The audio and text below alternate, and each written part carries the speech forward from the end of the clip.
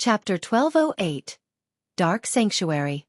Hellscythe_Fluffy Goblin Chapter 1208. Dark Sanctuary. On the foggy demon island, Brute Spear directed the Flower of Seven Sins members to carry away blood-red broken pillars secretly.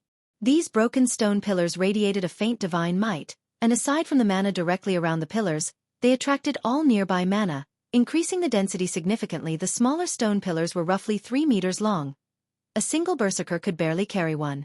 The larger pillars were 7 to 8 meters high, and transporting one required several players. These blood-red pillars littered the demon altar. Hurry up. We need to move these before the other powers discover this place. Brute Spear commanded. If Shurfeng were present, he would instantly recognize these blood-red pillars in the past.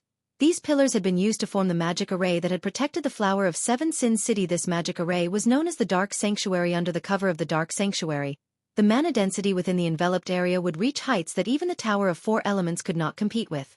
However, this wasn't the Dark Sanctuary's greatest purpose. Rather, it was its ability to help players grow. Players could fight system-generated copies of themselves in the Dark Sanctuary's core as long as they spent enough magic crystals. Moreover, their copies could execute skills at 100% completion rate. Fighting such an opponent would help players realize their flaws and improve rapidly within a short period. Due to this magic array, countless experts had tried to join the Flower of Seven Sins. Only the magic array Brute Spear and the others had just secured was damaged. It could not be used right away. Even so, just by gathering the blood-red pillars in a location, they could increase the area's mana density. As Brute Spear and the others transported the stone pillars, the Flower of Seven Sins members received a system notification. System: Demon God Paimon has issued a recovery order for the Soul Orb. Anyone who kills the Soul Orb's wielder will receive a bountiful reward from Demon God Paimon. You will need to pay 500 magic crystals to accept this quest. Do you wish to accept this quest? This quest is valid long-term. It can be accepted at any time and does not have a time limit. The Soul Orb? Brute Spear was shocked when he heard this system notification. Isn't that the item Frost I took from me? The demon god Paimon had bestowed the Soul Orb to him as a treasure. Brute Spear had never thought that this treasure would be this important. Brute Spear suddenly regretted his decision to wager the orb. Boss Brute, doesn't Frost I have the Soul Orb? This is interesting. The demon god's reward will certainly be impressive. Many players will accept this quest. Frost I is in for a lot of trouble now. That's not possible, right? After all, that's Frost I we're talking about. Killing him is easier said than done. Boss Brute, should we accept this quest? We know that Frost I has the Soul Orb. We have an advantage over the other groups. That's right.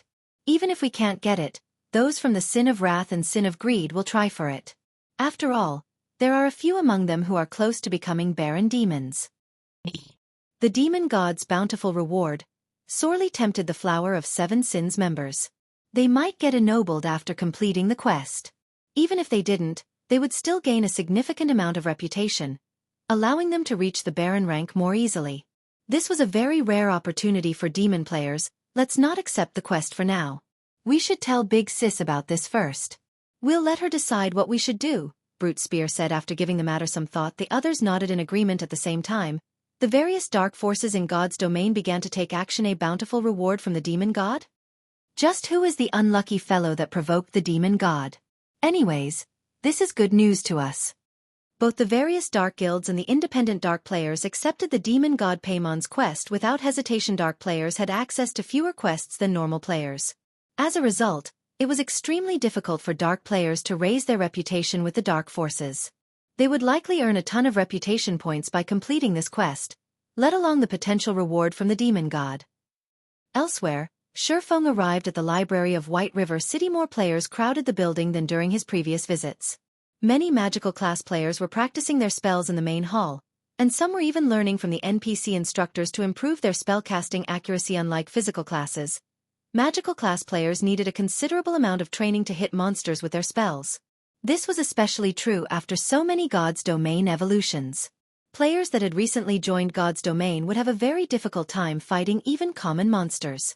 Hence, they needed to practice a lot more to improve themselves. Although the various starting towns had their own combat instructor NPCs, the combat basics these NPCs taught were only useful to newcomers.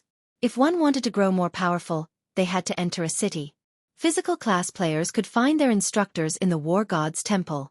As for magical class players, their combat instructors were in the city's library. These locations were the easiest places for ordinary players to enter and train. After all, locations such as the Divine Colosseum cost magic crystals. This was a price that ordinary players could not afford. This was especially true for players that had just joined God's domain. Hence, ordinary players often visited both the War God's temple and the library. If players wished to receive guidance from a senior instructor, they had to pay 1 silver per hour, whereas a junior instructor only cost 30 copper per hour. Even ordinary players could afford this. Hence, most ordinary players came here to train at night while spending the day in the fields engaged in battle. By doing so, they could grow stronger faster than simply fighting monsters all day. Zero Wing's members were far better off. As Zero Wing now had a 3-star guild residence, it had its own training room. Not only could the training room teach players to utilize their skills and spells, but it also taught players basic combat techniques. Neither the library nor the War God's temple offered as much. After entering the library, Shifeng headed to the top floor. The guards have grown stronger again? Shifeng was slightly surprised when he saw the 2 black armored knights guarding the Star Moon Hall's entrance. Every time he visited the Star Moon Hall, the knights were stronger than before. Originally, the guards had only been level 180, tier 3 knights. Now they were level 210, tier 3 knights. Even level 180, tier 4 NPCs would have trouble dealing with these knights. After all, the higher one's level was, the more attributes one received with each level up. A gap of 30 levels at such a high level was no trivial matter. These 2 tier 3 knights did not block Shifeng's path into the Star Moon Hall. Rather, they opened the doors when Shifeng came within 10 yards as if they had been instructed to do so. Seated on the throne in the middle of the hall was a golden-haired, saint-like woman. When this saintly woman saw Shifeng, the corners of her lips curled up slightly. After some time apart, "You seem to have collected a lot more treasures and coins." Chapter 1209. Promotion Quest. Hellscythe_Fluffy Goblin Chapter 1209. Promotion Quest. Currently, Charlene wore a set of exquisite, red-white robes. Although Shifeng did not know exactly what rank the robes were, they added a hint of divinity and charm to her appearance. They also exuded a fierce divine might. Divine might. Not just any random weapon or piece of equipment possessed this kind of power. It needed to be an item once worn by a god. Moreover, the item must have absorbed some of said god's power to radiate divine might. Legendary mage robes? Shifeng guessed. Take the 7 treasures for example. As gods had created these items personally, they exuded divine might. The fact that Charlene's robes radiated divine might proved that they were extraordinary. Most legendary items in God's domain did not exude divine might. However, when Shifeng saw the faint smile on Charlene's face after hearing her comment, he shuddered involuntarily. Only now did he recall that Charlene possessed a very high-rank identification skill that could even observe the contents of a player's bag space. He currently had more than 10,000 gold on him. "Why are you giving me that look? Do you think I covet your 15,739 gold coins?" Contempt laced Charlene's words as she spoke. "After so much time, you sure have a lot more secrets. You've even gotten your hands on a treasure fragment. I wonder how angry demon god Paimon is right now. After all, he spent hundreds of years to seal that orb." Shifeng's heart began to pound. The War God's temple had been searching for the 7 treasures constantly, yet based on Charlene's tone, it seemed as if she had known the treasure of illusion's whereabouts all along. "Do you think I'm working for the War God's temple?" Charlene said as if she had read Shifeng's thoughts. Chuckling, she said, "You've sought me out to find a way to prevent Paimon from taking the treasure fragment back, right? Unfortunately, I have no way of shielding the fragment from Paimon's detection." "Is there really no way?" Shifeng sighed dejectedly. If he couldn't hide the soul orb from demon god Paimon, then he would have no choice but to hand the item over to the War God's temple. Even a demon god couldn't reach the orb inside the War God's temple. However, simply handing the orb over would be a huge waste. "I never said there wasn't a way. If the treasure absorbs a sufficient amount of divine power, you can remove Paimon's seal. Even Paimon won't be able to do anything about it. If you wish to keep the treasure fragment, you should find more god crystals quickly. There is nothing else anyone can do to help you. After all, we are only mortal. We have no hope of resisting gods." Charlene explained. "God crystals?" Shifeng smiled bitterly. He wanted to obtain a lot of god crystals. After all, he had many items that needed divine power to evolve. However, god crystals were extremely rare. Even rarer epic items. Obtaining a single god crystal was extremely difficult, yet removing the first seal on the soul orb required 10 crystals. Where was he supposed to find so many god crystals? As if she had predicted Shifeng's concerns, Charlene giggled and said, others might have a hard time finding god crystals, but for you, it shouldn't be a difficult task. Not difficult for me? Why? Shifeng asked curiously. 5,000 gold consultation fee, Charlene demanded. Smiling as she stretched out her hand, Shifeng rolled his eyes at the woman, inwardly cursing her for being black-hearted. However, he still handed over the 5,000 gold consultation fee. God crystals were of utmost importance. Unfortunately, he had yet to discover any clues about their whereabouts after receiving the 5,000 gold. Charlene's smile became all the more charming. It's very simple, actually. Don't you have that ancient document on you? As long as you ask the ancient document, you'll find clues regarding god crystals. Charlene waved her hand, and in the next instant, the ancient document in Shifeng's bag appeared before him. Of course, this is only one of the clues you can use to find god crystals. The other one is the most important. Now that you've reached level 50, you can consider your Tier 2 promotion quest. I suggest you complete it as soon as possible as you don't have much time left. Initially, Shifeng wanted to curse at the woman. Of course, he knew that the ancient document possessed such an ability. After all, he had bought it from the dark auction. However, the ancient document would only provide a clue to one god crystal. He needed 10 for the soul orb. Moreover, he had a greater purpose for the ancient document. It would be wasteful to use it to find god crystals. What does my Tier 2 promotion have to do with god crystals? Shifeng asked. He simply needed to complete a quest for his Tier 2 promotion. Meanwhile, the gods themselves had used god crystals. The two were not related in the least. Have you forgotten that you own of one of the 10 great saint legacies? Charlene smiled as she took out an ancient book. She then explained, this ancient book contains records of the 10 great saint legacies. Every time you complete a promotion quest, you'll be sent into a different space. The ancient gods had left these spaces behind. Gods would have certainly stored items there. Hence for you, it isn't a particularly difficult task to obtain god crystals. Hearing Charlene saying so, Shifeng thought back to the eternal courtyard he had visited in the Origin Sword domain. An ancient god had indeed once lived there. Moreover, he had discovered the Holy Grail in that space. However, as his strength had been limited then, he had been restricted to certain areas. Just surviving and completing his quest had been extremely difficult. He had only obtained the god crystal due to luck, as Charlene had said. The sooner he completed his Tier 2 promotion, the better. This way, he would have more time to focus on other things. Once he had his Tier 2 class, he could explore new areas and find new treasures. Lady Charlene, may I know how I should go about completing my promotion? Shifeng asked previously. He had completed his class change with the assistance of a legacy item. However, his legacy item had disappeared. If he had a normal class, he could simply go to the library or War God's temple and seek out a high-tiered instructor for his Tier 2 promotion. However, hidden classes didn't have that option. They needed legacy items to show the way. I can send you there. I charged you a friendship price the last time. This time it will cost you 10,000 gold and an additional 188 mana stones, Charlene said, stretching out her hand as she revealed an expression that stated, you should be thankful I am offering such a low price. When Shifeng heard this, he very much wished to say, why don't you go rob a bank or something? Others only needed to pay 50 gold for their Tier 2 promotion, yet his required 10,000 gold and 188 mana stones. Even if he had the Philosopher's Stone, he still needed 9,400 magic crystals to synthesize that many mana stones. If an independent player stood in his place, they wouldn't even be able to afford their Tier 2 promotion after reaching level 100. I am giving you a great deal here. If you went to find someone else to assist you, they'll have to be a Tier 5 magical class, and you'd need 3 of them. Hiring 3 such existences will cost you a fortune. On the other hand, I'm only charging 10,000 gold, Charlene explained. All right, then. However, I don't have that many mana stones on hand right now, and I need to prepare. When Shifeng heard that he needed 3 Tier 5 magical class NPCs to help him, he understood that this promotion quest of his was nothing ordinary. Most likely, only an NPC like Charlene could help him. Any other NPC with the required strength would be incredibly rare, following which, Shifeng left the library, rushing back to the candlelight trading firm. On his way, melancholic smile contacted him, an excited expression on her face as she said, Guild leader, good news. Abyss has successfully constructed the first advanced transport carriage. Chapter 12:10.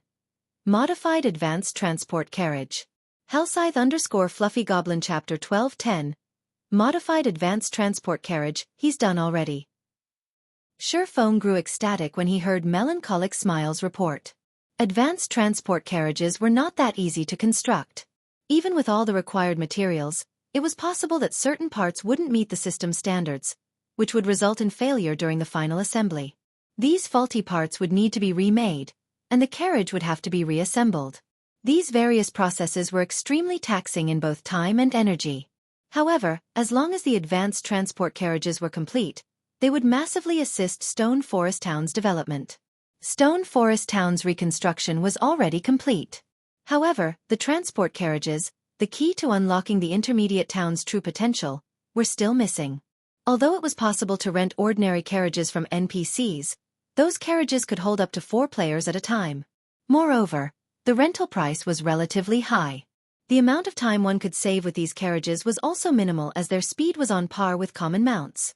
If ordinary players were asked to spend 40 copper just to save 5 hours, they would likely choose to walk the entire way. Hence, for the moment, Sherfone had set the fee for using the rented carriages at 30 copper per player. With this, he may not make a profit, but he wouldn't lose money, either.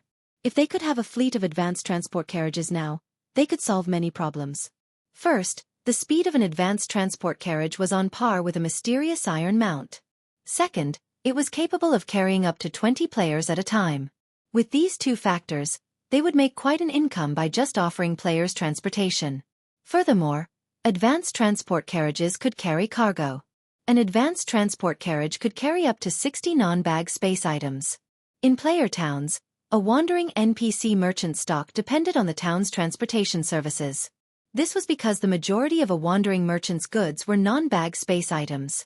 The more non-bag space items a town could transport, the more rare items wandering merchants would bring to said town. Moreover, more wandering merchants would visit. This was considered a hidden benefit. This hidden benefit had only been discovered after many guilds had established their own advanced towns or basic cities in the past. When the news spread, the various guilds regretted not establishing a transportation system early on. Otherwise, they would have attracted far more players with the wandering NPC merchants.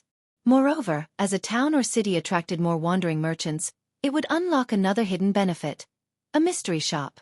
The mystery shop mainly sold mystery treasure chests. As its name suggested, one had a random chance of obtaining all sorts of items from the mystery treasure chest, such as potions, weapons, equipment, magic scrolls, food, beverages, and far more. If one were lucky, they could even obtain dark gold weapons and equipment. It had been very popular among players. However, while the mystery shop had an unlimited number of mystery treasure chests in stock, players could only purchase 5 mystery treasure chests per day at most. Each treasure chest sold for 2 silver coins. After players purchased a certain number of mystery treasure chests from the mystery shop, they could become members of the shop. By then, players could enter the shop's second floor, competing for a limited number of up-to-date and rare weapons, equipment, and tools. Even the most inferior among these items was secret silver rank, and players had often found fine gold items. While very rare, dark gold items would also appear from time to time. After reaching level 50, it would become very difficult to obtain high-quality weapons and equipment. Obtaining level 50 plus secret silver equipment would be as challenging as finding current dark gold equipment.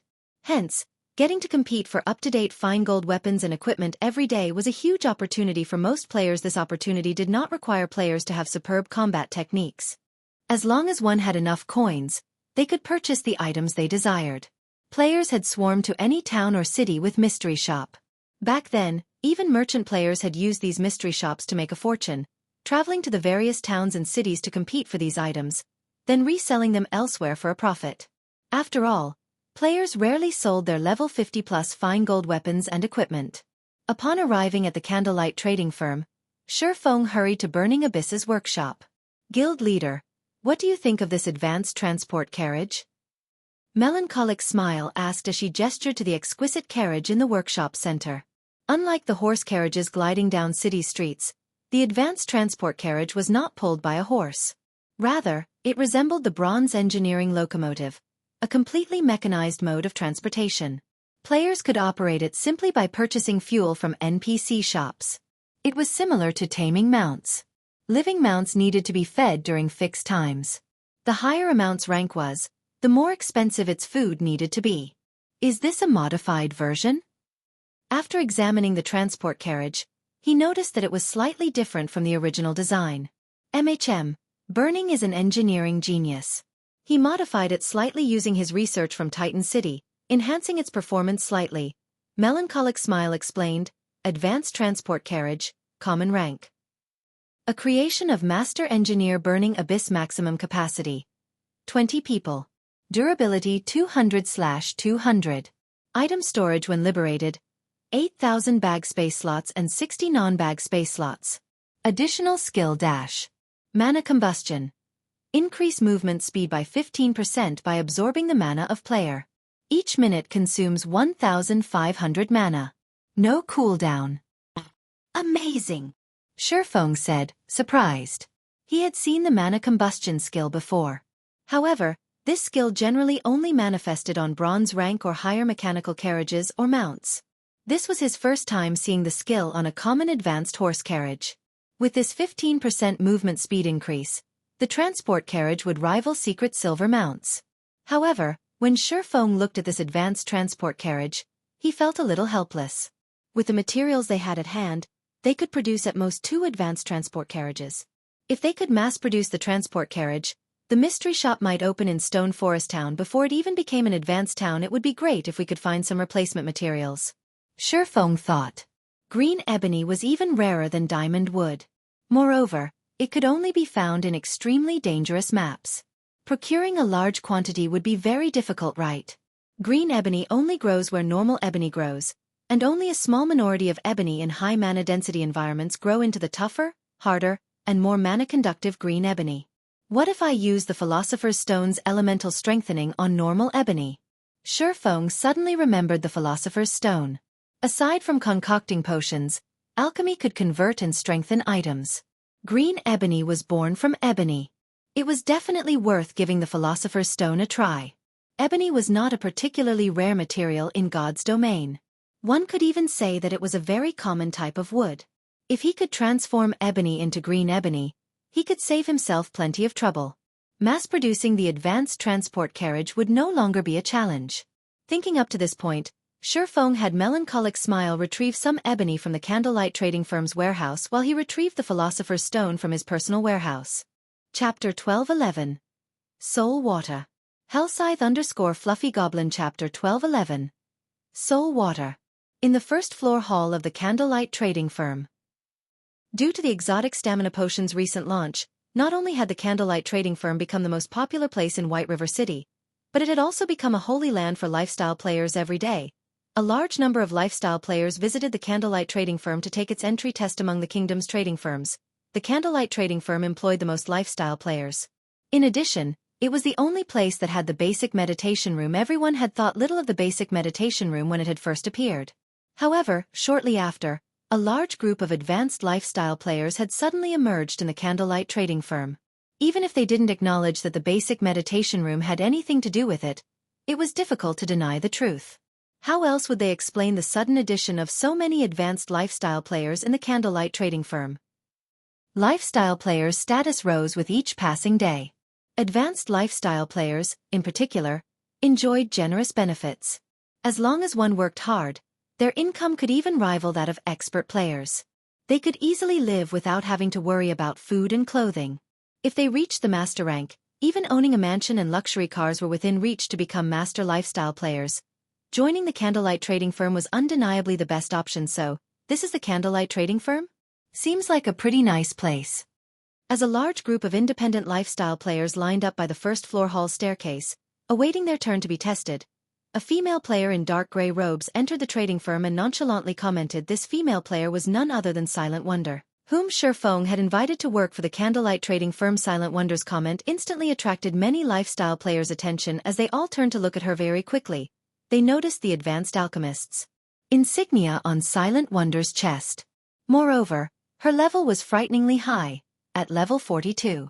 Not even many experts had such a high level. However, despite her level and alchemist rank, the waiting lifestyle players glared at her contemptuously. At this moment, an advanced enchanter close to Silent Wonder said, You must have come here from another kingdom, right? If you wish to join the candlelight trading firm, you need to queue up for the test. Even advanced classes need to take the test to join this place? Silent Wonder asked the advanced enchanter standing in the long queue. The various guilds were all in desperate need of advanced lifestyle players. Practically every guild treated their advanced lifestyle players like their own children. If an advanced lifestyle player stated their intention to join a guild, plenty of guilds would welcome them with open arms, not force them to take a test, of course.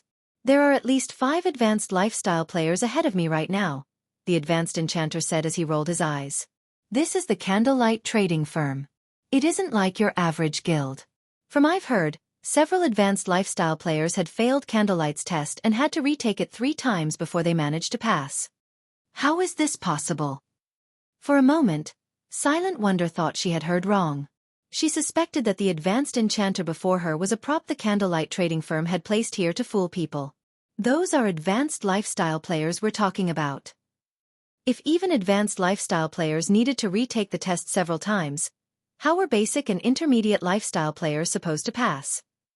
It's true. This is already my 2nd time taking the test. Candlelight's testing is different from other guilds. They set different requirements depending on your rank. Only by achieving their requirement are you allowed to join. The only advantage advanced lifestyle players have is that we don't need to become reserve members. As long as we pass the test, we'll be accepted as official members instantly.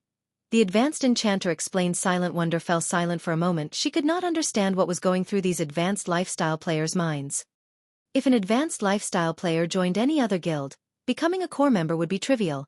Yet based on the advanced enchanter's explanation, one would be lucky to become an official member of the candlelight trading firm.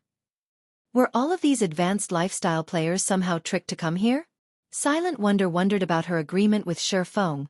Have you come all the way here without knowing anything? The advanced enchanter asked, surprised by Silent Wonder's behavior in response. Silent Wonder nodded no wonder. In Star Moon Kingdom and our several neighboring counties, the candlelight trading firm is second to none in terms of the treatment and benefits it provides. Aside from its large number of special workshops, there are also the basic meditation rooms that can help advanced lifestyle players like us reach the master rank. I heard that Candlelight already has a master engineer. As long as we become Candlelight core members, we can seek guidance from that master engineer, the advanced enchanter explained. A master? How is this possible? Silent Wonder was stunned. She could not believe her ears. That was a master lifestyle player they were talking about. Even God's domains empires didn't have a master rank lifestyle player yet, much less a small kingdom like Star Moon Kingdom. After all, crossing that final threshold was not a simple thing yet. Not only did the candlelight trading firm have an excellent resource like the basic meditation room, but it also possessed a bona fide master leading it. Any advanced lifestyle player seeking to become a master would be more than eager to learn about a master's experience, so he really wasn't lying. Silent Wonder suddenly thought back to Shifeng's words mentioning how her stay in the candlelight trading firm after fulfilling her contract was an unknown. She had assumed that Shifeng wanted to provoke her.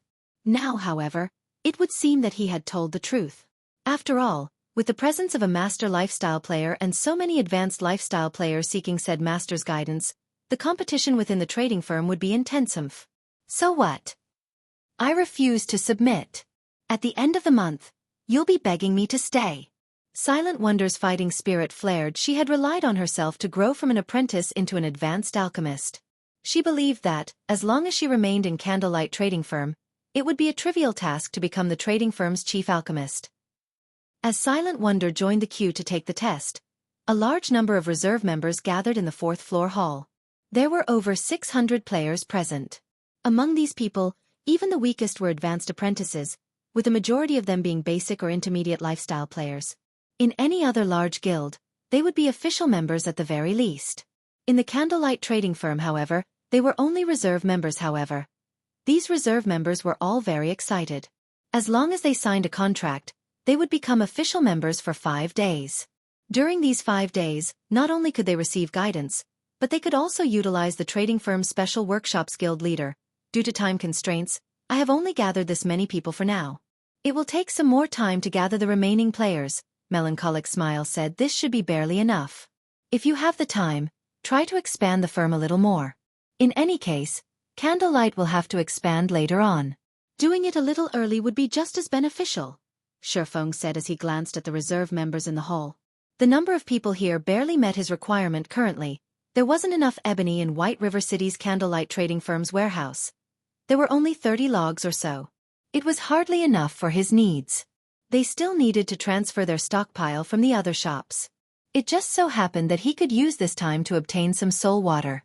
After all, Phoenix Rain was in quite a hurry, and it would not help him to delay them, following which, Shifeng began absorbing the reserve members' souls. The absorption process was very simple.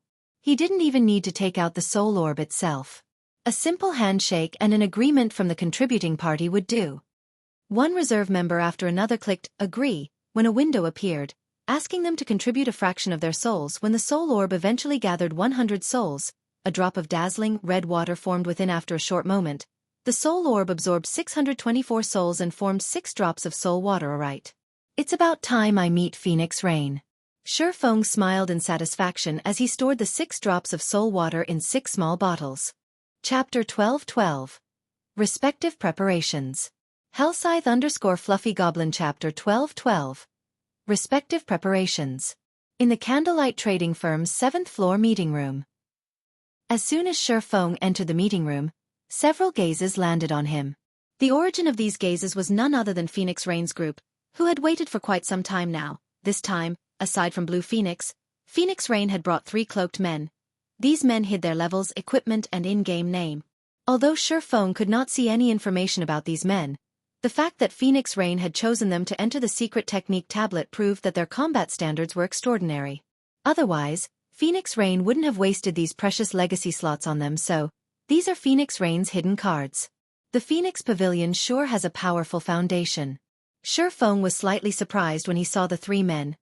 He was surprised due to the men's calm auras. They felt more like plants than humans. Moreover, under his observation and perception, he couldn't find any holes in their defenses. This was rare. After all, he could even spot 3 weak points on an expert like Blue Phoenix. There were only 2 kinds of people that could hide their weak points from him. The first was those who possessed a higher combat standard than he did, while the second was those who had experienced countless battles and had long since hammered out their weaknesses. Regardless of which type these 3 men were, they were extremely powerful experts. As Shifeng observed these 3 men, these men observed him. Once they completed their evaluation, they were astonished. Is he that Yifeng that Rain mentioned? He is even more powerful than Rain said. I never expected an upstart guild to possess such a young expert. Truly amazing. It's been a long time since I've seen a kid that felt dangerous. The 3 men chatted quietly as they looked at Shifeng as they conversed. Blue Phoenix, who noticed this, smiled and said, Big Sis Rain, Yifeng seems to have shocked the elders. These men were not actually members of the Phoenix Pavilion. Instead, they were elders on the Dragon Phoenix Pavilion's board of elders. Normally, they only listened to the Great Pavilion Master. Aside from extensive contributions to the guild, the Dragon Phoenix Pavilion required sufficient strength to join the board of elders. Otherwise, their subordinates wouldn't submit. However, although the guild elders only listened to the Great Pavilion Master, the Great Pavilion Master didn't have any right to manage their free time. Phoenix Rain had secured these 3 men's help for Thunder Island. Of course, the condition for their help was a slot to the secret spellcasting technique. Phoenix Rain simply smiled in response to the elders' reactions to Shifeng. While part of the reason she had brought these 3 elders here was to learn the secret spellcasting technique, another part was to rope them into her faction. After all, the contest over Thunder Island wasn't limited to a single event. The contest would repeat in the future. Yet these men had only agreed to help once. In terms of overall strength, the Phoenix Pavilion and Heavenly Dragon Pavilion were about equal. Hence, both sides' chances of becoming the Great Pavilion Master were 50-50. As a result, the elders, who maintained a neutral stance in the guild, became prime recruitment targets. Not only did they possess great individual strength, but they also had significant influence within the guild. Every elder would massively boost their respective factions naturally. These elders understood that the future Great Pavilion Master would be one of the 2 current Pavilion Masters. However, while it was important to pick a side as soon as possible, it was also important that they chose the strongest. Strength came in many forms. For starters, there was the strength of collaborators. The stronger collaborators a side possessed, the more help these collaborators could be. Many elders had criticized Phoenix Rain for partnering with Zero Wing. However, after Blackwater's defeat and the Evil Dragon battle team's annihilation, some of these elders had begun to see her in a new light. Sorry for making you wait. I had some preparations to see to. Now that we're here, let's begin. Shifeng said as he approached the meeting table. He then took the bronze tablet from his bag. The instant the bronze tablet appeared, the three Dragon Phoenix Pavilion elders' eyes shone, their yearning for the bronze tablet overflowing. Although the Dragon Phoenix Pavilion had several secret technique tablets of their own, none were for magical classes. While they could not deny the usefulness of those secret techniques, in terms of benefits to magical class players such as themselves, those techniques paled in comparison to the secret spellcasting technique team leader Yifeng. I believe you know about the secret technique tablets. If you want the best effect from the legacy, it is best if you prepare tools that can assist players in increasing their focus. This way, you can earn twice the reward with half the effort, Phoenix Rain suggested. If your side hasn't prepared, I have a few bottles of magic wine that I can share. When consumed, one experiences similar effects to being in the trial tower, and each bottle has a duration of 30 minutes. As Phoenix Rain said so, she removed several bottles from her bag. She had produced these bottles of magic wine with the epic tool she had won in the dark auction. I didn't expect Rain to be so generous. The materials needed to brew the magic wine are very rare, and she has only brewed a small number.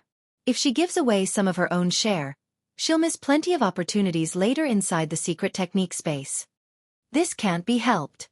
Tools capable of increasing a player's focus are simply too rare. At the end of the day, Zero Wing is still an upstart guild with weak foundations. I have heard that Zero Wing intends to participate in the contest for Thunder Island. Now that Rain is helping them, they will be more useful on Thunder Island. Previously, I heard that Pantheon's people had sought Rain out to discuss a partnership. If that child had agreed, she wouldn't have to sacrifice her own resources like this. The three elders discussed Phoenix Rain's actions. The secret spellcasting technique was the only reason they had agreed to help Phoenix Rain on Thunder Island. Otherwise, they wouldn't have poked their noses into such a troublesome matter. Phoenix Rain and Nine Dragons Emperor were equally powerful. However, the difference between their collaborators was obvious at a glance. While they did not mean to belittle Zero Wing, Nine Dragons Emperor had partnered with the Super Guild King's return. Moreover, recently, Miracle had also agreed to a non-aggression pact with Nine Dragons Emperor for the contest on Thunder Island. Nine Dragons Emperor's advantages far outstripped Phoenix Rain's. Just as Phoenix Rain was about to reveal another bottle of magic wine, Shifeng shook his head and said, "Thank you for your goodwill, but we have come prepared." "You already have them?" Phoenix Rain could not help her astonishment. She hadn't expected Zero Wing to have such a foundation before she had won the epic tool that produced magic wine. The Phoenix Pavilion had only had a few tools that improved a player's concentration. Meanwhile, Aqua Rose and the others, who stood by the side, weren't surprised in the least if one wanted to discuss tools that improved focus. Nothing throughout Star Moon Kingdom and its several neighboring kingdoms and empires could compare to the 100-berry wine. The 100-berry wine's effects were simply wondrous. Unfortunately, the supply was limited. To improve their efficiency with learning the secret spellcasting technique, Shifeng had given each of them 5 bottles aqua. "You guys take these. Each person only gets 1 bottle," Shifeng said before revealing 5 bottles of soul water. The crimson droplet within the glass bottles immediately attracted everyone's attention. The instant Shifeng took out these glass bottles, everyone present thirsted for the soul water. Even a fool could tell how amazing the soul water was. When Aqua Rose and the others held the soul water, they could not help but take a deep gulp, their minds practically shouting at them to consume the soul water. How could such a frightening tool actually exist? The 3 elders were dumbfounded as they stared at the soul water in wonder. Chapter 12-13. Supersensitive State. Hellscythe_Fluffy Goblin. Chapter 12-13. Supersensitive State. Phoenix Rain was similarly shocked when she saw the soul water. There were plenty of delicacies in God's domain. However, those were only attractive in terms of taste and smell. However, the soul water was different. It emanated a powerfully attractive aura. "It seems that I really have underestimated you." Phoenix Rain chuckled as she shook her head. Previously, she worried that Zero Wing's 5 members would waste the legacy slots. However, that concern seemed unfounded, following which, Shifeng activated the bronze tablet for the secret spellcasting technique while everyone else began to draw a copy of the magic array that had appeared on the tablet. As the basic magic arrays began taking form, they resonated with the array on the bronze tablet. A black hole then formed on the tablet, pulling everyone but Shifeng into it in the blink of an eye. Shifeng was alone in the meeting room. "I've done all I can. How much you grow will depend on you now." Shifeng glanced at the now empty space where Aqua Rose and the others had stood before turning and leaving the room. Elsewhere, after being pulled into the black hole, Aqua Rose and the others were transported to the entrance of a 9-story tall, golden temple. The temple was nearly 600 meters tall, looming like a large mountain. Its appearance alone shocked Aqua Rose and the others. This temple also radiated a suffocating pressure, making everyone's movements extraordinarily sluggish. So, this is the secret technique space? Aqua Rose and the others looked around curiously. The pair of bronze doors before them was tightly shut, and it did not seem as if they could enter the temple at the moment. 2 large words had been carved into the door's bronze temple. Suddenly, the figure of an old man with a hunched back appeared before the doors. This old man wore a kind expression. However, as these players inspected the man carefully, they discovered that, despite only being a phantom, he was incredibly strong. Bronze Temple Guardian, Phantom, Grand Wizard. Level? HP? / A Grand Wizard was the Tier 5 class of an elementalist. Even in empires, a Grand Wizard was an apex existence. Even emperors had to treat these powerhouses with respect. Although the Grand Wizard before them was only a phantom, he was still an invincible existence compared to Tier 1 players like Aqua Rose and the others heaven-blessed individuals. Welcome to the Bronze Temple. You are only allocated 6 hours of legacy time. However, you can extend this legacy time with your performance. The Bronze Temple has a total of 9 floors, and each floor has numerous sets of secret techniques. You are only allowed to pick one set from each floor each time you enter the Bronze Temple. However, as you have come to this place through an incomplete tablet, there is only one complete set available inside the Bronze Temple. The rest are incomplete of the temple's 9 floors. You have one chance to learn one aspect of the complete legacy from each floor. Although you may acquire the complete legacy on the first floor for free, you will have to defeat a predetermined opponent to obtain the complete legacies on the remaining floors. The more floors you clear, the longer you may visit the Bronze Temple. When you pass the second floor, you will gain 1 extra hour inside, 2 hours for passing the third floor, 4 hours for the fourth floor, and so on. You only have one chance to learn from each floor. Regardless of how many times you return here in the future, if you cannot pass the last floor you reached, you cannot obtain more legacies. Please keep this in mind. When the Bronze Temple Guardian finished speaking, he vanished. Following which, the bronze gate slowly opened. So, this is how it works. Realization dawned on Aqua Rose. It was no wonder why it was mentioned that the first entry into a secret technique tablet was the most effective, while subsequent entries would be less so. After all, the higher a player's skill level, the more difficult it would be to improve. This was similar to skill completion rates. The closer one was to reaching 100% completion rate, the more difficult it would be to raise it. If a player reached the 4th floor on their first attempt, but couldn't reach the 5th floor during their second attempt, then they wouldn't obtain any legacies. They would have wasted a trip. Aqua Rose and Phoenix Rain's group of 10 entered the Bronze Temple. The Bronze Temple's first floor had a similar setup to a football stadium. A massive magic water ball dominated the center of this stadium. It was obvious that the players were supposed to receive their legacies from this liquid orb. As this wasn't the first time Phoenix Rain's group had entered a secret technique space, they habitually retrieved their magic wine from their bags and drank it. Without hesitation, they approached the water ball in the center. In the next moment, Phoenix Rain's group of 5 entered the water ball and disappeared as if they had been transported to a different space. Big Sis Aqua, let's go too, Violet Cloud said excitedly. The secret spellcasting technique was a combat technique tailored for magical classes. If she could grasp it, she could definitely improve her techniques. Let's enter as well. Aqua Rose nodded. She then took out the soul water from her bag and drank it. Soul water, when consumed, increases players' focus for 2 hours cooldown. 10 hours. The instant Aqua Rose drank the soul water, she felt as if she had somehow left her body. Her mind experienced a calm like never before, and she felt physically stronger and more agile than ever. When she tried to recall the void steps she had previously learned, countless thoughts and inspiration bombarded her mind. Aqua Rose hadn't been aware that consuming the soul water placed one in a super-sensitive state. This state was far beyond what players experienced even in absurdly high mana-dense environments. The guild leader really is impressive. This soul water is at least 10 times stronger than the 100-berry wine, Alluring Summer commented in astonishment. When she had first joined Zero Wing, she had been thoroughly impressed by the 100-berry wine. The beverage had helped her improve significantly within a short time, allowing her skill completion rate to rise from 80% to 82%. Yet after so long in Zero Wing, she had only reached an 85% skill completion rate. Although this increase seemed minute, in reality, her spells had undergone a qualitative transformation. As for Zhao Yueru, she was at a loss for words. The more she knew about Shifeng, the more mysterious he seemed. Shifeng was a Pandora's box, hiding countless secrets. When she had discovered that Yi Feng and Black Flame were actually the same person, she had been shocked. After all, she had understood what kind of background Yi Feng had started with. He had nothing to lean on, yet now, he was the guild leader of Star Moon Kingdom's #1 guild. Once Aqua Rose's team had familiarized themselves with the supersensitive state, they entered the magic water ball. Inside one of the candlelight trading firm's special forging rooms, Melancholic Smile walked in with over 2,000 logs of ebony. Each ebony stack contained 20 logs. Although the special forging room was quite spacious, it was not enough room to store so many logs. Shifeng had no choice but to store them in his bag space for now, leaving 300 logs out to experiment on later. Why isn't it succeeding? Shifeng wore a confused expression as he held the Crimson Philosopher's Stone and stared at the pile of ash on the floor. Is it really impossible to transmute ebony into green ebony?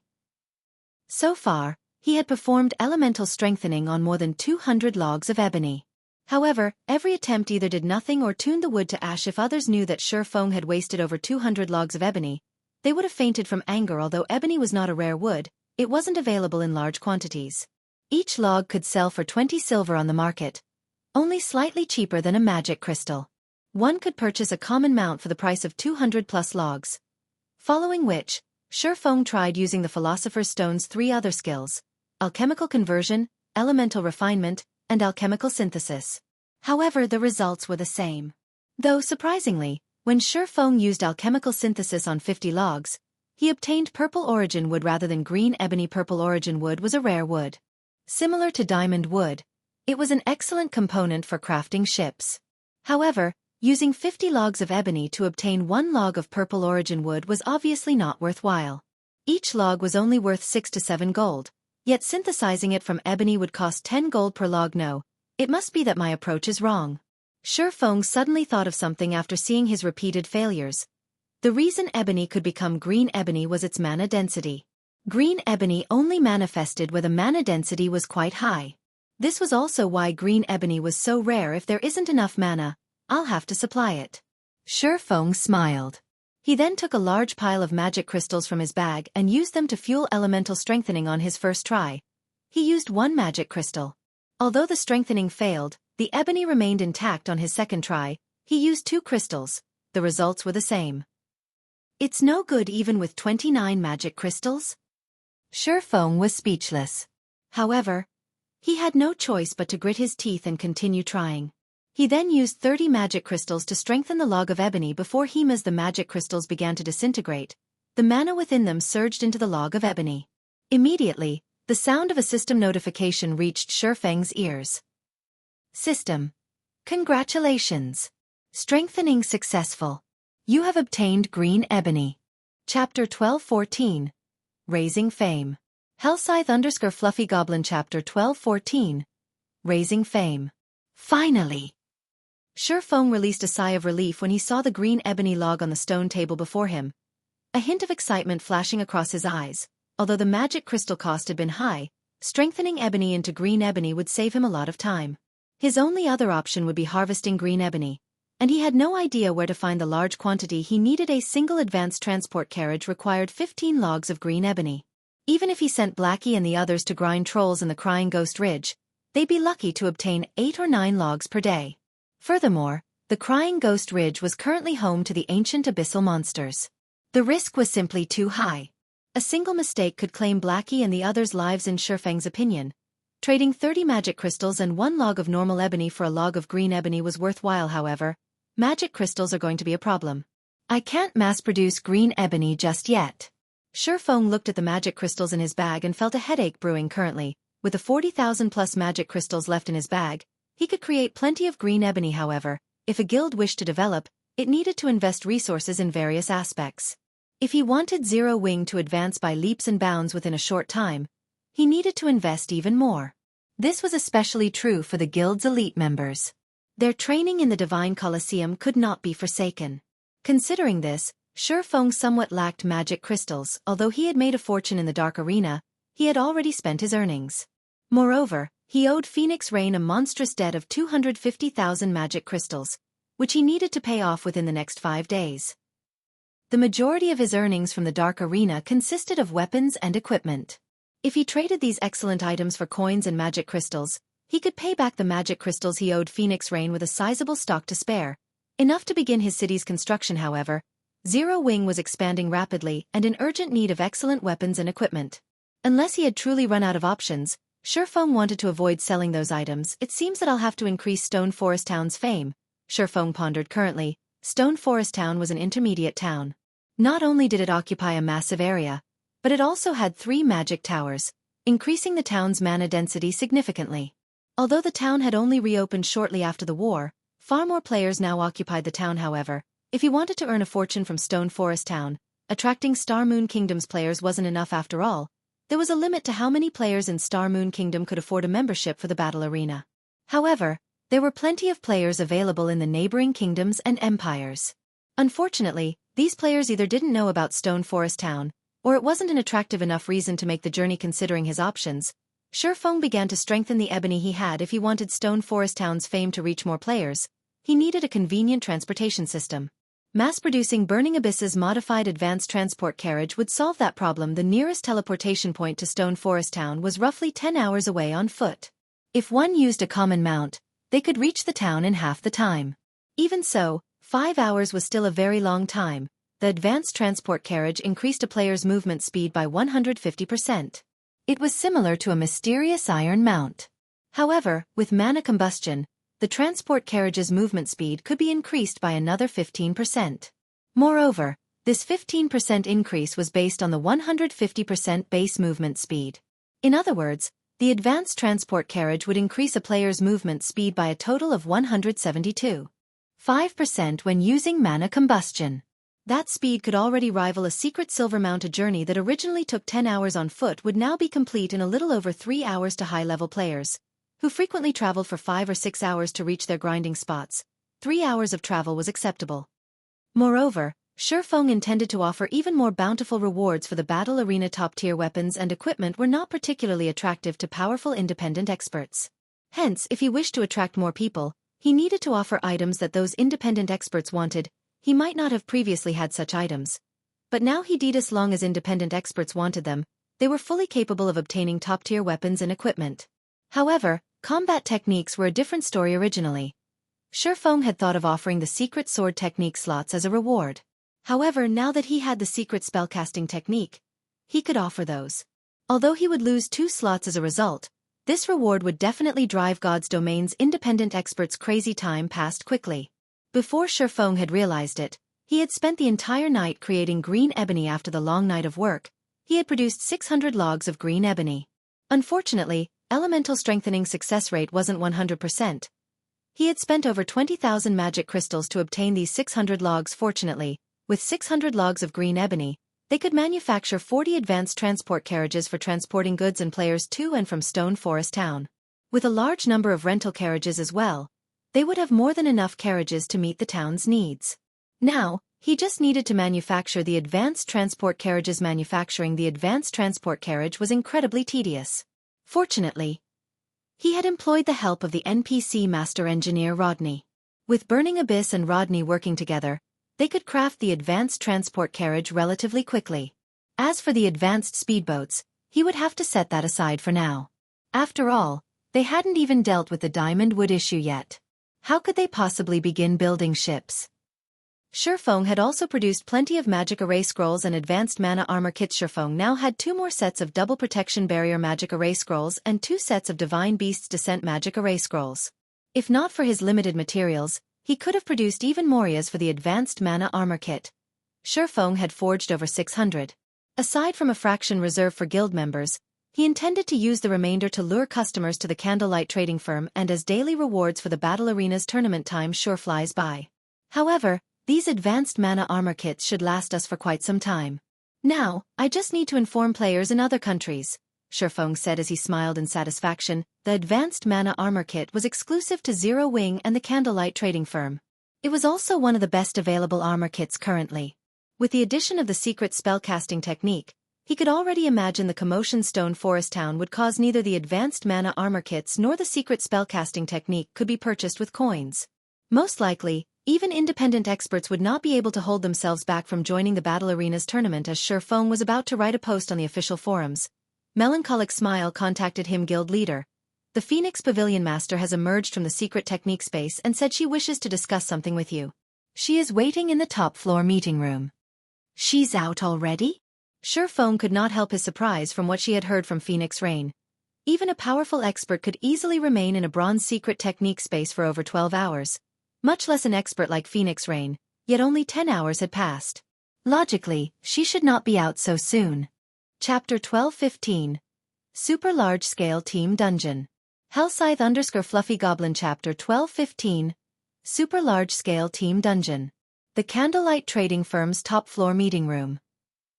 As soon as Feng entered the room, he noticed the change in Phoenix Rain, who was currently sat beside a French window. If Phoenix Rain had radiated a calm, collected feeling with the aura of a superior, she now felt free and natural, though there was only a slight change to her temperament. Feng could tell that Phoenix Rain's harvest from the secret technique space had been significant. No wonder why the various superpowers are desperate for secret technique tablets.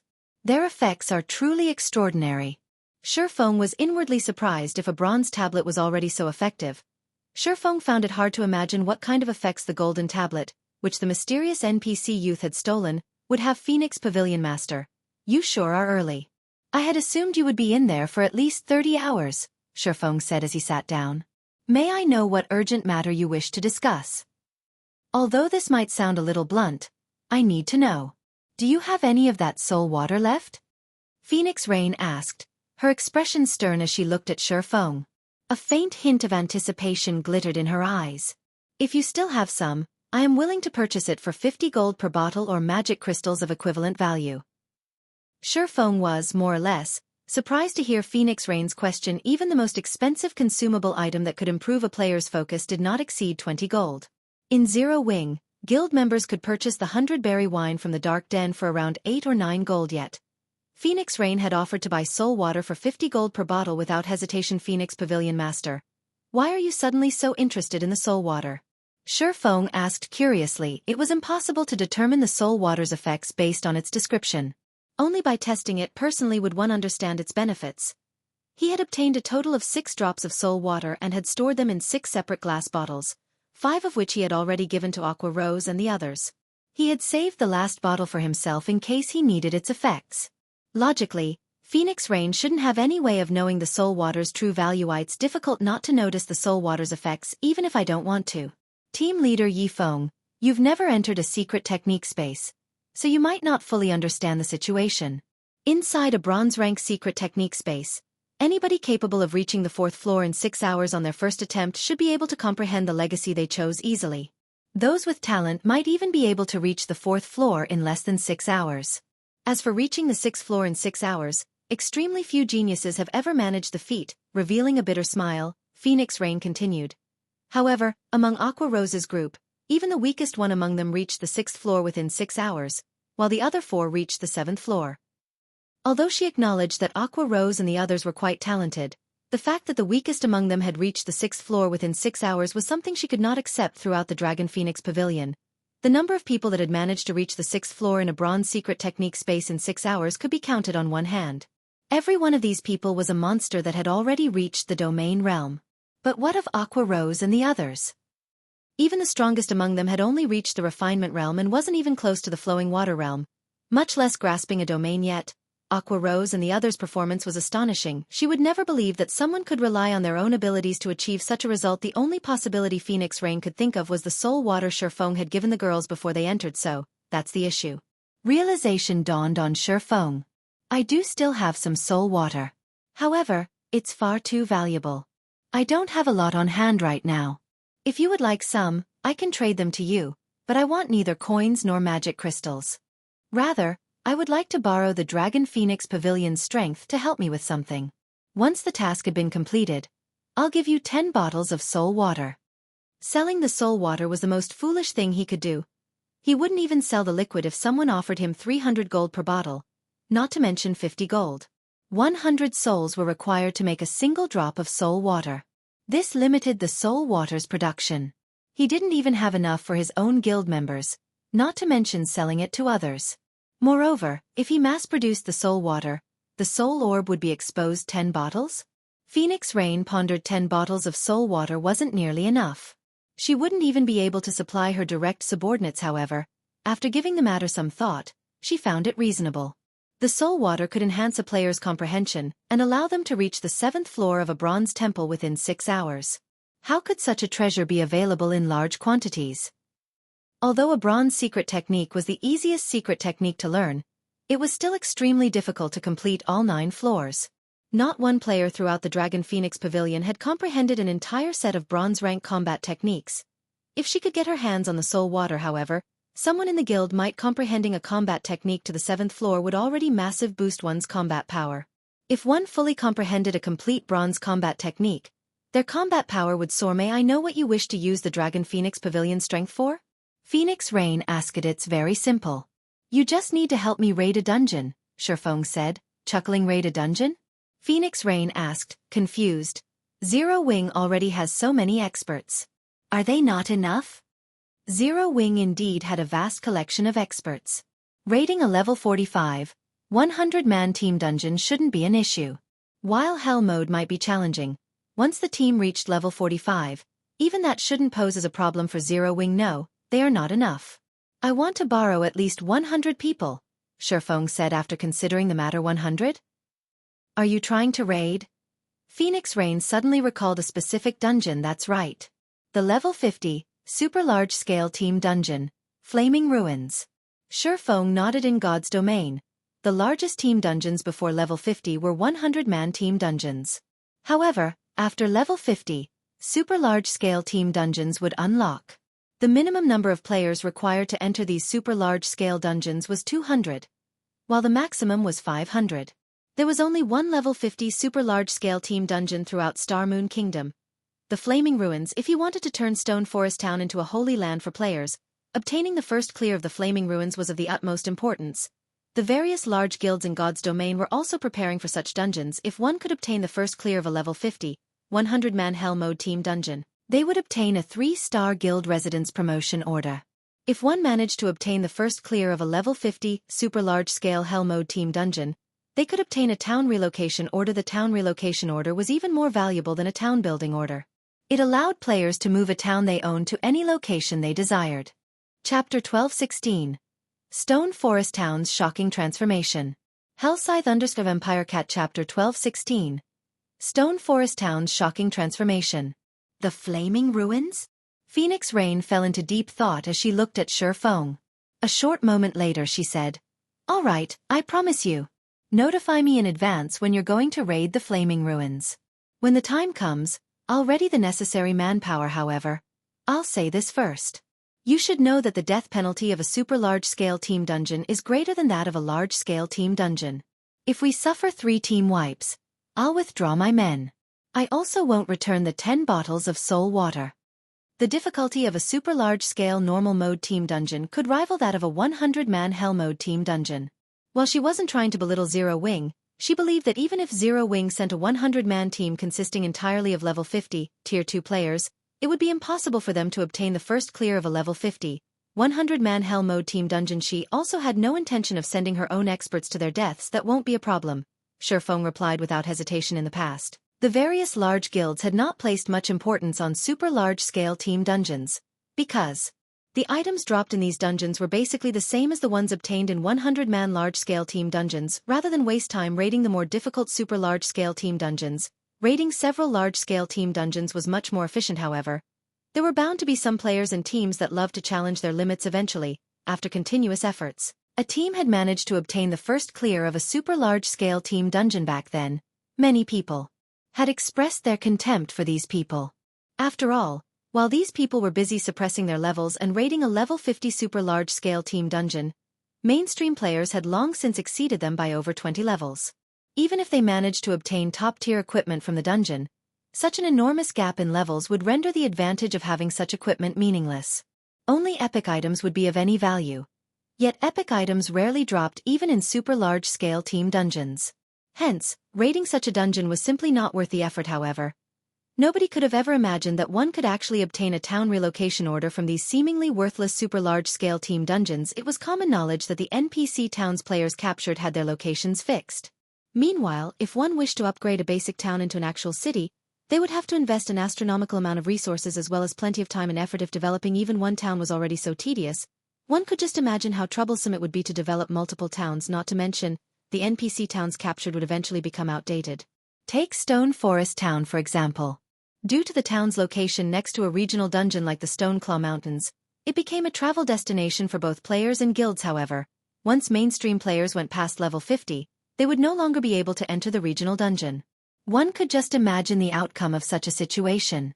At that time, the town would definitely lose its popularity, and its development would stagnate. Even with the support of the battle arena, it would be very difficult to keep the town alive. After all, the Magic Tower wasn't something unique.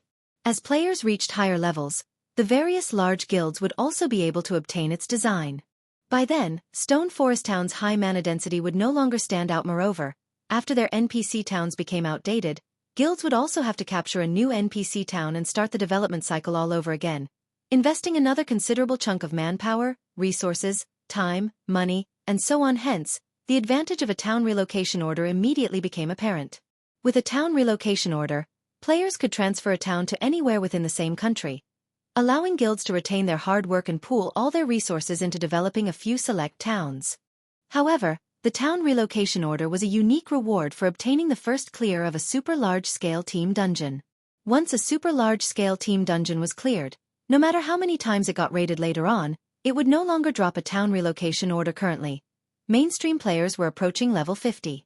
Even if independent players of other kingdoms and empires found out about Stone Forest Town's existence, they would take this aspect into account when considering whether they should migrate over or not. This was also the reason why, despite the various superpowers being greatly envious of the profit Stone Forest Town was raking in, they did not make any actual moves to take it. However, if Stone Forest Town could relocate to a map that was even more suitable for current independent players, its attraction would definitely increase exponentially. Moreover, once players found out that Stone Forest Town was capable of continuously relocating according to players' level, this aspect would become a fatal attraction for many independent experts at that time. Just the amount of magic crystals Stone Forest Town could rake in through the battle arena would be astronomical. Hence, Shifeng had to obtain the town relocation order no matter the cost, following which, Shifeng and Phoenix Rain signed a contract. He used a bottle of soul water as the deposit with the delivery of the remaining 9 bottles pending the contract's completion. Phoenix Rain did not particularly mind this condition. After all, the soul water did not have a particular effectivity period. It could be used at any time. Moreover, the spellcasting secret technique tablet had been used once already, so she would have to wait for a month before she could send anyone else in. By then, the 10 bottles of soul water would have long since entered her hands. Inside the dense forest a short distance away from Stone Forest Town. Due to the opening of the traffic route to Stone Forest Town, as well as the hiring of the temporary carriages, the number of players and NPC merchants going to Stone Forest Town had increased significantly. Right now, the traffic route itself was already a part of the Stoneclaw Mountains scenery at this moment. Over 100 carriages were traveling through the dense forest. There were even advanced carriages among them, which were completely different from the temporary ones hired by Zero Wing. Meanwhile, their passengers were all very high-leveled, with even the lowest among them at level 40. If placed in a large guild, they all would be elites at the very least. Vice Commander, these people are too strong. We should wait for the next batch. A level 41 grey-clad assassin hidden in the dense forest quietly suggested to the level 42 ranger carrying a dark gold longbow, standing before him. Damn it. How many groups has it been already? The resolute man carrying the longbow exclaimed in frustration. If I had known something like this would happen, I would have swapped hunting areas with the Demon Soul Guild. We'll lose out on making a fortune at this rate. The various dark guilds mingling in Starmoon City had already signed a contract with Heaven's Burial, stating that they would dispatch their members to kill the players operating around Stone Forest Town. Using this as an opportunity to strike down Stone Forest Town's development originally, this should have been a good deal for them. After all, plenty of independent players and teams were traveling to and from Stone Forest Town. They did not lack prey at all. However, just an hour ago, Stone Forest Town had suddenly made an announcement that directly disrupted their guild's business. Stone Forest Town had revealed that it was going to replace its carriages with better ones as well as increase the rewards for the tournament held at the battle arena. For the mini-tournaments held every day, anyone that managed to become the champion of the said tournament would obtain not only top-tier weapons and equipment as a reward but also magic crystals and advanced mana armor kits. The top 3 players would receive similar rewards except for the advanced mana armor kit. Most importantly, however, players that became champions of the mini-tournament would get to live in a private suite on the battle arena's 7th floor for 10 days. The battle arena would also hold a large tournament once every 15 days. And the rewards for the champion were even more terrific. Aside from being able to obtain weapons, equipment, and advanced mana armor kits, the champion would have the opportunity to inherit a combat technique as well as live in a private suite on the 8th floor, which was also the top floor of the battle arena, for a month. Meanwhile, the top 5 players would also get to live on the 8th floor for a month. The quality of weapons and equipment awarded, as well as the quantity of advanced mana armor kits, would vary depending on their rank in addition. Those that received a private suite would have complete management over their own suites. As long as they had the money, they could spend some coins at the Adventurers Association and have the association construct a magic array in their suite to allow them to use return scrolls to teleport back to their room. This was an entirely new benefit. In the past, the rooms were only loaned to players temporarily. Now, however, players would become the contracted owners of the private suites for the entire duration of their stay due to the introduction of these several factors. A large number of powerful independent experts who were initially only a little interested in moving to Stone Forest Town took action right away. This development became the misfortune of dark players after all. Among the several groups of players that had entered Stone Forest Town so far, not a single one of them should be provoked. Chapter 12:17. Naval State. Under. Vampire Cat. Star Moon City. Due to the appearance of Evernight City, Star Moon City had been undergoing transformations practically every day for the past few days. The capital had become so prosperous that one could easily spot level 40+ players roaming its main streets. Now, however, the city bustled even more than before. Only the players coming to Star Moon City now were not here for Evernight City but for Stone Forest Town. While excellent weapons and equipment were indeed tempting, the allure of combat techniques was much greater. The God's Domain experts list had no lack of experts that possessed combat techniques. The list even had introductions on the combat techniques of certain experts. Hence, combat techniques were not foreign to independent players and were something many independent experts very much wished to learn. However, combat techniques were different from system-made skills, which were readily obtainable as quest rewards or monster drops. Players needed to learn the techniques by themselves. Moreover, combat techniques were not easily learned. Unless one was the core member of a large guild that possessed the legacy of a combat technique, the guild would not be willing to teach them at all. Although one could also mimic the combat techniques of true experts from watching the latter's combat videos, ultimately, it was just a poor imitation. Without understanding the true meaning of a combat technique's movements, one would not be able to unlock the true potential of the said technique. And the more powerful a combat technique was, the more difficult it would be to understand it fully. As for creating their own combat technique, that was easier said than done. Even if a person had someone teaching them the legacy of a combat technique, learning it completely was not guaranteed. Meanwhile, creating an entirely new combat technique was something only geniuses among geniuses could accomplish. Hence, now that Zero Wing had publicly announced that it was using the legacy of a combat technique as the reward for the Battle Arena's tournament, how could independent players not be tempted? Not to mention, one could also get their very own house, aside from the combat technique, through the tournament. As long as they set up a magic array in their own houses, they could easily teleport back to Stone Forest Town, foregoing many wasted hours traveling to the town. With this, even if they were leveling up in an entirely different country, their leveling speed would not be affected whatsoever. On the contrary, they could even improve their strength through the battle arena, killing 2 birds with 1 stone. With such excellent benefits, even players operating in another country would find it worthwhile to visit Stone Forest Town. Meanwhile, at the second-floor bar of Star Moon City's teleportation hall, several cloaked players were currently observing the situation inside the establishment. Zero Wing sure is capable. They've even managed to come up with such a method, generously letting outsiders learn combat techniques. Leader, if we continue letting Zero Wing develop like this, we'll be disobeying the commander's orders. Should we take action now? An elegant cloaked female assassin asked, smiling as she looked at the refined-looking male elementalist before her. If Shurfeng were present, he would definitely find this elementalist very familiar, as this elementalist was none other than Cleansed Maple, one of Miracle's peak experts. Is indeed about time for us to take action. Those useless dark players don't pose any threat to Zero Wing whatsoever. Since we can't locate Zero Wing's upper echelon right now, let's strike at their elite teams instead. However, Stone Forest Town is still a big problem for us, so let's have the others disguise as dark players and hunt the players operating around the town. When the time comes, those hidden Zero Wing experts will have no choice but to reveal themselves, Cleansed Maple said slowly. What about the super guilds that are paying attention to Zero Wing? The female assassin asked as she sent a glance at several cloaked players present in the first-floor hall. Zero Wing's performance at the Dark Arena had simply been too eye-catching. This was especially true for the weapons and equipment the guild possessed. Hence, the superpowers targeting the item Zero Wings experts wore definitely weren't limited to Miracle alone. So far, they had already discovered 3 superpowers, in addition to many first-rate guilds, targeting Zero Wing. To Miracle though, their only opponents were still the 3 superpowers, as first-rate guilds were no different from ants to them. Don't worry about them. The more, the merrier. When the time comes, leak some information to them. In any case, we aren't aiming for weapons and equipment. We only want the disbandment of Zero Wing. Cleansed Maple laughed nonchalantly. 1,000 Miles had already clearly stated that what he wanted were the talents of Zero Wing, not the items they wore. Of course, it would be good if they could obtain those as well. Understood.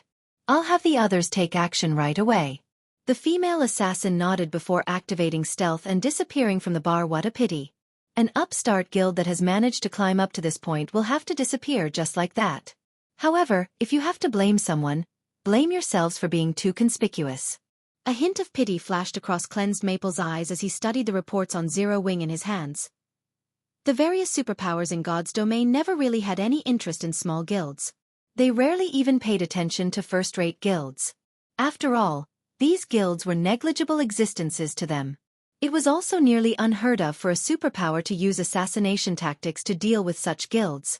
Normally, they reserved such methods for other superpowers. However, Zero Wing had truly angered Miracle this time. Since Zero Wing had ignored their goodwill, they had no choice but to eliminate it from God's domain.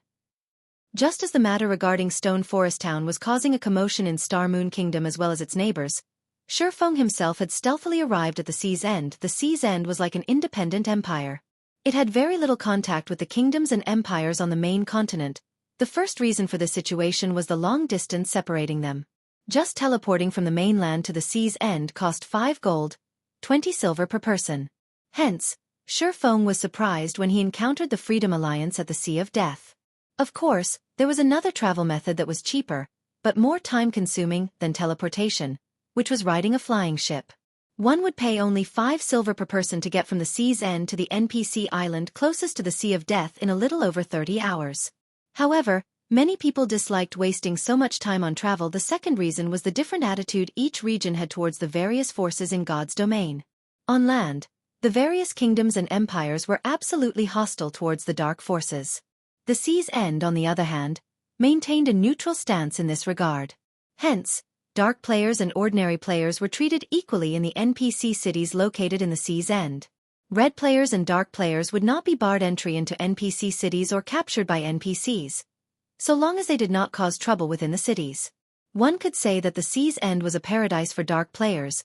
The third reason was the different lifestyles players adopted. Players that were born at the Sea's End had fought naval battles ever since they started out in the game. If they were abruptly sent to fight land-based monsters, they would have great difficulty adapting. Likewise, the opposite was also true for land-based players. Hence, players of both sides rarely associated with each other. Only after mainstream players reached level 100 would interaction between these two sides of players begin to increase. Meanwhile, the city Shifeng had teleported to this time was called Blue Jade City, one of the 12 major cities located within the Sea's End. It was also one of the cities under the rule of the Freedom Alliance. The management style at the Sea's End was different from that of the main continent. There was no concept of a country here, or rather it leaned more towards city-states. Every city was its own kingdom, and every kingdom managed a large sea zone. Moreover, unlike on the main continent, where players could not take control of an NPC city, no matter how much effort they put in, players could take over an NPC city here at the Sea's End. In other words, players could become a city lord at the Sea's End. Far more convenient than on the mainland, where players had to establish their own towns and cities if they wished to become a lord. Chapter 12:18. Sea God's Blessing. Hellscythe_VampireCat Chapter 12:18. Sea God's Blessing. As soon as Shifeng exited the teleportation hall, the sight of an azure sky greeted him. Beneath the hill that the teleportation hall sat on, he could see various ships docked around the island. There were also a large number of players at the port, shouting for parties team looking for level 40+ players to hunt giant armored beasts for a quest. We already have 4 advanced speedboats prepared. Veterans only. Noobs, stand aside. Forming a party to Red Reef Bay to farm red corals. Level 39 and below, do not disturb. Level 41 Shield Warrior looking for a party for the underwater temple. I own an advanced speedboat. Fleet heading to Black Mist Sea to grind for magic crystals. We have a bronze speedboat leading the fleet. We're currently still missing 2 advanced speedboats. Those with advanced speedboats, come apply quickly. Over 4,000 players crowded the port, looking to form parties. The scene resembled a lively market. Moreover, unlike land-based players, the players here put more importance on levels and the quality of the speedboats they possessed rather than combat standards when forming parties. As long as a player owned an advanced speedboat, they would be highly sought after by parties. Advanced speedboat owners here were the equivalent of expert players on land. If one possessed a bronze speedboat, they would be the equivalent of a famous celebrity and become the center of attention. There sure are a lot of players who own advanced speedboats here. With a glance, Shifeng discovered that roughly 10% of the ships docked at the port consisted of advanced speedboats.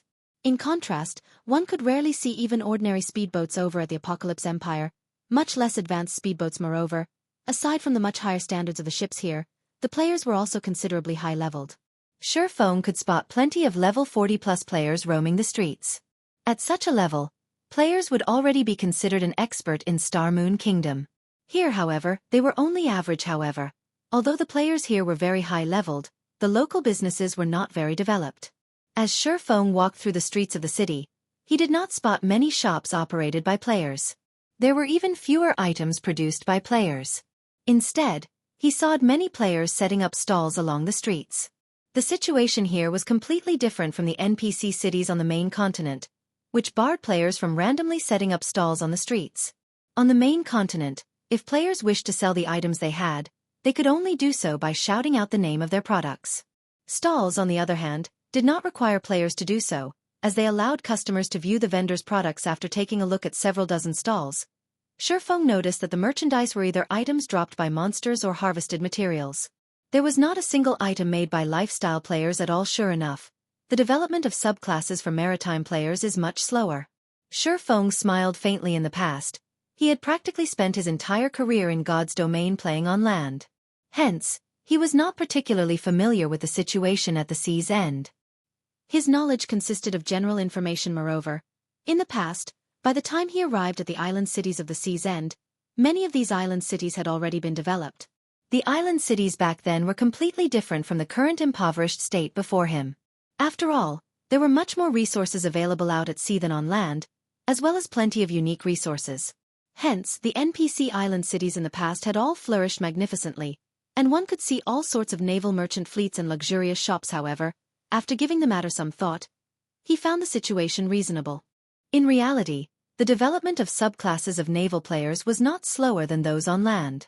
It was just that, due to the butterfly effect from his having developed the subclasses in his guild early on, the players on the main continent started shifting their focus towards subclasses a lot sooner than the maritime players. While Shifeng was investigating the prices of products in Blue Jade City, a large crowd suddenly formed in the business district.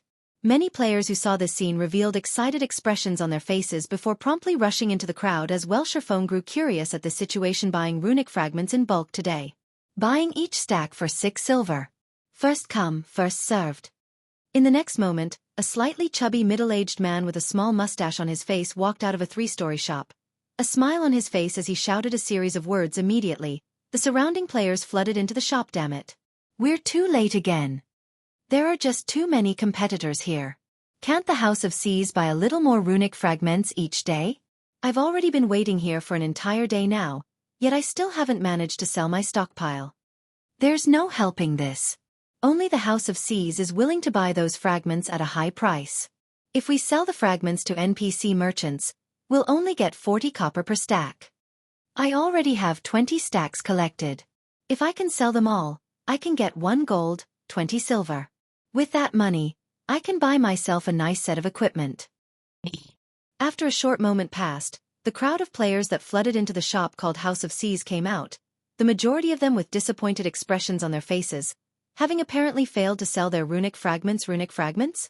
Shifeng could not help but recall matters regarding the runic fragment.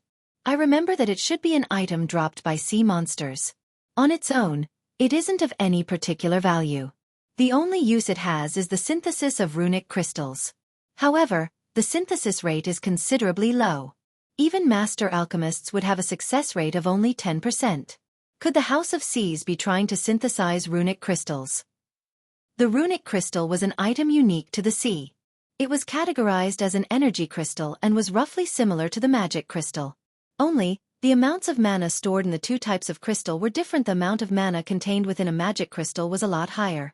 A runic crystal contained roughly 2/3 the amount of mana of a magic crystal. However, a runic crystal wasn't even worth half of a magic crystal. Currently, runic crystals should sell for 10 silver each. The reason for this was the runic crystals' much fewer uses. For example, runic crystals could not be used in the Divine Colosseum. If one had to point out its utility, then it would have to be in exchanges and the production of items out at sea.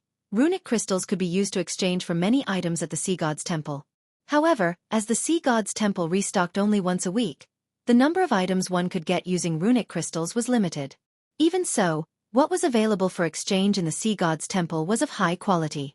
Occasionally, there would even be epic items up for exchange, although it was currently too early in the game for epic items to appear in the temple. Aside from epic items, the next best thing up for exchange in the Sea God's Temple was a potion named Sea God's Blessing. 5 runic crystals were needed to exchange for one bottle, which put the potion's price at 50 silver in the past, not to mention naval players. Even land-based players were very fond of the Sea God's Blessing. The reason for this was because consumption of the potion increased not only all of a player's basic attributes by 10%, but also all resistances by 100 points for 12 hours.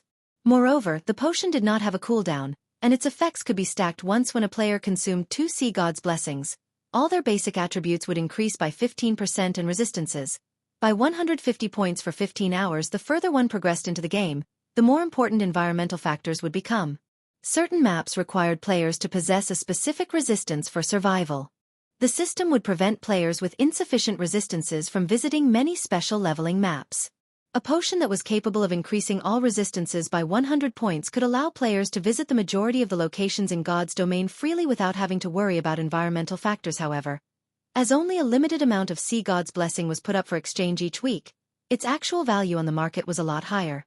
In the past, each bottle had sold for roughly 2 gold. Moreover, this was only the price at sea. On land, each bottle had easily sold for 3 gold. That's right. Why didn't I think of this? I can use this opportunity to make a fortune. Shifeng suddenly thought of the Philosopher's Stone. Others might need to waste a lot of effort into synthesizing runic crystals, but he had the Philosopher's Stone. His synthesis success rate was much higher than even that of Grandmaster alchemists. Chapter 12:19. Gathering of Warlords. Hellscythe_VampireCat. Chapter 12:19. Gathering of Warlords. Although Shifeng had such thoughts, he did not hurry to collect runic fragments. The runic fragment was a common drop at sea. Hence, purchasing a large amount from players would be straightforward. Besides, his primary objective in visiting the sea's end this time was not to collect runic crystals but the legacy of the sea, following which, Shifeng hurried towards the meeting place he had arranged with Passing Monarch. At this moment, hundreds of players geared in fine gold weapons and equipment stood guard in front of the most luxurious high-class restaurant in Blue Jade City. These players were all at least level 42, and just by standing there, they put extremely heavy pressure on others. The passers-by only sent a few glances at these players before scurrying away, nobody daring to enter this restaurant. These players standing guard at the entrance were none other than the members of the Freedom Alliance, the absolute overlord of Blue Jade City. In this city, nobody dared oppose the members of the Freedom Alliance. After all, if they provoked the Freedom Alliance, they would no longer be able to stay in Blue Jade City. Meanwhile, on the 22nd floor, which was also the top floor of Blue Jade Restaurant, every member of the Freedom Alliance's upper echelon was present. Even the commanders of the Alliance's 11 fleets were here today. At this moment, a beautiful woman dressed in luxurious red mage robes walked up to Passing Monarch and said in a quiet tone, "Commander Monarch, our independent fleets will be depending on you this month. If we let those guild-formed fleets surpass us, our fleet standings in the Alliance will definitely suffer." Although this woman's appearance was not as flawless as Gentle Snow's, she was the only female commander within the entire Freedom Alliance.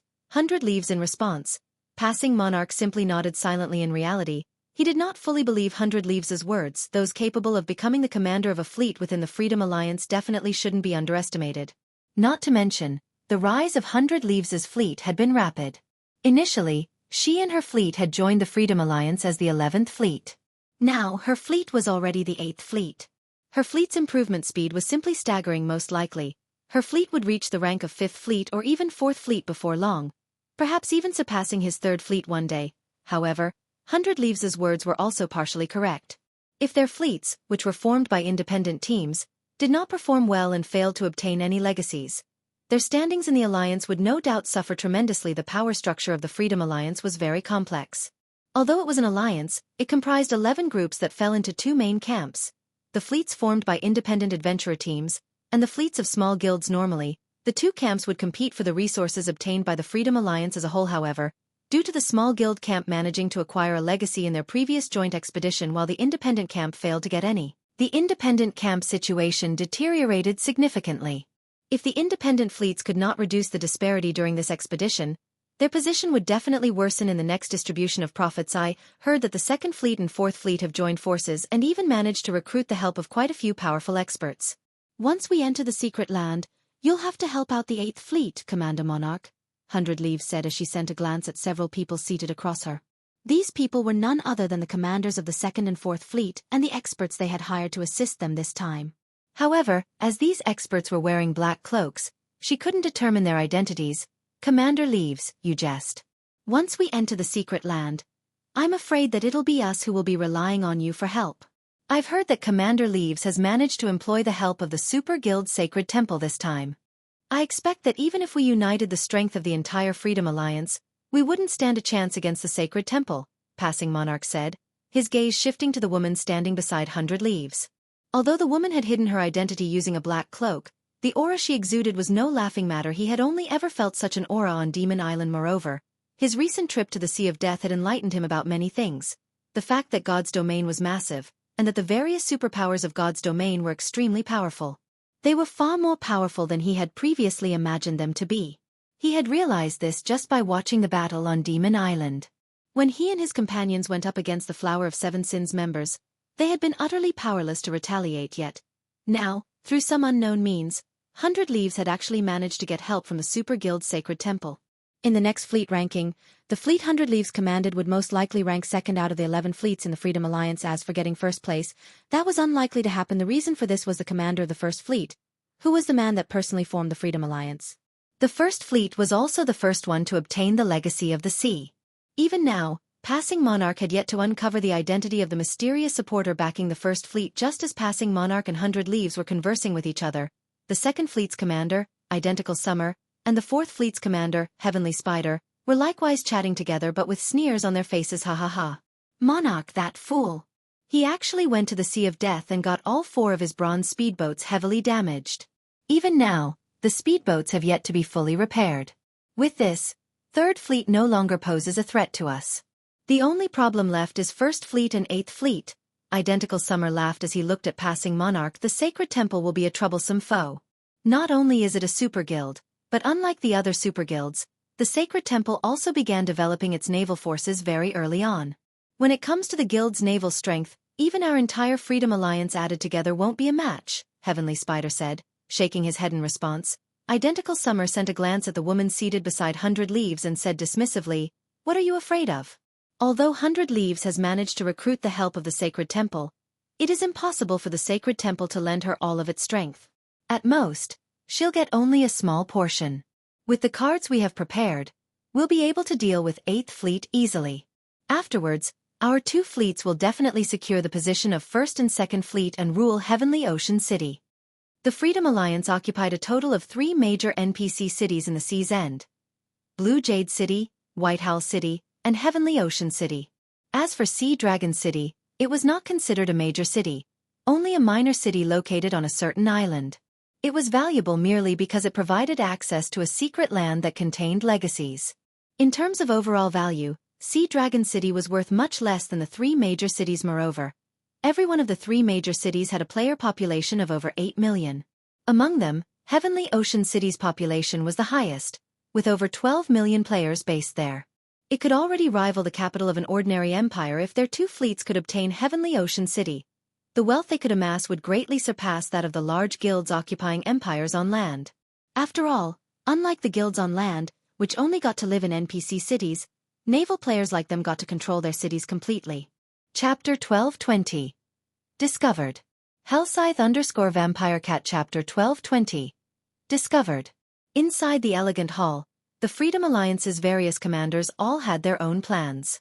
They were all brimming with confidence about obtaining the legacy of the sea this time. Just as the various commanders were conversing with each other, the female elementalist Blue Joy led Shifeng into the hall. Although Shifeng's appearance was not particularly conspicuous, as he looked just like the many other cloaked players within the hall, he still attracted everyone's attention. This person came in with Blue Joy.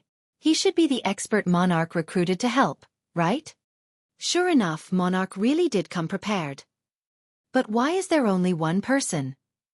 The various fleet commanders began quietly discussing Shifeng as they looked at the swordsman walking towards Monarch. The fact that passing Monarch managed to become the commander of the Freedom Alliance's third fleet showed that his individual strength was extraordinary.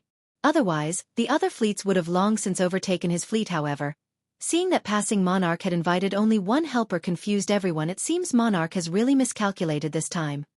Unlike the previous time, when the various fleet commanders had not invited even a single outsider to help out, they had all recruited plenty of helpers for the expedition this time. Even the lowest ranked among them had invited over 10 people, while some had actually invited over 40 people. Brother Yifeng, did you come alone this time? Passing Monarch asked quietly, feeling greatly perplexed as he looked at Shifeng walking over to him. Although he had invited Shifeng, he never said that only Shifeng alone could join. After all, the more people taking control of a speedboat, the more power it could display. A speedboat's ability to endure attacks from monsters would also improve with more players on board. Hence, in God's domain, the more players a ship could accommodate, the stronger it would be. In fact, he had even reserved 30 slots specifically for Shifeng. Despite that, Shifeng had come by himself. The others are all busy, so I didn't bother bringing them over, Shifeng explained. Currently, the majority of Zero Wings experts were still stuck in combat inside the inferior legendary treasure chest. Only a portion of them had come out so far, and those who had were busy leading expert teams to grind for weapons and equipment. After all, Zero Wing was currently mass recruiting new members and was in dire need of weapons and equipment. Meanwhile, Aqua Rose and the others were inside the secret technique space and would not be coming out anytime soon. Rather than bring a group of elite members with him, it was much better to let passing Monarch's other companions, who were much more accustomed to naval warfare, enter the ruins. Passing Monarch could not help falling speechless at Shifeng's words. He felt that Shifeng was underestimating the legacy competition. Although he could have his own subordinates take up the missing slots, their coordination with Shifeng would not be particularly good since neither side had a great understanding of each other. Meanwhile, at the same time as passing Monarch was conversing with Shifeng, 100 Leaves, who sat a short distance away, had her gaze fixed on Shifeng, shock surfacing on her flawless white face. However, 100 Leaves very quickly hid this reaction of hers. Leaves, is there something strange about that person? The cloaked woman seated beside 100 Leaves asked quietly. He is the person I'm looking for, 100 Leaves said, a hint of excitement surfacing in her eyes as her lips curled up slightly at 100 Leaves' words. The cloaked woman turned to look at Shifeng despite herself and exclaimed in surprise, how can this be? The demon god sent the recovery order to every dark player in God's domain. How could the person holding the soul orb possibly appear before us so easily? I can't believe it either. However, the detection crystal I spent 3,000 magic crystals to buy cannot be mistaken. As long as the soul orb is within 30 yards of me, the detection crystal will automatically sense it. Moreover, I've already used detection on him and have already confirmed that the soul orb is indeed on that person's body. 100 Leaves chuckled. I never thought that I would be able to encounter the person holding the soul orb so quickly. My luck really is too good. Then, when are we going to make a move? The cloaked woman asked. No need to rush. We'll have plenty of opportunities once we enter the secret land, 100 Leaves said as she waved her hand. Have scorpions secretly keep an eye on them. Once players entered the secret land, they would not be able to leave for a certain period. At that time, there would be no escape for Shifeng. All right. I'll notify Scorpion right away. The cloaked woman nodded. If passing Monarch heard the conversation between 100 Leaves and the cloaked woman right now, he would definitely be shocked.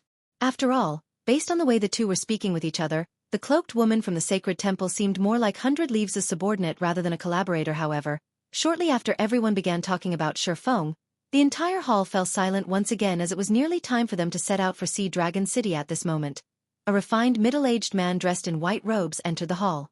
Walking behind him were two robust men, a level 43 ranger with a dark gray longbow slung over his shoulder, and a level 43 guardian knight with a massive, white bone shield on his back. The two could easily rank near the top of the ranking list of any empire in God's domain. Not to mention, Both the bow and the shield these two men carried were currently radiating the epic glow effect. The two men looked extremely conspicuous as they entered the hall. Since everyone has already gathered, let us begin then, the refined middle-aged man said unhurriedly after taking a glance at everyone in the hall. As is traditional, my first fleet will dispatch 100 members while the other fleets will dispatch 90 members each for a total of 1,000 members. If there are no objections, we'll start right away. Although the man's voice sounded mild, nobody present dared to look down on him. After all, this refined man was none other than the founder of the Freedom Alliance. He was also the commander of the current First Fleet. Silent entropy. None of the commanders present said anything in response.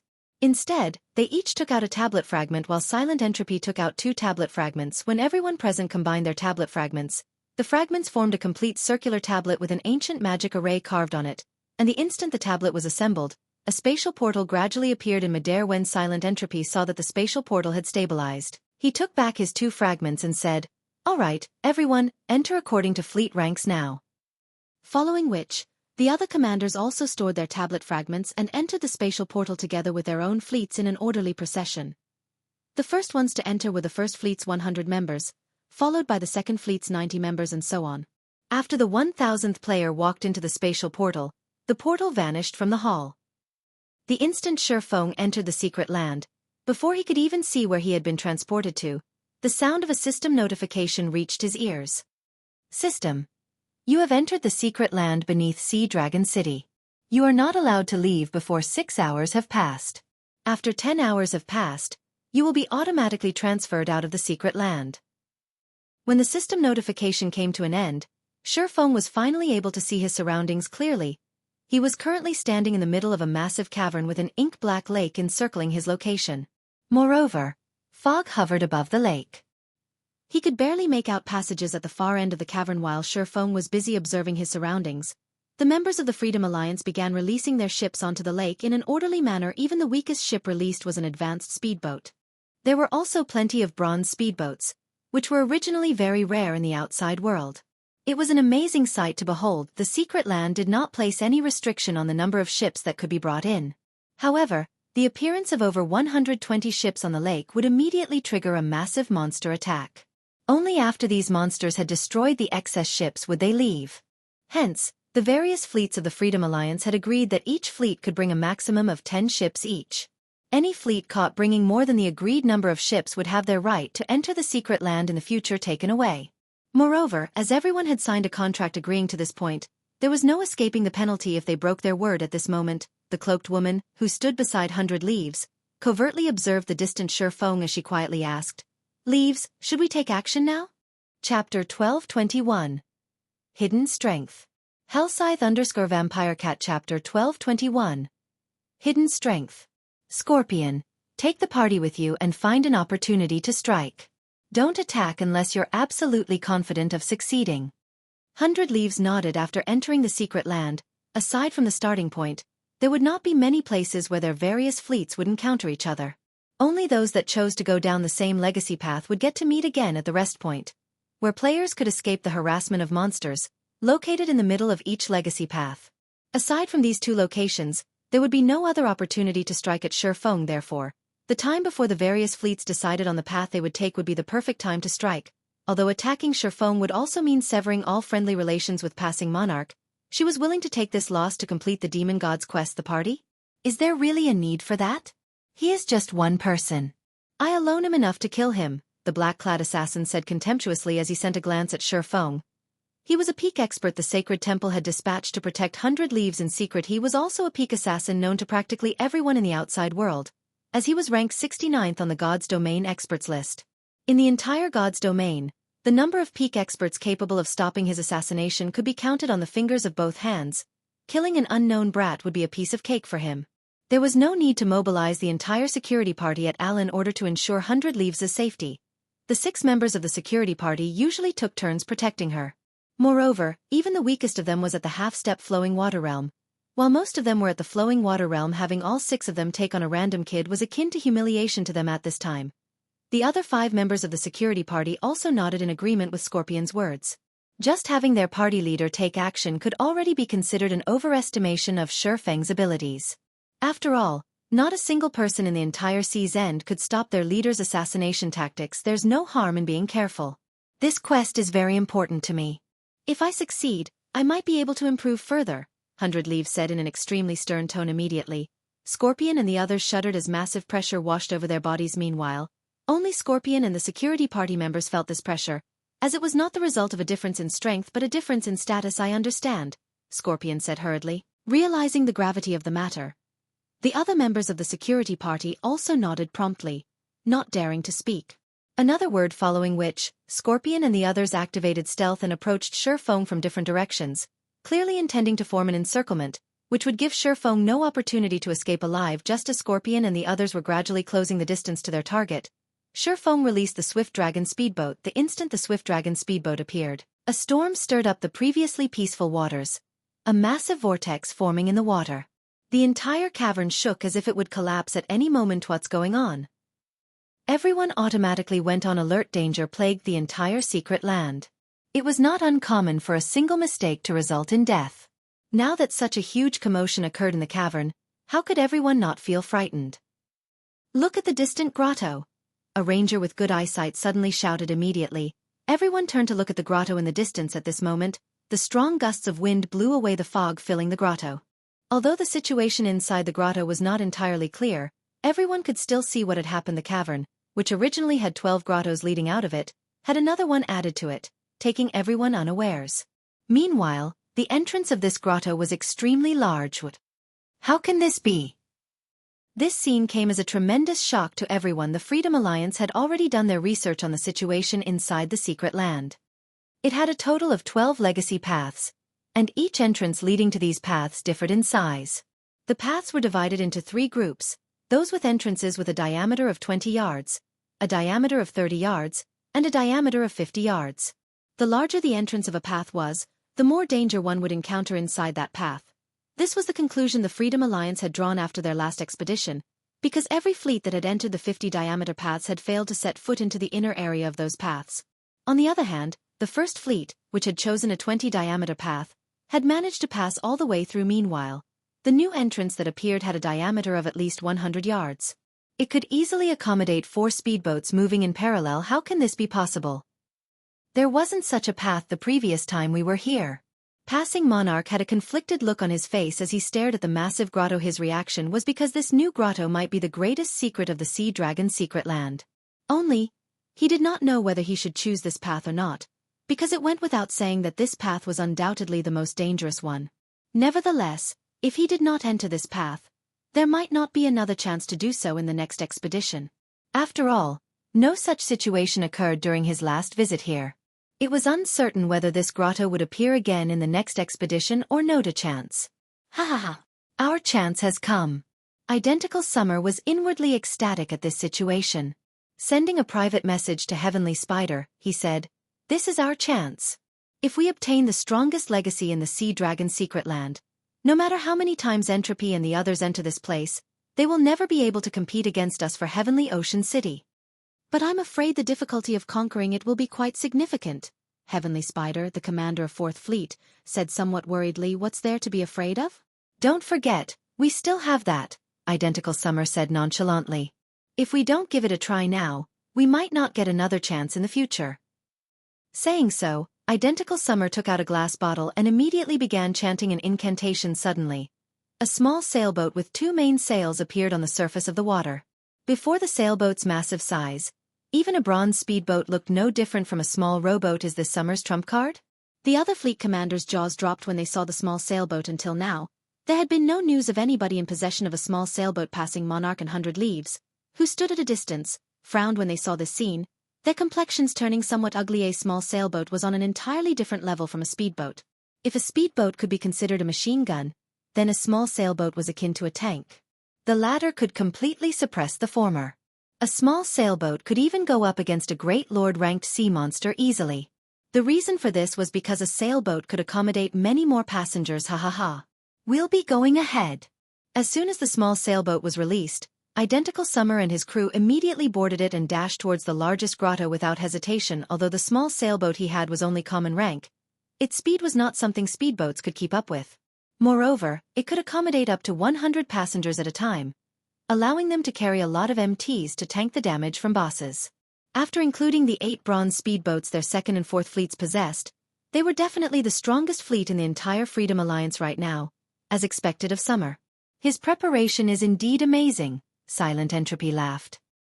He then took out a glass bottle from his bag and began chanting as well in the blink of an eye. Another small sailboat appeared before everyone. The commander of 11th Fleet boarded the sailboat together with Silent Entropy without hesitation. The small sailboat then promptly chased after identical Summer's fleet. Meanwhile, in terms of strength, Silent Entropy's fleet was even stronger as it had 9 bronze speedboats in total. The commanders of the other fleets were dumbfounded. Although they knew that the top-ranking fleets had hidden a lot of their strength, they had never suspected that those fleets had hidden this much Silent Entropy. Identical Summer. 100 Leaves' eyes were filled with anger as she glared at the 2 small sailboats disappearing into the largest grotto originally. She had planned on directly becoming the first fleet of the Freedom Alliance in this expedition. Now, however, those 2 people had ruined her plans. Leaves, Passing Monarch and the others are also starting to move out, the cloaked woman said as she pointed at Shifeng and the others, whose ships were already heading towards the largest grotto. Have they lost their minds? 100 Leaves was filled with confusion as she looked at the 5 speedboats rapidly moving towards the largest grotto as well. Chapter 1222. Sea God's Legacy. Hellscythe_Fluffy Goblin Chapter 1222. Sea God's Legacy. Leaves, what do we do now? Give chase? The cloaked woman asked 100 Leaves as she watched the speedboat sail away. They had planned to set off after Scorpion's party killed Shifeng, but they hadn't expected anything like this. Give chase. We cannot let them get ahead of us. 100 Leaves frowned. Reluctantly, she withdrew a pitch-black crystal bottle from her bag. Unlike the others who recited an incantation to release their ships, 100 Leaves threw the black bottle into the water. Plop. When the crystal bottle sank into the water, a massive black magic array appeared on the surface.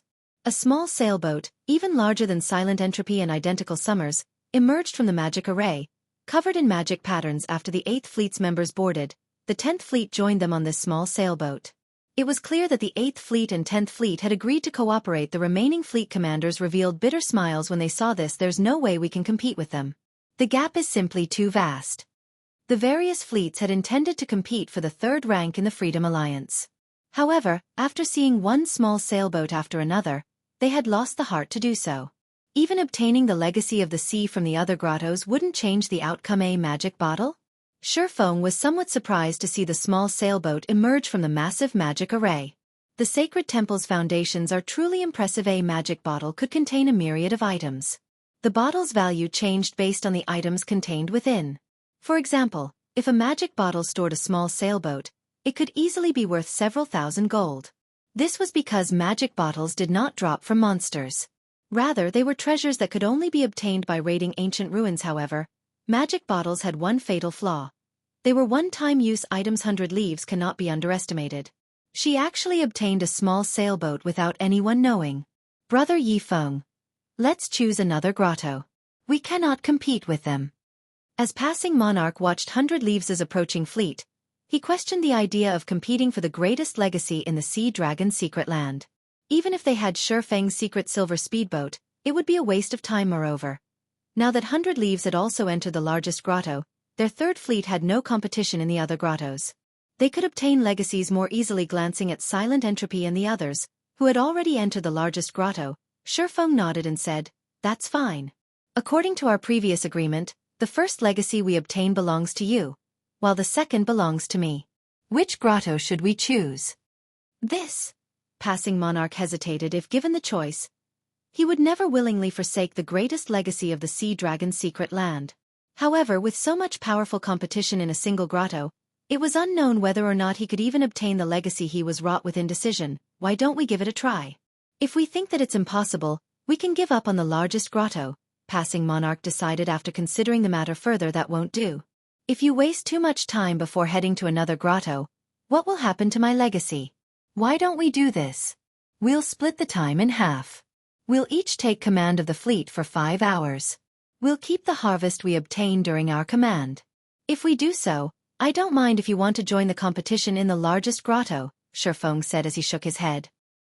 He was not here as free labor after seeing the situation for himself. He was no longer interested in the legacy of the sea. He had remembered something about the Freedom Alliance's legacy of the sea in the past. One of the reasons that the Freedom Alliance had been able to move about God's domain seas uncontested was its large number of players who had obtained the legacy of the sea. Even the various super guilds had avoided provoking the Alliance for no good reason. Another reason was Silent Entropy's Ancient Weather Book. The player that wielded the Ancient Weather Book could manipulate the weather in an area. When used in naval combat, one could offer their side an absolute environmental advantage. Rumors had it that Silent Entropy had obtained the Ancient Weather Book when he had obtained the Sea God's legacy. The Freedom Alliance obtained their legacies of the sea from the Sea Dragon's secret land. After taking into account the information Passing Monarch had given him about the secret land, it was not difficult to determine that Silent Entropy had obtained the Sea God's legacy here. In the past, the Sea God's legacy had been known as one of the 4 great legacies at sea. Now that the strongest legacy in the secret land had appeared, the Ancient Weather Book would be available as well. While he could ignore the Sea God's legacy, the Ancient Weather Book was an extremely important item. When used in naval combat, it was a strategic weapon. That's fine.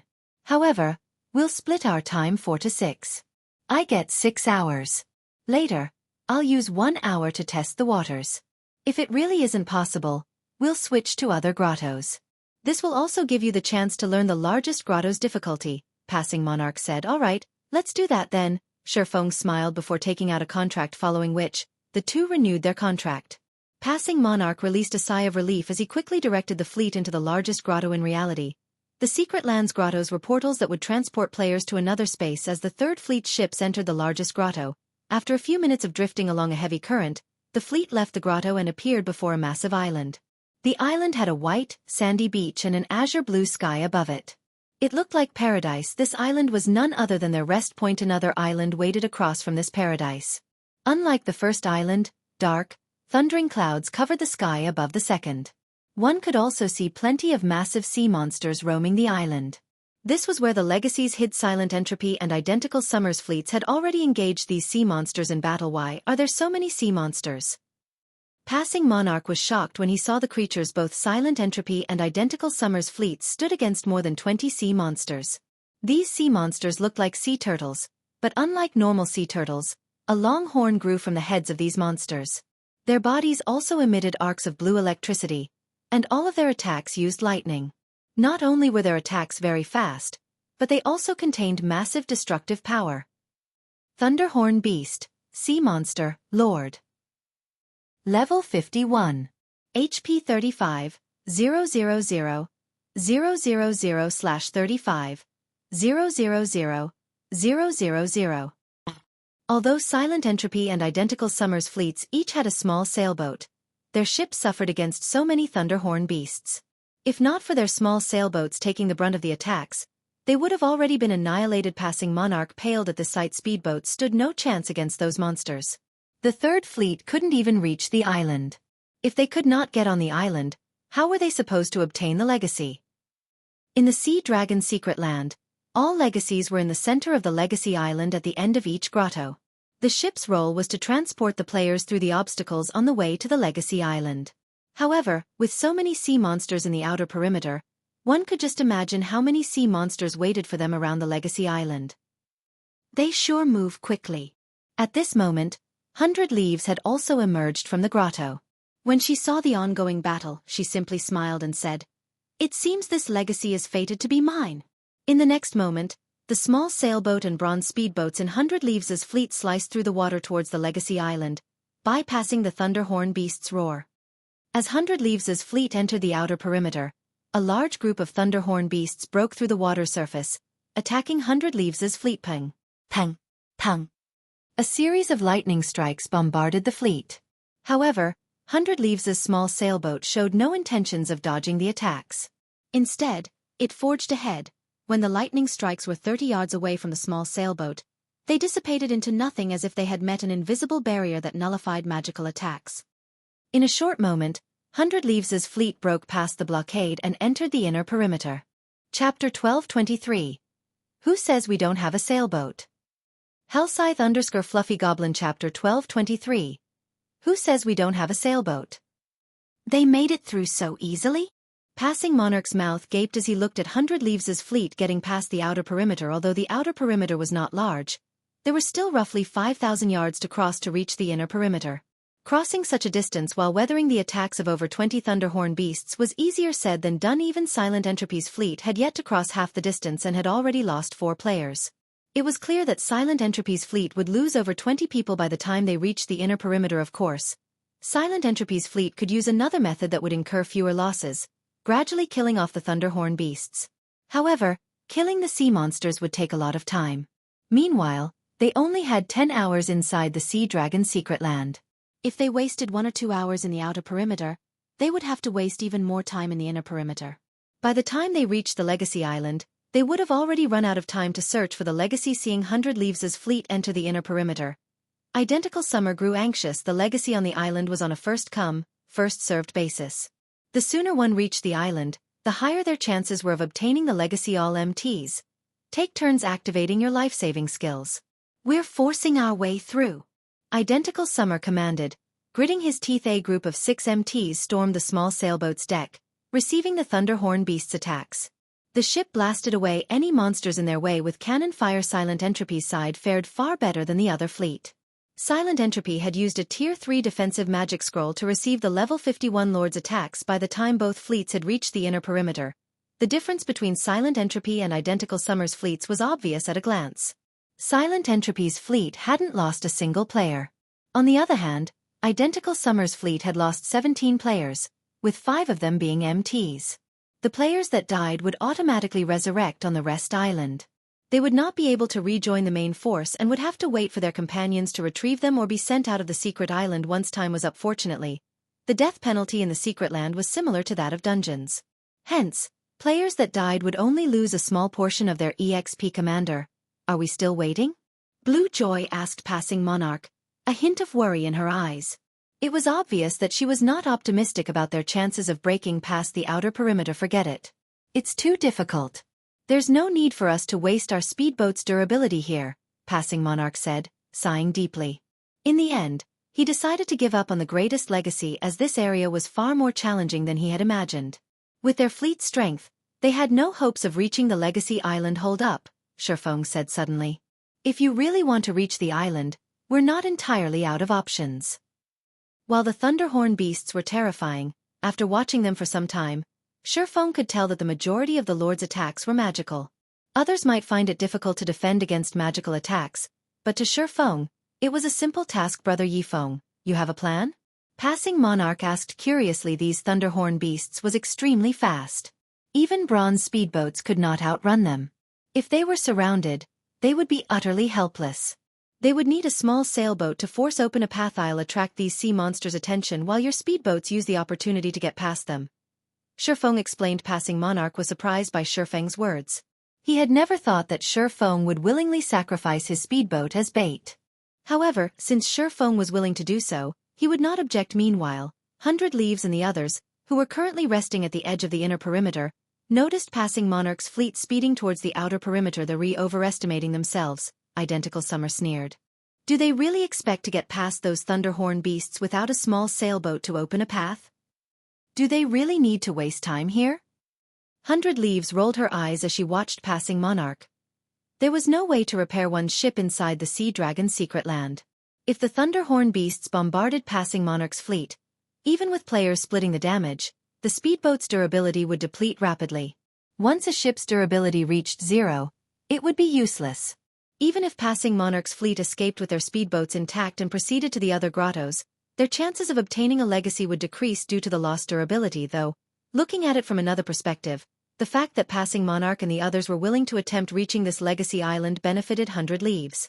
This way, she would have an opportunity to kill Shifeng and complete the demon god's quest. At this time, Shifeng steered the Swift Dragon speedboat into the outer perimeter. Thunderhorn beasts immediately emerged from the water, one after another, rapidly encircling the Swift Dragon speedboat. At the same time, electricity gathered at their horns as they prepared to attack. However, Shifeng paid no attention to these monsters as he continued towards the group of sea monsters before him. Seeing the numerous arcs of lightning arcing towards him, Shifeng activated Magic Barrier, making the Swift Dragon speedboat immune to magic damage and reducing the physical damage it received by 60% for 10 seconds. After blocking the attacks, the Swift Dragon speedboat arrived before the group of Thunderhorn beasts, letting the sea monsters surround it. It's over.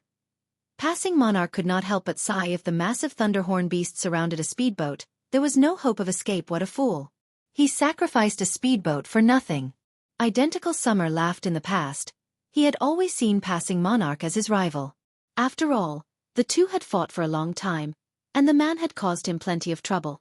Now, however, Passing Monarch was no longer a threat.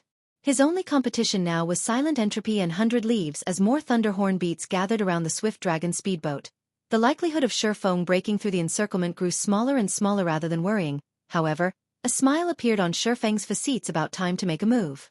Shurfeng observed his surroundings and noticed that practically 80% of the thunderhorn beasts had gathered around him. Energy pulse. Dragon cannon. Suddenly, a blue ripple spread out from the Swift Dragon speedboat, paralyzing the surrounding thunderhorn beasts. At the same time, a black-white beam shot out from the Swift Dragon speedboat's bow. In the next moment, 3 thunderhorn beasts that blocked the secret silver speedboat's way had been blasted back. At the same time, the 3 lords lost over 2 million HP each. The surface of the water caved in at the might of the black beam.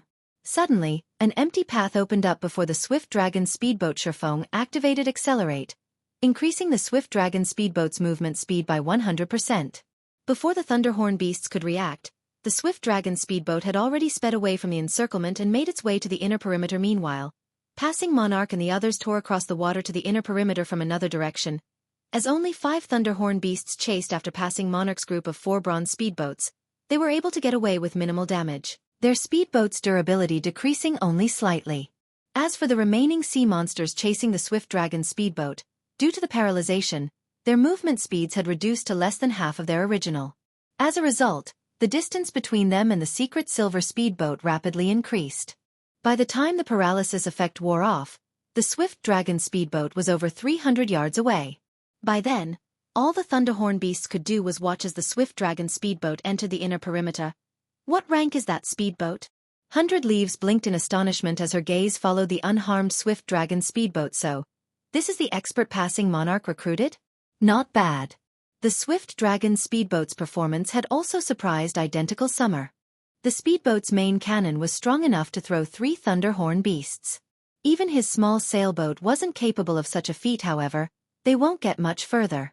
They'll never reach the island. Identical Summer's words earned the agreement of those around him. The difference between the inner and outer perimeter's difficulty was like the difference between heaven and earth. Although one had to face fewer sea monsters in the inner perimeter, these monsters were obviously stronger.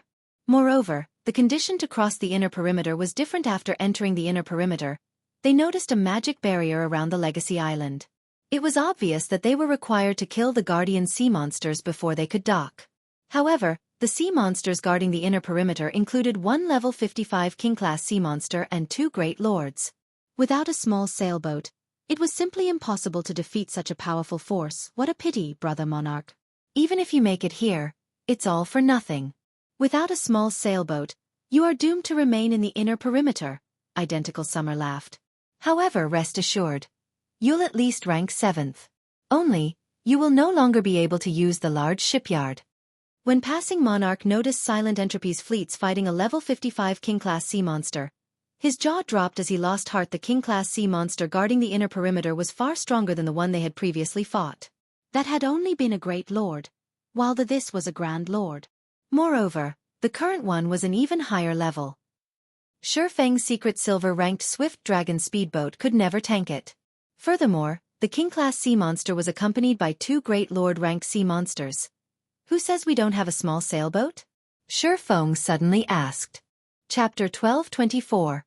Combat Power Assessment. Hellscythe_Fluffy Goblin Chapter 1224. Combat Power Assessment. You have a small sailboat? Identical Summer stared at Shurfeng as if the man had told the funniest joke in the world. Although Identical Summer had not said anything else, there was no doubting the contempt in his eyes.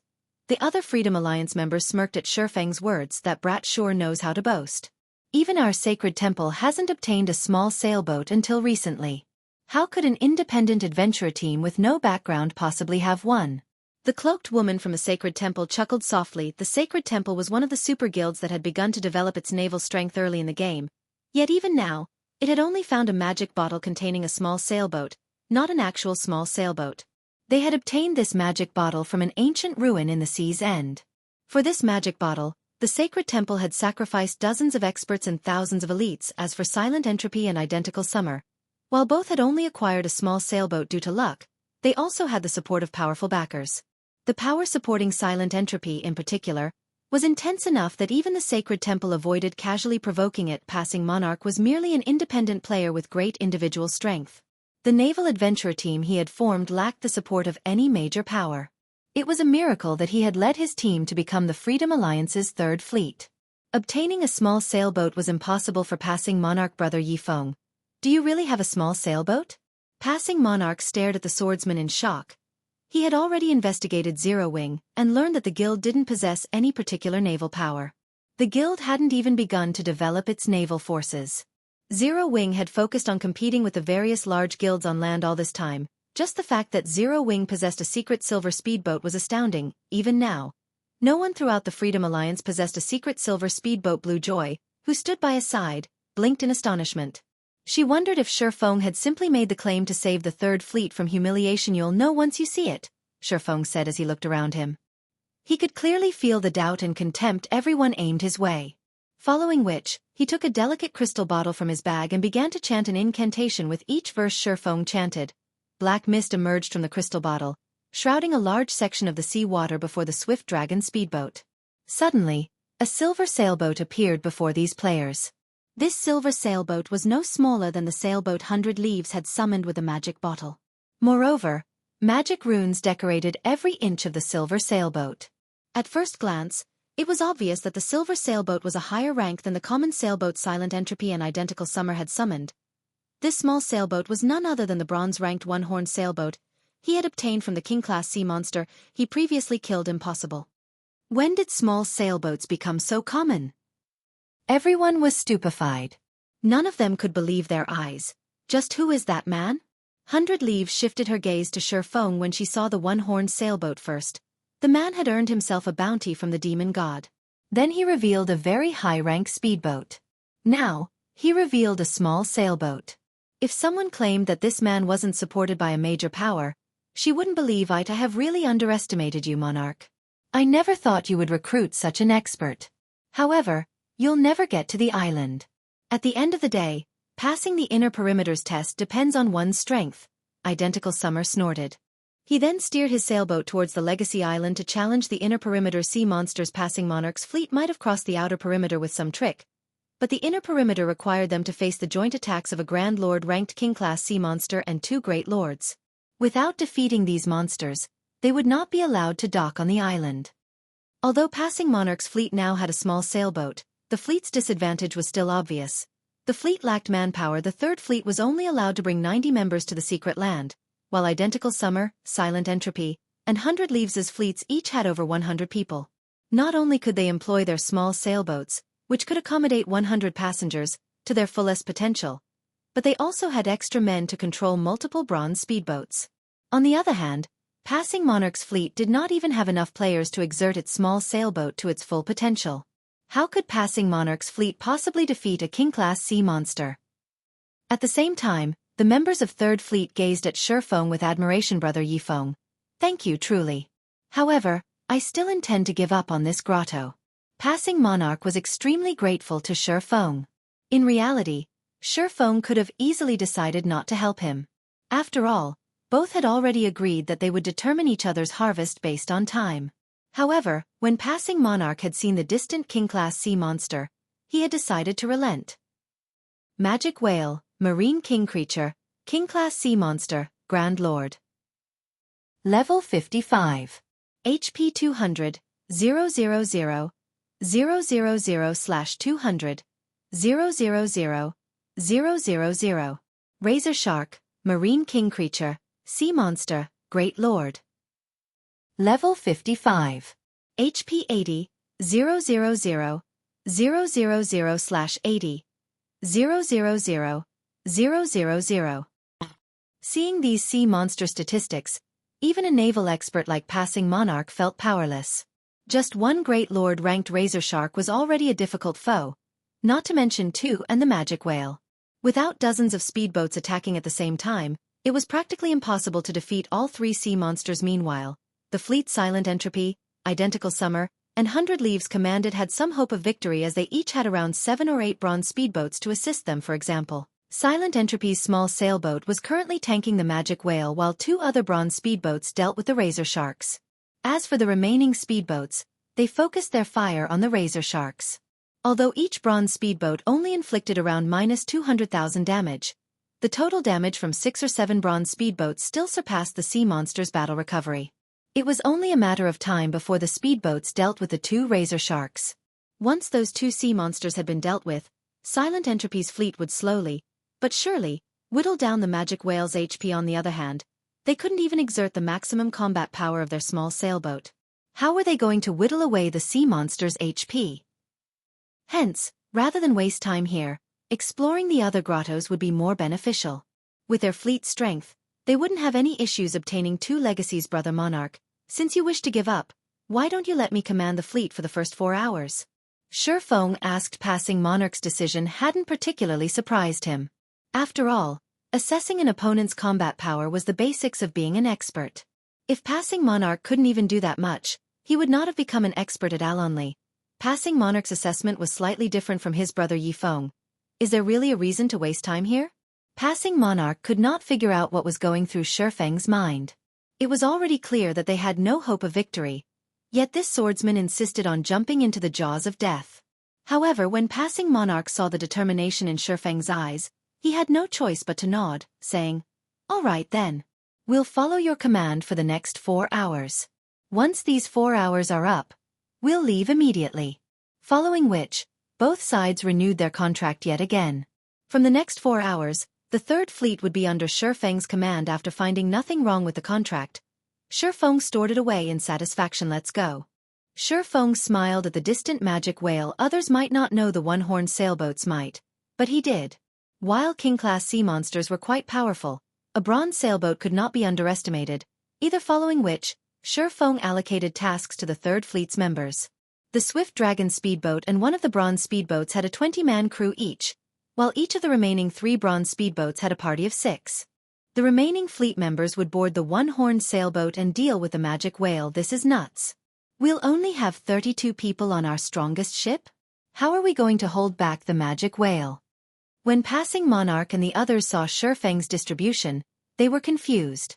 The other fleets had 3 full MT parties each, splitting the magic whale's damage. Those fleets also had the other crew members on their small sailboats sharing the damage. Only then could they minimize the damage to their sailboats. Otherwise, before their respective fleets even finished off one razor shark, their sailboats would be reporting for duty in Davy Jones' locker. However, Shifeng insisted on this setup, and Passing Monarch had no choice but to agree. After all, Shifeng now held authority over the fleet. Moreover, the sailboat belonged to Shifeng. As the one-horned sailboat approached the island, a magic whale and 2 razor sharks emerged from the water. Their massive frames resembled large mountains, blocking the legacy island from view. Begin. Shifeng fired the thunder cannon at the magic whale. Chapter 1225. The Might of a Bronze Small Sailboat. Hellscythe_Fluffy Goblin. Chapter 1225. The Might of a Bronze Small Sailboat. Leaves. This magic whale's attack range is too wide. We won't hold at this rate. We need to use magic scrolls, the cloaked woman from the sacred temple said, frowning at their sailboat's remaining durability. The razor sharks were only great lords. Moreover, their skills were monotonous, making their attacks easy to dodge. Bronze speedboats were more than enough to cope with the razor sharks. The problem was the magic whale. Although the Grand Lord was clumsy and slow, and its attack patterns were not particularly complex, it was still a powerful foe. Aside from ruthless headbutts, the magic whale's main attacks were Ice Meteor and Icicle Rain. When casting Ice Meteor, the magic whale would call down a massive globe of ice. Even with 6 MTs sharing the attack's damage, all 6 would lose over 2/3 of their HPs. Furthermore, the Grand Lord used Ice Meteor frequently. Only when all 18 MTs took turns blocking could they keep up with the attacks. The burden on the healers was also massive, as one mistake could spell the end for a party of MTs. However, this was not the team's greatest challenge. The magic whale's Icicle Rain was what left everyone speechless. When the magic whale cast Icicle Rain, countless icicles would rain down from the sky. Although each icicle only dealt around -10,000 damage and could easily be blocked by any player, they could not keep up with how many icicles bombarded their ships. One could say that this skill specifically targeted ships. By the time Icicle Rain's duration ended, their small sailboat would have lost roughly 3 or 4 points of durability if they continued this battle of attrition. Their small sailboat's 700 durability would have long since bottomed out before they could shave away the magic whale's 200 million HP. Sure enough, a king-class sea monster is not an easy foe. 100 Leaves frowned as she watched another batch of icicles form in the sky. She then said to the cloaked woman, "Use the Tier 3 summoning scroll. Have the summoned creature share part of Icicle Rain's damage." The cloaked woman nodded before retrieving a Tier 3 summoning scroll and chanting the incantation with a Tier 3 summoned creature sharing the damage. The small sailboat only lost 1 point of durability by the time the skill ended. At the same time, the cloaked woman redirected a portion of the sailboat's cannon attacks towards one of the distant razor sharks, assisting the bronze speedboats in whittling down the Great Lord's HP. As a result, the razor shark's 80 million HP decreased at a visible rate: 95%, 94%, 93%. Leaves, Passing Monarch and the others seemed to be taking action. As the cloaked woman controlled the summoned creature, she noticed the one-horned sailboat moving deeper into the inner perimeter, and an odd feeling rose in her chest. Passing Monarch's fleet only had 90 members. Even with a small sailboat, such a small team was not enough to defeat the magic whale. Any expert worth his salt should know this, much less a fleet commander like Passing Monarch. They were actually pushing forward? 100 Leaves glanced at Shi Feng, who stood aboard the one-horned sailboat. Smiling, she muttered, "What an interesting person." She was very familiar with Passing Monarch. While Passing Monarch's individual combat standards were not particularly high, his leadership abilities and assessment for monster strengths were first class. He would never take such a risk. The only possibility was that Shi Feng had persuaded him to do so. Silent Entropy and Identical Summer had also noticed the one-horned sailboat's approach. They were not giving up? Identical Summer asked contemptuously.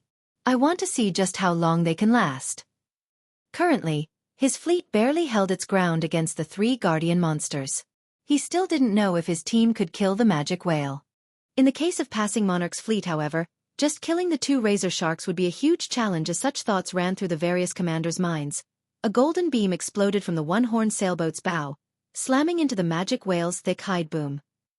As it struck, the golden beam carved out a small wound from the magic whale's side, blue blood spilling into the water. How can it possess such power?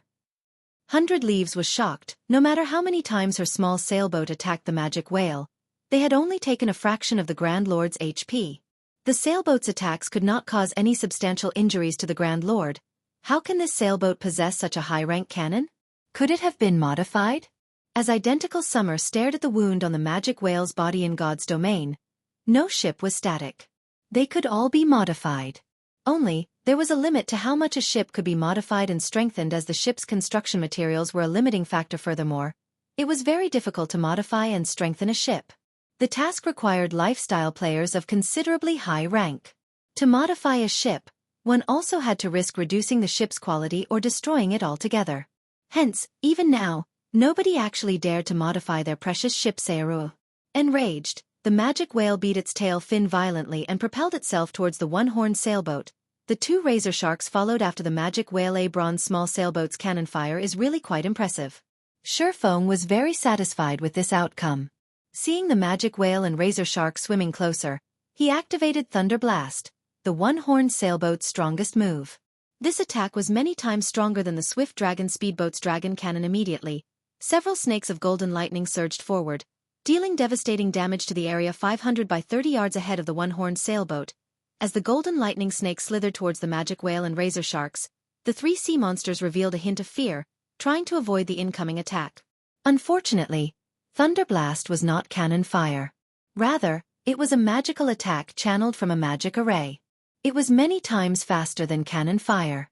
The arcs of golden lightning had crossed several hundred yards in the blink of an eye. Boom. Boom. Boom. When the golden lightning streaked past the magic whale and razor sharks, all 3 sea monsters screamed in agonizing unity. The magic whale and razor sharks were all in a miserable state. The magic whale was covered with wounds with fresh blue blood coloring the water.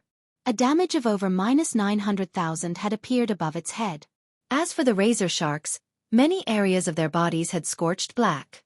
The 2 great lords had clearly suffered serious injuries, significantly affecting their combat powers. Each had lost over 2 million HP in the attack. Thunder blasts might stupefied everyone present. This is impossible. The watching players instinctively refused to accept this reality. They had lived in Sea's End throughout their career in God's domain. They had lost count of how many times they had fought sea monsters. Hence, their naval understanding ranked at the peak of God's domain. However, the one-horned sailboat's attacks were unbelievable. Brother Yifeng. Just, what rank is your sailboat? Passing Monarch gulped audibly as he looked at the heavily injured razor sharks. Only now did he understand why Shifeng was so confident. With such firepower, it was no wonder why Shifeng wasn't worried about killing the magic whale. What do you think? Shifeng smiled mysteriously, not offering a concrete answer. Players still assumed that small sailboats were similar to speedboats, which had only a small gap in power between each rank. They had not yet realized how vast the divide was between a common ranked small sailboat and a bronze rank. In terms of firepower, a bronze small sailboat could rival a fine gold speedboat. This was the reason that Passing Monarch's assessment of each side's combat power was incorrect. Brother Monarch, you guys deal with the razor sharks. Make sure you lure them away from each other.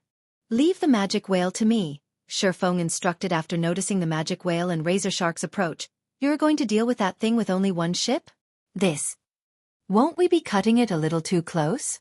Chapter 12:26. Hidden effect of the bronze small sailboat. Shifeng's commands confused Passing Monarch and the others. The one-horned sailboat might possess frightening killing power, but when all was said and done, the magic whale was still a king-class sea monster. It was still a terrifying foe. Though Silent Entropy and the other fleets relied on their small sailboats to tank the magic whale, they constantly had 2 or 3 bronze sailboats assisting from the side.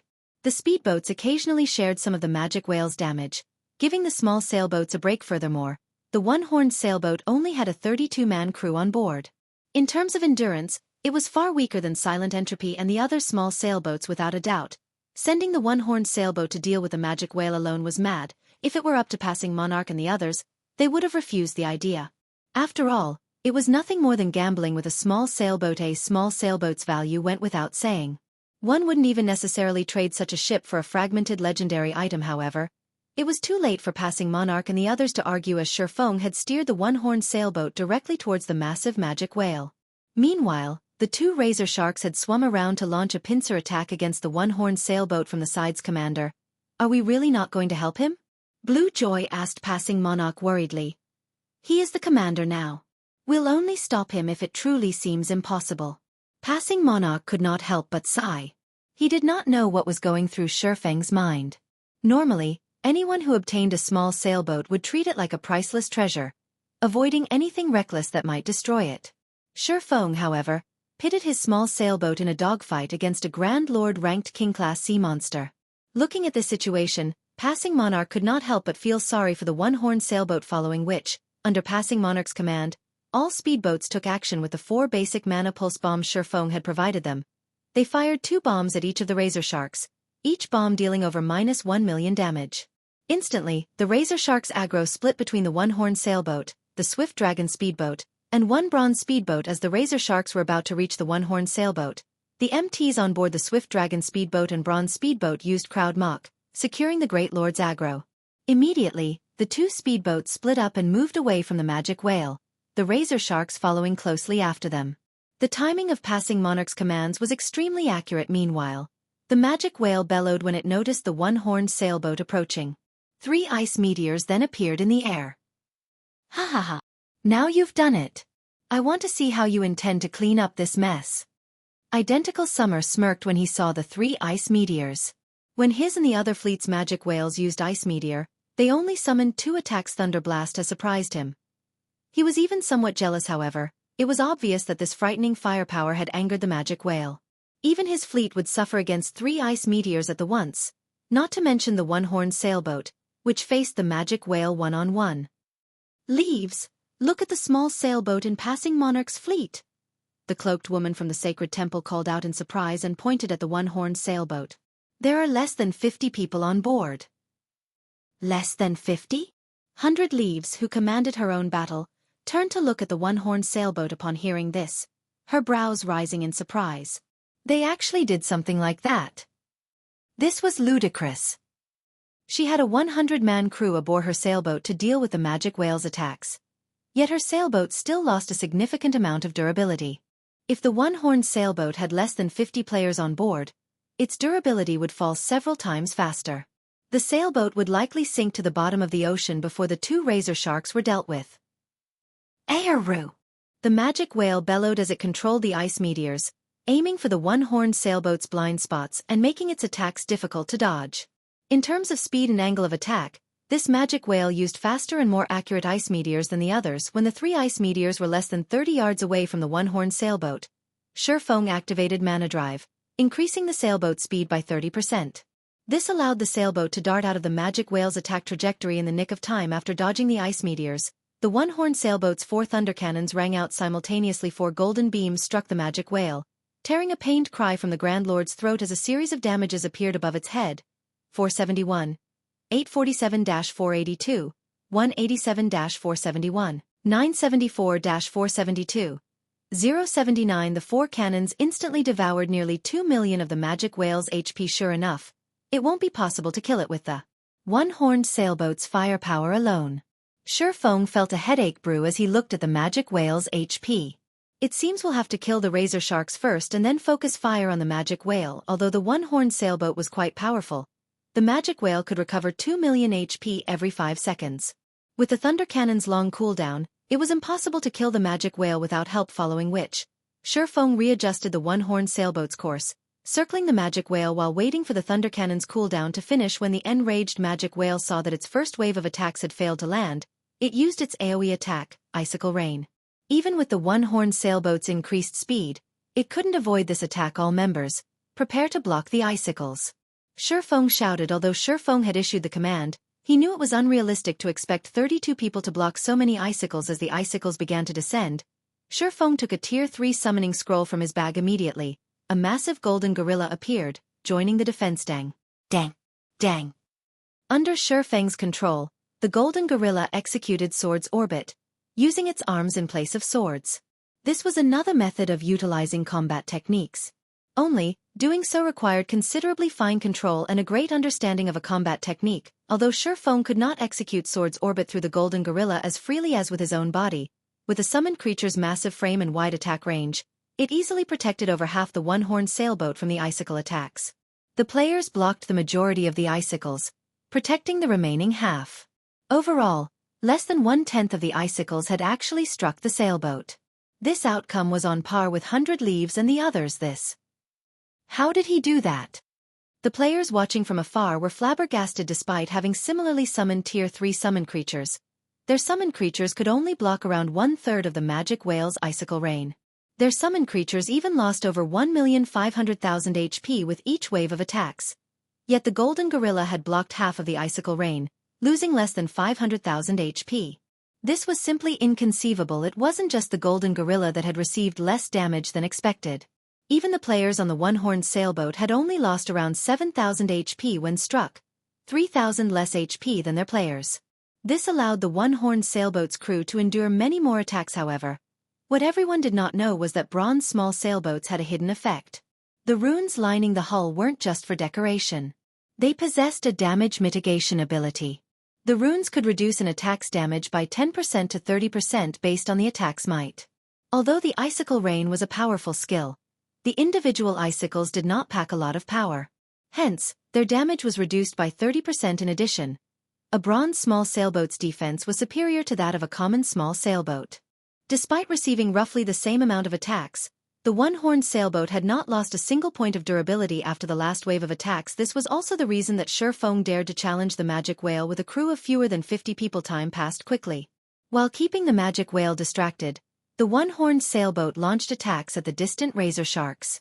In less than 15 minutes, both razor sharks were dead, fueling the team's EXP bars. In contrast, each of the other fleets had only dealt with one razor shark so far. The difference between them was obvious instantly. Now that only the magic whale remained, Shifeng's side had a much easier time. Although it took a long time just to reduce the magic whale's HP by 1%, they slowly, but surely, depleted the Grand Lord's HP. When the magic whale's HP fell to 10%, it spread its colossal jaws, and a frightening amount of mana began to concentrate in its mouth. All speedboats, hide behind the sailboat. Shifeng shouted hurriedly. All King-class sea monsters possessed powerful team wipe moves. The magic whale was no exception. The king-class sea monsters inside secret lands might not be as powerful as those elsewhere, which possessed second lives, but it still shouldn't be underestimated. Hararu. An evil glint appeared in the magic whale's eyes. The magic whale snapped its mouth shut. Its body then began to release dark blue beams of light that directly devoured Shifeng and the others. As the light show ended, the sea around the one-horned sailboat and the magic whale had transformed into a frosty world. Everyone gasped at this sight. The magic whale was simply too fierce. This last move could rival the power of a Tier 4 large-scale destruction spell. As a result of the spell, the magic whale had lost 5% of its HP as the icy fog surrounding the one-horned sailboat dissipated. It received significant damage as the blue barrier protecting the ship crumbled and disappeared. This was none other than the one-horned sailboat's life-saving skill, Magic Shield. When activated, it would create a barrier capable of absorbing up to 1 million damage for 5 minutes. Although the barrier couldn't mitigate all of the damage, at the very least, it had prevented many of the crew's deaths. After sharing the damage, 19 people were still alive on the one-horned sailboat. As for the speedboats behind the one-horned sailboat, only the Swift Dragon speedboat and the Bronze speedboat with a full crew had half their original crew members. The other Bronze speedboats had lost their entire crews, leaving behind ghost ships. The magic whale has entered a weakened state. Throw everything you have at it. Shifeng had less than half of his HP remaining. Although he had prepared for this, the move had shocked him. Even after activating Magic Shield, everyone on board had still received so much damage. Although only the one-horned sailboat, Swift Dragon speedboat, and one Bronze speedboat remained, the magic whale's defense was crippled. Moreover, it had lost its ability to recover in battle. It was nothing more than a living target for Shifeng and his crew. Now 4%. 3%. 2%. 1%. Die! Shifeng activated Divine Blessing and used Thunder Blast. Countless arcs of golden lightning devoured the magic whale's remaining HP. In the end, the magic whale released an agonized cry as its body disintegrated into particles of light. Immediately after, a large group of golden dots descended towards the water. Chapter 1227. Upgrading the 7 Luminaries Ring. Hellscythe_Fluffy Goblin. Chapter 1227. Upgrading the 7 Luminaries Ring. It's dead. Silent Entropy, Identical Summer, and 100 Leaves' crews were dazed for a long time after watching Shifeng and his team kill the magic whale. Even now, they had only whittled down their respective magic whales to 30% HP, and both their small sailboats and their member count had suffered significant losses. Their healers, in particular, were nearly out of mana. They were barely holding on by relying on mana recovery potions and special tools. Needless to say, the longer they continued this battle, the greater their losses would become. Damn it. Why are they the ones to kill the monsters first? Identical Summer's eyes were bloodshot when he saw the golden orbs of light floating above the water's surface. When he noticed that only a few members remained on Passing Monarch's fleet, he smiled coldly as he said, "Change our course. As long as we get the item to dock, we can get to the island without killing the magic whale." At this moment, Passing Monarch's fleet was a remnant of its past glory. On the other hand, his fleet was still in considerably good shape. With a numerical advantage, they should have no problem stealing the magic whale's loot. As Identical Summer's fleet took action, Silent Entropy commanded his fleet to charge at Passing Monarch and the others as well. The Freedom Alliance had not set any rules or signed any contracts forbidding them from attack each other in the secret land. After all, with so many legacies, it wasn't very likely that two fleets would find the same legacy. Leaves. Should we go as well? The cloaked woman asked 100 Leaves. Not only can we steal the item to dock on the Legacy Island, but we can also kill that person and finish the quest. The fact that Passing Monarch's fleet had managed to kill the magic whale first had given it an advantage over the other fleets. Unfortunately, the nail that stuck out was usually hammered down first. None of these players were good people. Why would they let this opportunity escape? 100 Leaves did not reply immediately. Instead, she looked towards Shifeng, who stood aboard the one-horned sailboat, various emotions flashing in her eyes. After giving the matter some thought, 100 Leaves said, "Let's wait." If it were only Passing Monarch, she would have joined in the fray without hesitation. Now, however, there was the unknown factor named Shifeng. Although Shifeng was only one person, she felt that something was off. Silent Entropy and Identical Summer did not know Shifeng's secret. The Soul Orb was important enough to drive even the demon god frantic, and Shifeng currently carried this item. He had also revealed priceless treasures like the Swift Dragon speedboat and one-horned sailboat. Moreover, Shifeng had displayed his skills in controlling a summoned creature, allowing the beast to exert extraordinary combat power. Most likely, not even the Sacred Temple's old monsters could accomplish such a feat no matter how she looked at it. Shifeng wasn't a simple character. It was unwise to take action against him right now, but... The cloaked woman grew anxious as she watched Identical Summer's and Silent Entropy's fleet sail closer to the magic whale's loot. Enough. I've made my decision. Let's concentrate on dealing with our own magic whale. If there is an opportunity, I won't let it get away, 100 Leaves commanded indifferently. Meanwhile, as soon as the magic whale had died, Shifeng steered the one-horned sailboat towards the dropped item's location, completely ignoring the fact that the magic whale had provided enough EXP to net him one whole level. Currently, he was at 24% of level 51. Meanwhile, Passing Monarch and the other members of the Third Fleet had leveled up twice. Reaching level 45 perhaps due to divine providence, the magic whale had dropped over 30 items. This was a considerable harvest for a monster in a secret land. The monsters in secret lands were mainly there to test players' worthiness of the final treasure. Hence, while they provided higher EXP than normal, their drop rate was generally low. Take the two razor sharks for example. Both had only dropped 4 items in total. Although the magic whale's 30-plus items were scattered, Identical Summer's and Silent Entropy's fleets were too far away. Even if they sailed at full speed, it would be quite some time before they arrived. Shifeng had more than enough time to pick up all of the loot. Hand over the loot, and I'll let you all off the hook. Identical Summer, who arrived first, shouted at Shifeng and Passing Monarch. If you don't hand it over, none of you will leave this place alive. I'll have my men kill you until you drop all of the loot. Summer, you're too shameless. Didn't we agree to rely on our own skills once we enter the secret land? We killed this magic whale. Passing Monarch surveyed his surroundings and noticed that Identical Summer's fleet had already surrounded them. They would have to fight their way out now after entering the Sea Dragon's secret land. Players couldn't leave the secret land during the first 6 hours. So far, only 1 hour or so had passed. With the number of players in Identical Summer's fleet, he definitely had the power to kill them multiple times. Ha ha ha. Monarch, while we did agree to rely on our own capabilities, we never said that we aren't allowed to plunder each other's ships. Identical Summer sneered. I don't have that much patience right now. I'll count to 3. If you don't hand the loot over, don't blame me for being ruthless. 1. 2. Both he and Silent Entropy intended to plunder Passing Monarch's loot. As his fleet was closer to the one-horned sailboat, he got there first. However, if Silent Entropy joined the battle, the situation would become even more complicated. If there was going to be a battle, he needed to end it quickly. Passing Monarch also understood that Identical Summer was fully capable of acting on his words. He had no way of buying more time. He turned to Shifeng and said quietly, Brother Yifeng, rest assured, even if I have to put my life on the line, I won't let Identical Summer get away with this. Later, I'll distract Identical Summer while you get to the island. Once you've entered the island, he won't be able to touch you. Hearing this, Shifeng was moved.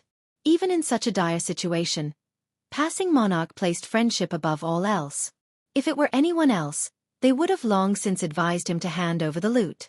After all, according to their contract, the magic whale's loot belonged entirely to him. Not Passing Monarch. It's fine. I'll fight with you. Worst case scenario, it'll just be 1 death, Shifeng said, laughing. While Passing Monarch was also moved by Shifeng's response, he sternly insisted, Don't be stupid.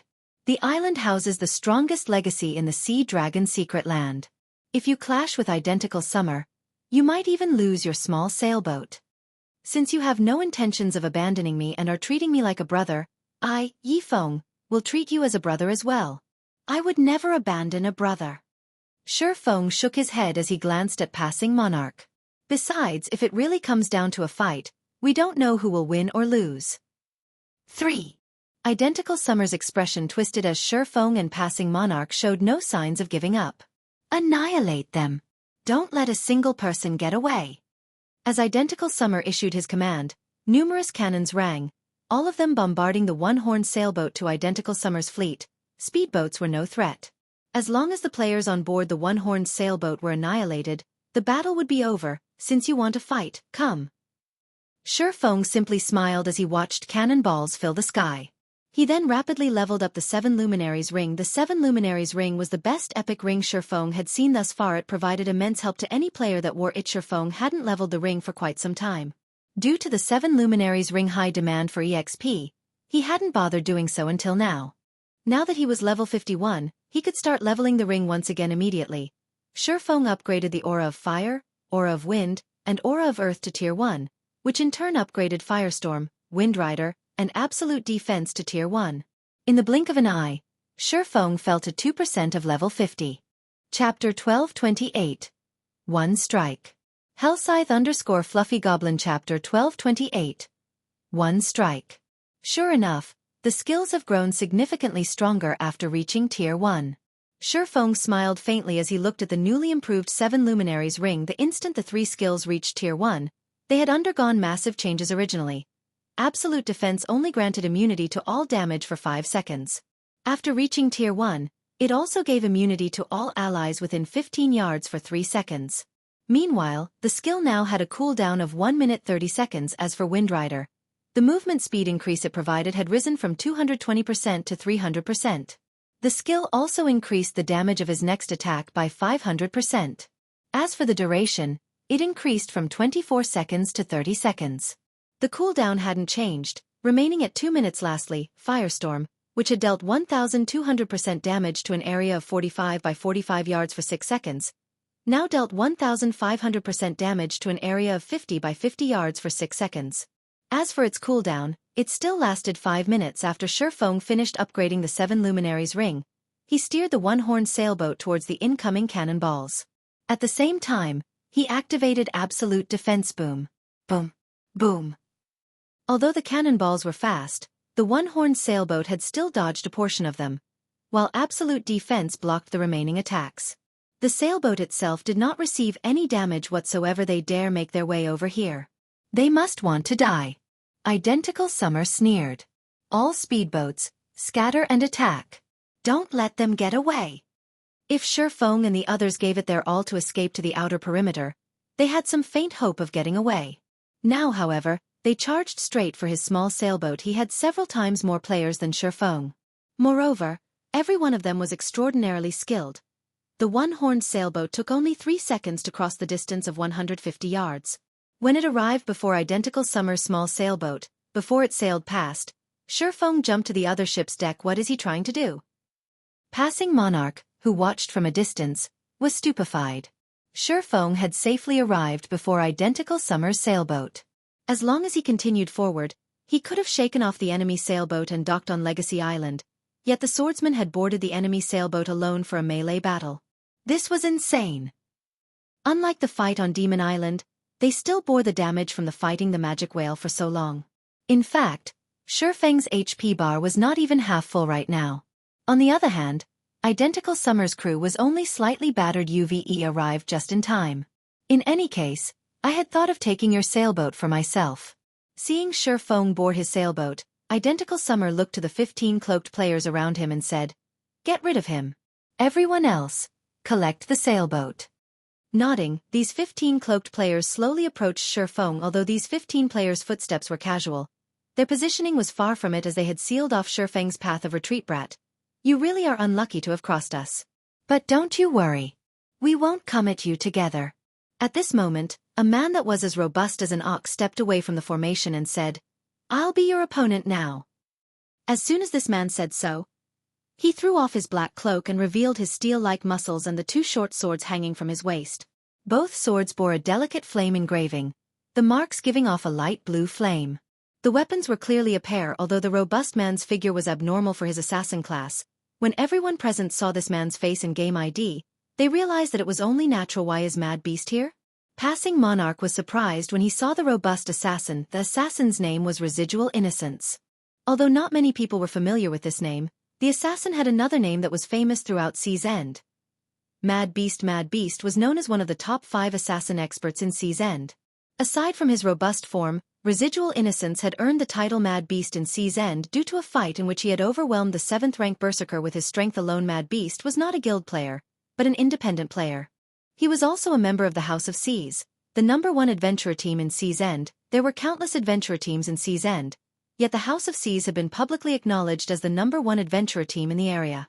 Not only did the adventurer team possess many experts, But it also operated several popular shops passing Monarch, and his fleet members weren't the only ones surprised. 100 Leaves and the others hadn't expected to see Mad Beast. Either they had never imagined that Identical Summer would join hands with the House of Seas. This makes things a bit tricky. If Identical Summer has joined hands with the House of Seas, it could cause some trouble for our plans to take over the Freedom Alliance, the cloaked woman from the Sacred Temple said. Frowning. Although the House of Seas was merely an adventurer team, it was backed by an extraordinary power. During the Sacred Temple's investigation, it discovered that the House of Seas had secured the support of a certain major corporation from overseas. If the Sacred Temple wanted a hand in the Freedom Alliance's first fleet, it would likely have to compete with that corporation in the future. The Freedom Alliance's top-ranked fleet commanders cannot be underestimated. Let's get ready. We cannot let Identical Summer monopolize the loot, 100 Leaves said, smiling originally. She had worried that Identical Summer would not be a match for Shifeng. However, it would seem that both sides were equally matched. It was likely that they would enter a stalemate. If that happened, she would have a golden opportunity to rake in a fortune. However, as 100 Leaves considered such thoughts, Shifeng exploded into action. Instant strike. In the blink of an eye, Shifeng appeared before Mad Beast and executed Sword's Orbit. Instant strike increased his attack speed by 500% and damage by 400%. Even someone like Mad Beast was caught off guard. Before the assassin could even activate Vanish, Shifeng's sword bit into him. Only after Shifeng's second slash descended did he successfully activate Vanish. However, it was too late. 39,486. A terrifying damage devoured all of Mad Beast's 30,000 HP. Even after his death, Mad Beast could not figure out how a normal attack had taken his life. How is he so fast? Mad Beast's companions suddenly wore serious expressions. Mad Beast had literally died in the blink of an eye. This had to be a joke. Mad Beast could rank third among their group of 15. Although there were players who could defeat Mad Beast in Sea's End, his survivability was incredible due to his assassin class. If he focused on escape, very few could kill him. There wasn't even one expert in Sea's End who could kill him instantly. Now, Mad Beast lost. This can't be possible. Identical Summer's eyes nearly fell from their sockets when he saw this. While he had considered the possibility of Shifeng defeating Mad Beast, he had never expected Mad Beast to die instantly. Who is that man? 100 Leaves was stunned as she stared at Mad Beast's lifeless body. Based on her investigation, Mad Beast was a flowing water realm expert. Although he was no match for her guard, Scorpion, he wasn't an easy target. Who's next? Shifeng licked his lips as he glanced at the remaining experts from the House of Seas. Chapter 1229. Glory and Collapse. Hellscythe_Fluffy Goblin. Chapter 1229. Glory and Collapse. Shifeng's taunt instantly enraged his enemies. However, due to Shifeng's frightening performance and chilling killing intent, nobody dared to rush at him casually. The WVE got ourselves a tough one. Melees distract him. Ranged players assist from the sides. I refuse to believe that we can't take him down. A thin elementalist behind the group shouted. The heavy pressure these players felt from Shifeng vanished the moment the elementalist finished speaking. 5 melee players then charged at Shifeng. A Guardian Knight used Justice Roar. A Berserker used Flame Slash. A Shield Warrior used Shield Bash. A Swordsman used Wind Blade. And an Assassin used Stealth and circled to Shifeng's back. All 5 were level 43 and equipped with dark gold weapons and equipment. In terms of weapons and equipment, they were not the least bit inferior to Mad Beast. Moreover, these 5 had excellent coordination. While the Guardian Knight and Shield Warrior were distracting Shifeng, the other 3 launched attacks from Shifeng's blind spots. Even peak experts would have to retreat temporarily in the face of such an attack. After all, if hit, Shifeng would definitely be at a disadvantage. At the same time, the slim elementalist waved his staff and double cast, sealing off Shifeng's only path of retreat with an ice wall, as well as sending 5 great fireballs following the Guardian Knight and Shield Warrior. Amazing. Identical Summer was inwardly impressed by the timing and execution the House of Seas experts displayed. Whether Shifeng tried to run or fight after repelling the Guardian Knight and Shield Warrior, the 5 great fireballs would strike the instant he pushed the 2 MTs back. If Identical Summer had to face such a well-planned assault, he would die. Contrary to expectation, however, Shifeng smiled as the 5 melee players moved towards him. Immediately, he used Silent Steps and vanished. He reappeared behind the slim elementalist and swung down his sword. Dang. However, before Shifeng's killing ray could strike the elementalist, a layer of ice stopped it in mid-swing. Impressive reaction time. The ice barrier before him surprised Shifeng slightly. He would not underestimate Mad Beast and the other House of Seas experts. Otherwise, He wouldn't have used instant strike right from the start. The House of Seas had been one of the 6 major maritime trading firms in the past. The wealth it amassed was unimaginable. Meanwhile, to grow one's business to such an extent, one first needed enough strength to protect it. In fact, Mad Beast and the others represented the House of Seas' strength. They were all incredibly strong, and everyone had been an apex expert that had reached Tier 5.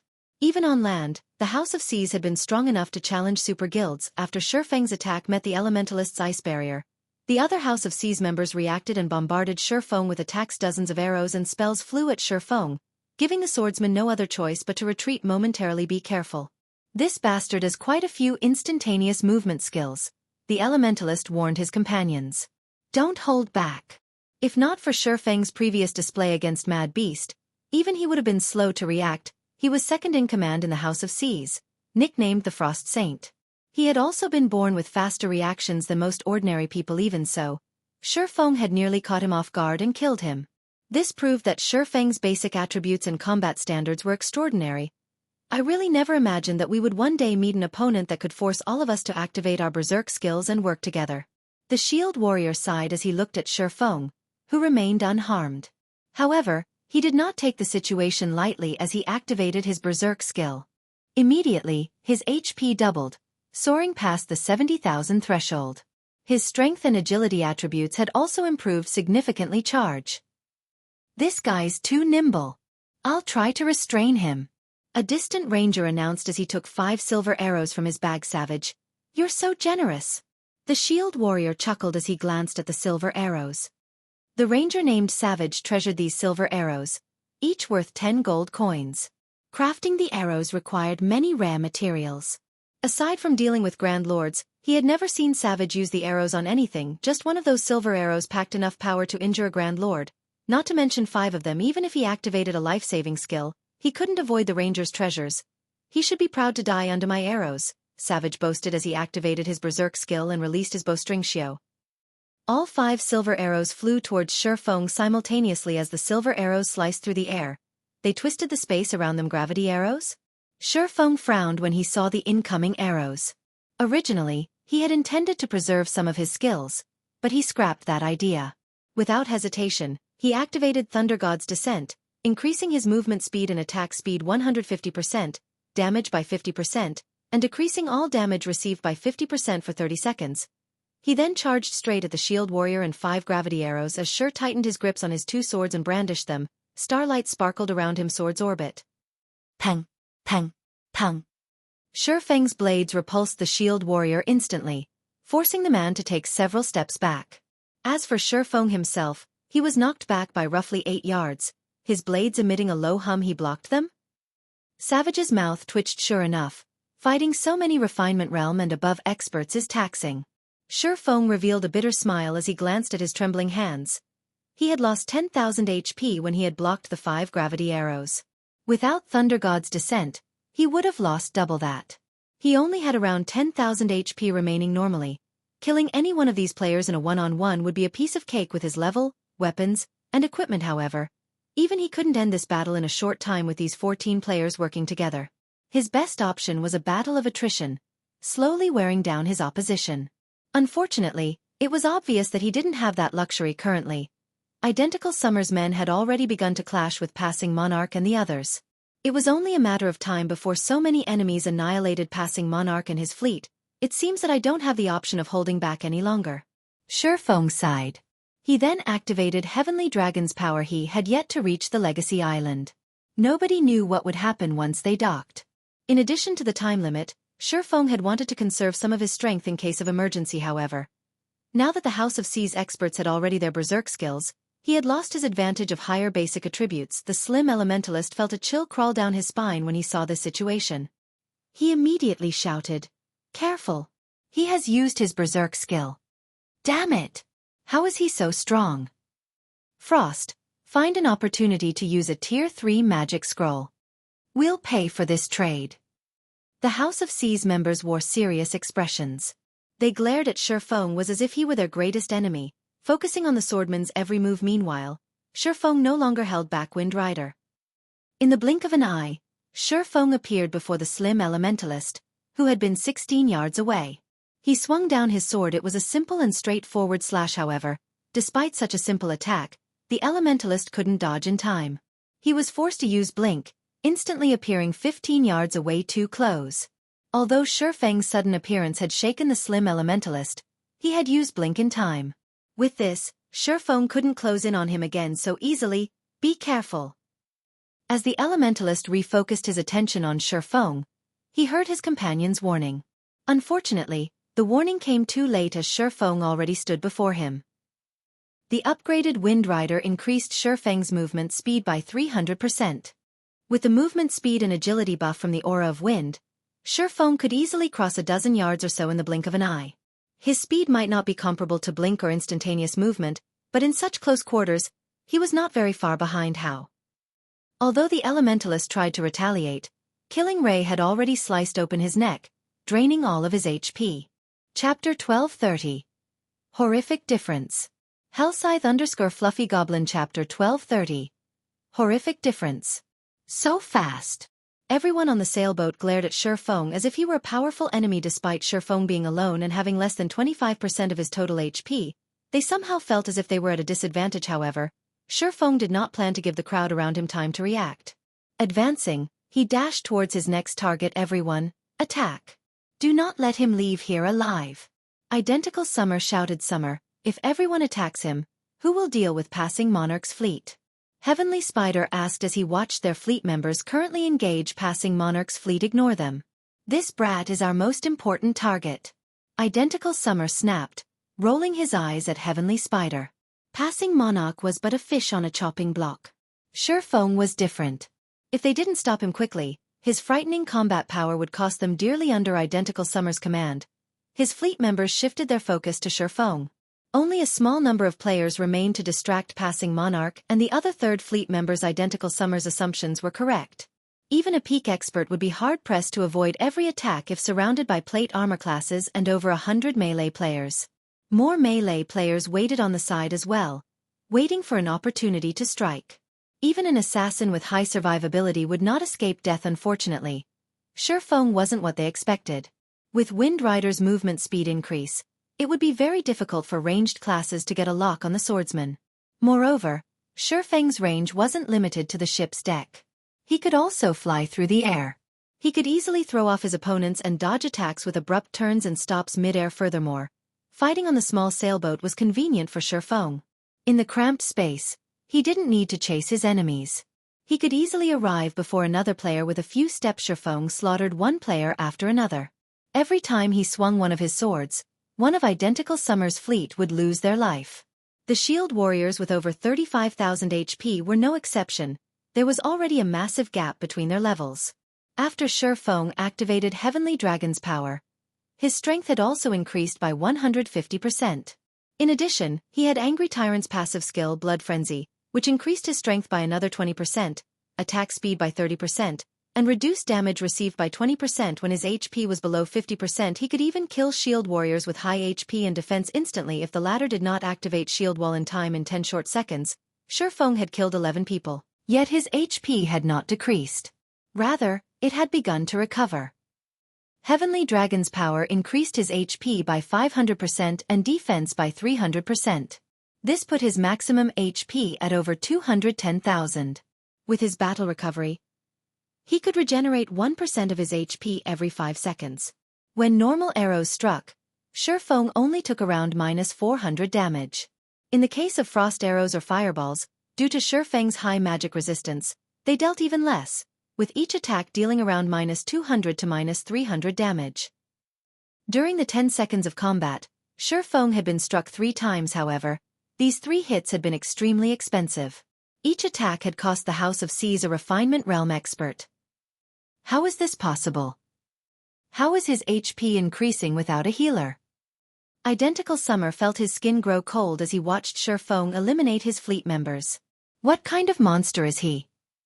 Every member of his fleet that he had brought with him to the secret land was an expert, yet against Shifeng's blades, they were no little more than thin sheets of paper. This transaction has cost us.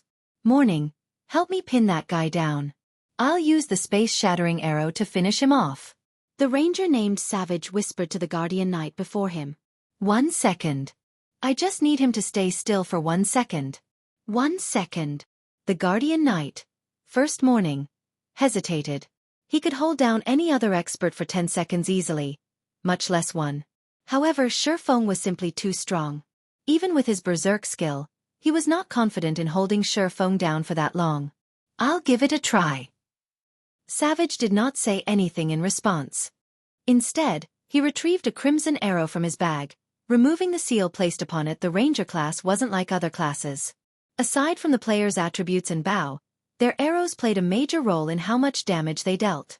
With a powerful arrow, a ranger could even display several times more combat power than usual. I refuse to believe that you can block the space-shattering arrow. Savage smiled confidently after removing the seal. The space-shattering arrow was not a craftable item. Rather, he had obtained it from an ancient ruin. It was the strongest arrow he had ever seen. As soon as he removed the seal, the arrow exuded a pressure on par with that of a great lord. Even injuring a grand lord wouldn't be an issue with his bow's effect. Savage now. First Morning shouted. The instant he noticed Shifeng kill one of his companions, he launched himself forward and tackled the swordsman. Even if Shifeng used a control removal skill, there was no escape. Shifeng could only break free with brute force. Nice job. Savage released the space-shattering arrow Xiao. The crimson arrow flew toward Shifeng. Space itself cracked as the arrow passed. Even a tier 4 skill paled in comparison to the space-shattering arrow's power. Shifeng's expression darkened when he noticed the rapidly approaching crimson arrow.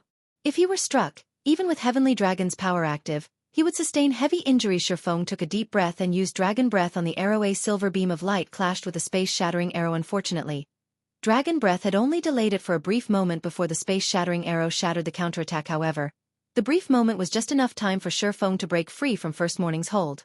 Almost instinctively, he executed a complicated mystical footwork technique before vanishing void steps.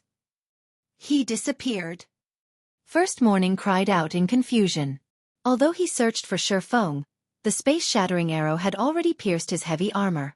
Not only had the arrow killed the Guardian Knight instantly, but it had also punched a hole in the small sailboat. How is this possible? Savage couldn't believe his eyes. The space-shattering arrow was extremely fast. While Shifeng's speed was frightening, he shouldn't be able to dodge the arrow yet.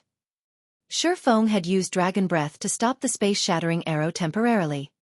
He had then used the brief delay to break free from First Morning's hold and dodge the ranger's attack. This was the first time he had ever seen such a fine, bold strategy. Where is he? Identical Summer muttered in confusion. Even after searching the deck, he didn't catch a glimpse of Shifeng. However, after Identical Summer had finished his 3 words, a blue long sword emerged from his chest. Identical Summer tried to turn his head. Before he had noticed, Shifeng had stood right behind him.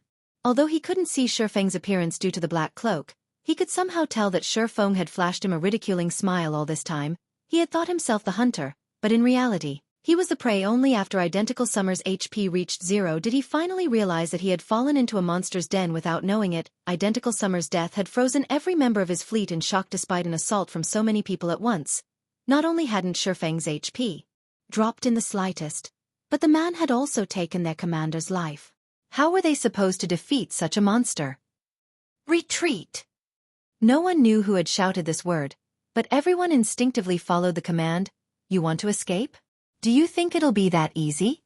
Following which, Shifeng raised Killing Ray high and activated Lightning Edge against the fleeing players. As Lightning Edge had a 0.5-second channeling time, it had limited effects against expert players. As he had previously stood in the center of the deck, he wouldn't have been able to hit as many players. Now, however, he stood at the tip of the stern.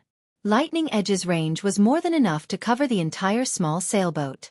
In addition, as these players turned their backs to him and fled, they had lowered their guard against the attack. Countless arcs of lightning shot forth from Killing Ray.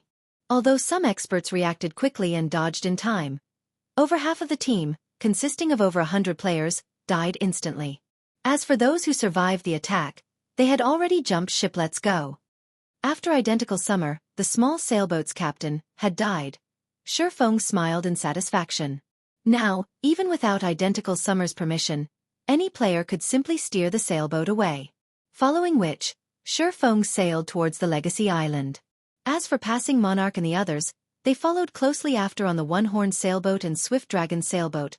Only now did Silent Entropy's fleet arrive. Commander, Are we going to chase after them? An indifferent man in blue mage robes asked as the fleet commander forget it. The battle is over. If we fight that person, we'll likely let that little girl take advantage of us. Let's head back and finish off the magic whale. Silent Entropy shook his head as he watched the distant Sure Feng. Chapter 1231. Hidden Reward for the First Kill. Hellscythe_Fluffy Goblin Chapter 1231. Hidden Reward for the First Kill. It's over. Disappointment flashed in 100 Leaves' eyes when she saw Silent Entropy's fleet turn back originally. She had thought that she could get to understand Sure Feng more through Silent Entropy and the others in the end. However, the outcome wasn't what she had hoped for. After watching Sure Feng's battle with identical Summer's fleet, she ended up with even more questions than before. Leaves. Your prediction was quite accurate. Fortunately, we didn't intervene. Otherwise we would have suffered severe losses as well, the cloaked woman said as she watched Sure Feng's departing figure in shock. Not only had Sure Feng wiped out over half of identical Summer's fleet by himself, but he had also taken a small sailboat from his enemies. Even in the sacred temple, there were only a few people capable of such a feat. When Sure Feng had dodged the crimson arrow, in particular, he had displayed perfect timing and skill usage. Had his aim with the skill been off, he would have lost his life then and there. Could he be a domain realm expert? The cloaked woman suddenly thought of this possibility and shuddered. Domain realm experts were peak existences even in the sacred temple. The guild would host an all-day celebration if such an expert joined. The cloaked woman also knew how fearsome a domain realm expert was, as she had once fought one. Despite both parties having the same level and attributes, the battle had been completely one-sided. She had not even injured her opponent before her HP dropped to nothing. The fact that Sure Feng had kept up with the crimson arrow was already impressive, not to mention counterattacking the arrow with a skill of his own. Without sufficient understanding and perception of physics, the feat would have been impossible. She was a void realm expert the sacred temple had nurtured. Although she had only recently reached the void realm, she knew that she was not capable of using a skill to strike an incoming arrow. A domain realm expert? 100 Leaves fell into deep thought. She felt both fortunate and frustrated. If Sure Feng really was a domain realm expert, then it would be impossible to kill him with their forces. After all, the previous fight had shown her that Sure Feng was a true monster when it came to basic attributes. With both the advantage in basic attributes and combat standards, how were they supposed to defeat him?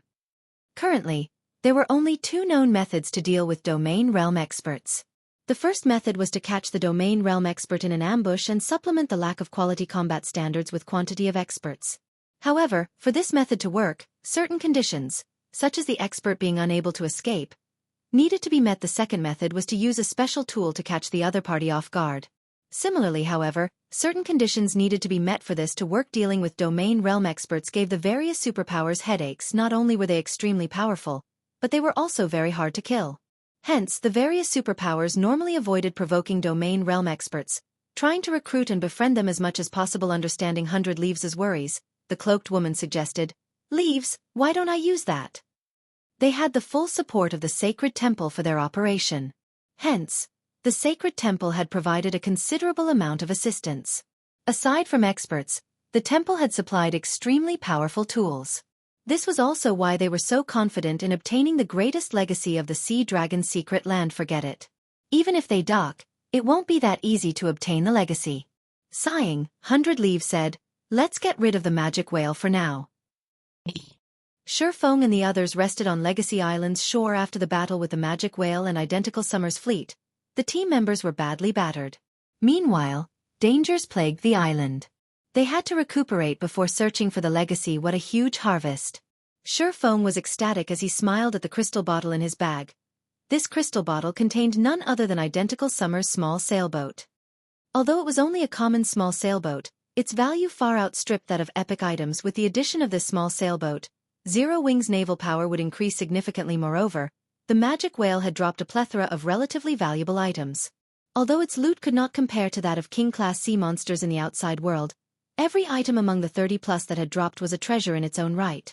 The magic whale skin, in particular, could strengthen ships. Sure Feng even regretted not killing a few more magic whales. Magic whale skin. Dark gold rank tool.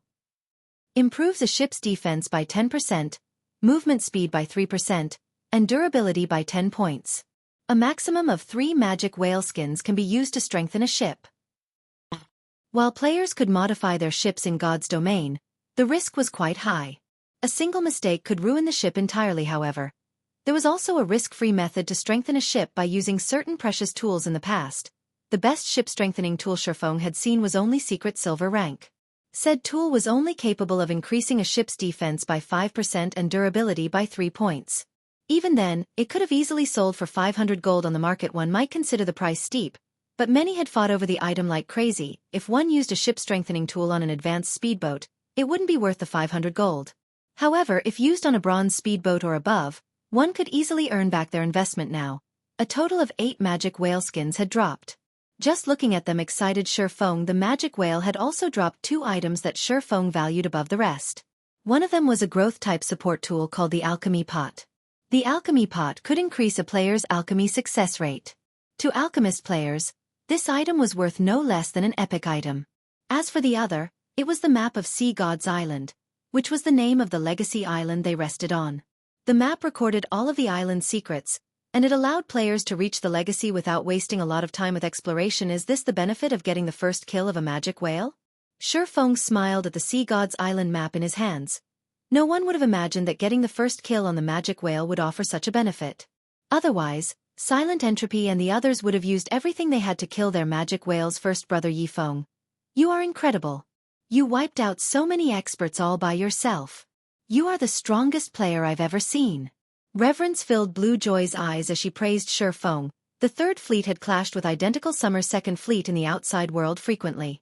She knew full well how powerful Identical Summer and his subordinates were, yet Shifeng had not only defeated them so easily, but he had also killed the House of Sea's mad beast with a single hit finally. Shifeng had even stolen Identical Summer's small sailboat. Identical Summer was most likely dying inside right now. Blue, don't just praise Brother Yifeng. Didn't you see my heroic performance? I faced Heavenly Spider and 3 of his experts at the same time. Passing Monarch boasted Commander. Brother Yifeng only used one move to annihilate over half of Identical Summer's experts. When you can defeat dozens of experts of Identical Summer's caliber by yourself, I'll praise you as well, Blue Joy retorted, giggling this. Passing Monarch fell silent. While he wished that he could accomplish such a feat, he was not a monster like Shifeng. Now that we've rested, let's set out. Shifeng simply smiled in response. In reality, his performance was average at best in the past. The experts that had become legends in God's domain were the truly amazing players. One expert had defended an entire city by himself. Moreover, said expert's opponent had not been an ordinary guild, but a super guild. Watching the expert face off against hundreds of the super guild's top forces had been spectacular. There was also one instance where an expert had held their ground against 3 god-ranked players. That battle had been truly breathtaking. Blue Joy and Passing Monarch had experienced too few battles in God's domain, particularly between famous experts. While the Legacy Island seemed small from afar, in reality, it was massive. Its size could rival a regional map. The island was also home to many powerful monsters, the weakest of which were chieftain rank, while the strongest were grand lords. Fortunately, the maximum level was level 55. However, the most troublesome part about getting through the island would be the many fatal traps that waited for them. Fortunately, under Shifeng's lead, the group had managed to reach the heart of the island after only 2 hours. The Tower of Falling Stars. Chapter 1232. Cities Management Rights. Hellscythe_Fluffy Goblin. Chapter 1232. Cities Management Rights. This should be where the legacy is. Excitement flashed in Passing Monarch's eyes as he looked at the tower hidden in the gorge. He was impressed by how fast Shifeng had found the greatest legacy of the Sea Dragon on his last visit to the secret land. The Third Fleet had taken over 4 hours to clear the trials. Afterward, they spent the remaining time searching Legacy Island. However, they failed to find the legacy and lost some of their members to the island's various traps. Yet Shifeng had located the legacy in less than 3 hours. It was a miracle, though Passing Monarch was a little frustrated that Shifeng would be the one to obtain the greatest legacy. After giving the matter some thought, it was much better than letting it fall into Silent Entropy or the others' hands. Moreover, if he had Shifeng's help later, he should have no problems obtaining the legacies in the 50-yard grottos. He could then stabilize his fleet's position as Third Fleet in the Freedom Alliance. Had he not cooperated with Shifeng, his fleet would have likely fallen to 7th or 8th Fleet after this expedition. If that happened, his fleet would no longer qualify to use the Freedom Alliance's large shipyard. When Shifeng saw the Tower of Falling Stars, although he was slightly excited, he did not hurry to approach the tower. Rather, he turned to Passing Monarch calmly and quietly asked, "Brother Monarch, are you interested in a trade?" At this point, he practically had the sea god's legacy in the bag.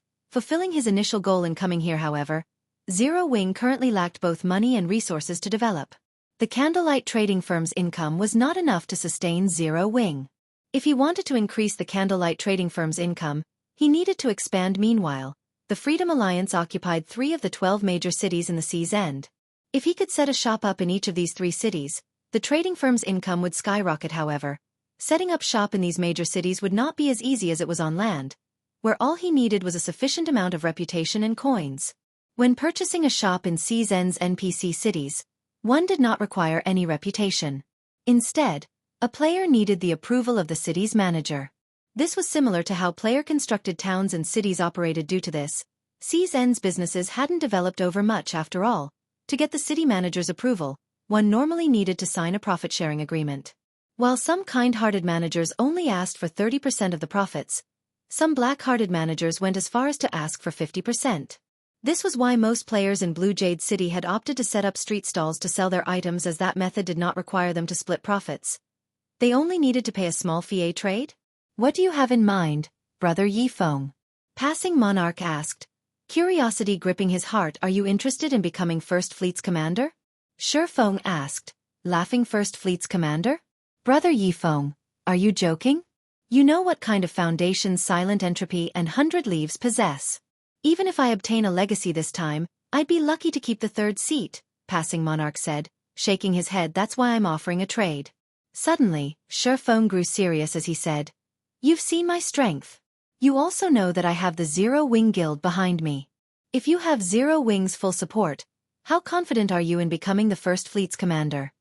Shifeng's words rendered Passing Monarch speechless. If not for Shifeng's help, the 3rd Fleet would have suffered in this operation. Although I don't know exactly how strong Zero Wing is, in my opinion, I'd be lucky to have a 20% chance of becoming the First Fleet's commander.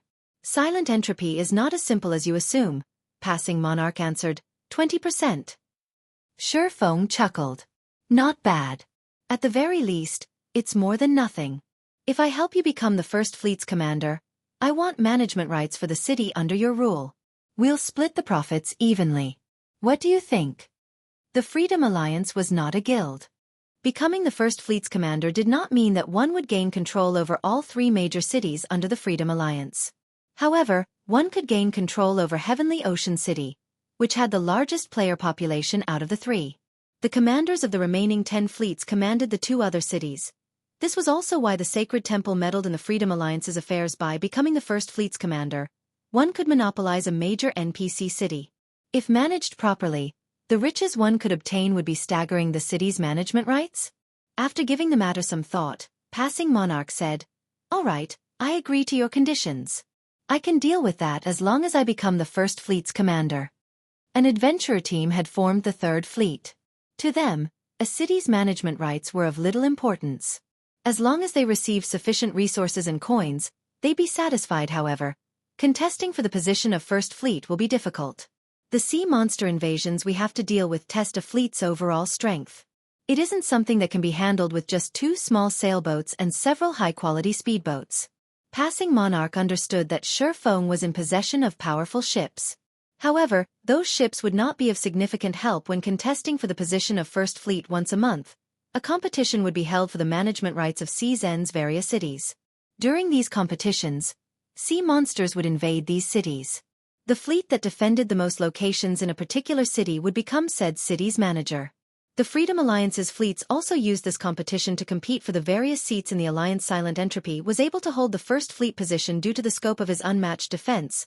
Although Shifeng appeared confident about the situation, Passing Monarch was no to understand. I will think of a way to increase your overall strength, Shifeng said, chuckling. Let's sign a contract. He more or less understood the Freedom Alliance's seeding competition. After all, the Freedom Alliance had been one of the overlords at sea in the past, following which Shifeng established a contract with Passing Monarch. The contents were very simple. Shifeng would help Passing Monarch become the commander of First Fleet. In return, Passing Monarch would hand over all management rights of the city he controlled to Shifeng. As for the Prophet City's profits, they would split them equally. While Shifeng managed the city, Passing Monarch also had to provide assistance in maintaining it. After they signed the contract, Shifeng nodded in satisfaction. He then led Passing Monarch and the others towards the Tower of Falling Stars. The tower had a total of 3 floors. According to the Sea God's Island map, the rewards on the first floor were available to all players that reached this place. Players would have to fight for the rewards on the second and third floors. Moreover, the rewards on the second and third floor were unique. Only the first player to clear the floor could walk away with them. Any players that cleared the floor afterward would obtain nothing as Shifeng and the others arrived before the Tower of Falling Stars. Shifeng stopped the team abruptly. This confused Passing Monarch and his sailors. A moment later, however, a familiar voice reached everyone's ears. We've been discovered already? Several figures suddenly emerged from the nearby forest. The person speaking was none other than 100 Leaves. Silent Entropy stood by her side casually. How did you guys get here so quickly? Passing Monarch was shocked to find 100 Leaves and Silent Entropy. Here the magic whale was not an easy opponent. The final, team wipe move was particularly threatening. Even if 100 Leaves and Silent Entropy defeated their respective magic whales, it should take their fleets quite some time to do so, yet they were here as soon as his group had reached the Legacy's location.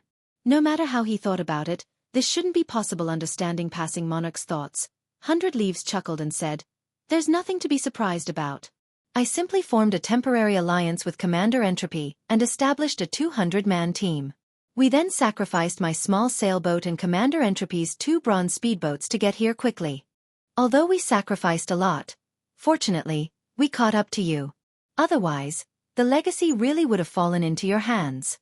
Passing Monarch could not help his astonishment. He had never dreamed that 100 Leaves would sacrifice even a small sailboat. Commander Leaves, your subordinate is truly amazing. Even in such a situation, he managed to track us. Shifeng offered his admiration as he glanced at the cloaked assassin beside 100 Leaves on their way here. He had tried to hide their tracks as much as possible. To track them, one needed to have leveled their tracker subclass to master rank at the very least. Well, enough talk. Since we're here, we should conclude this matter.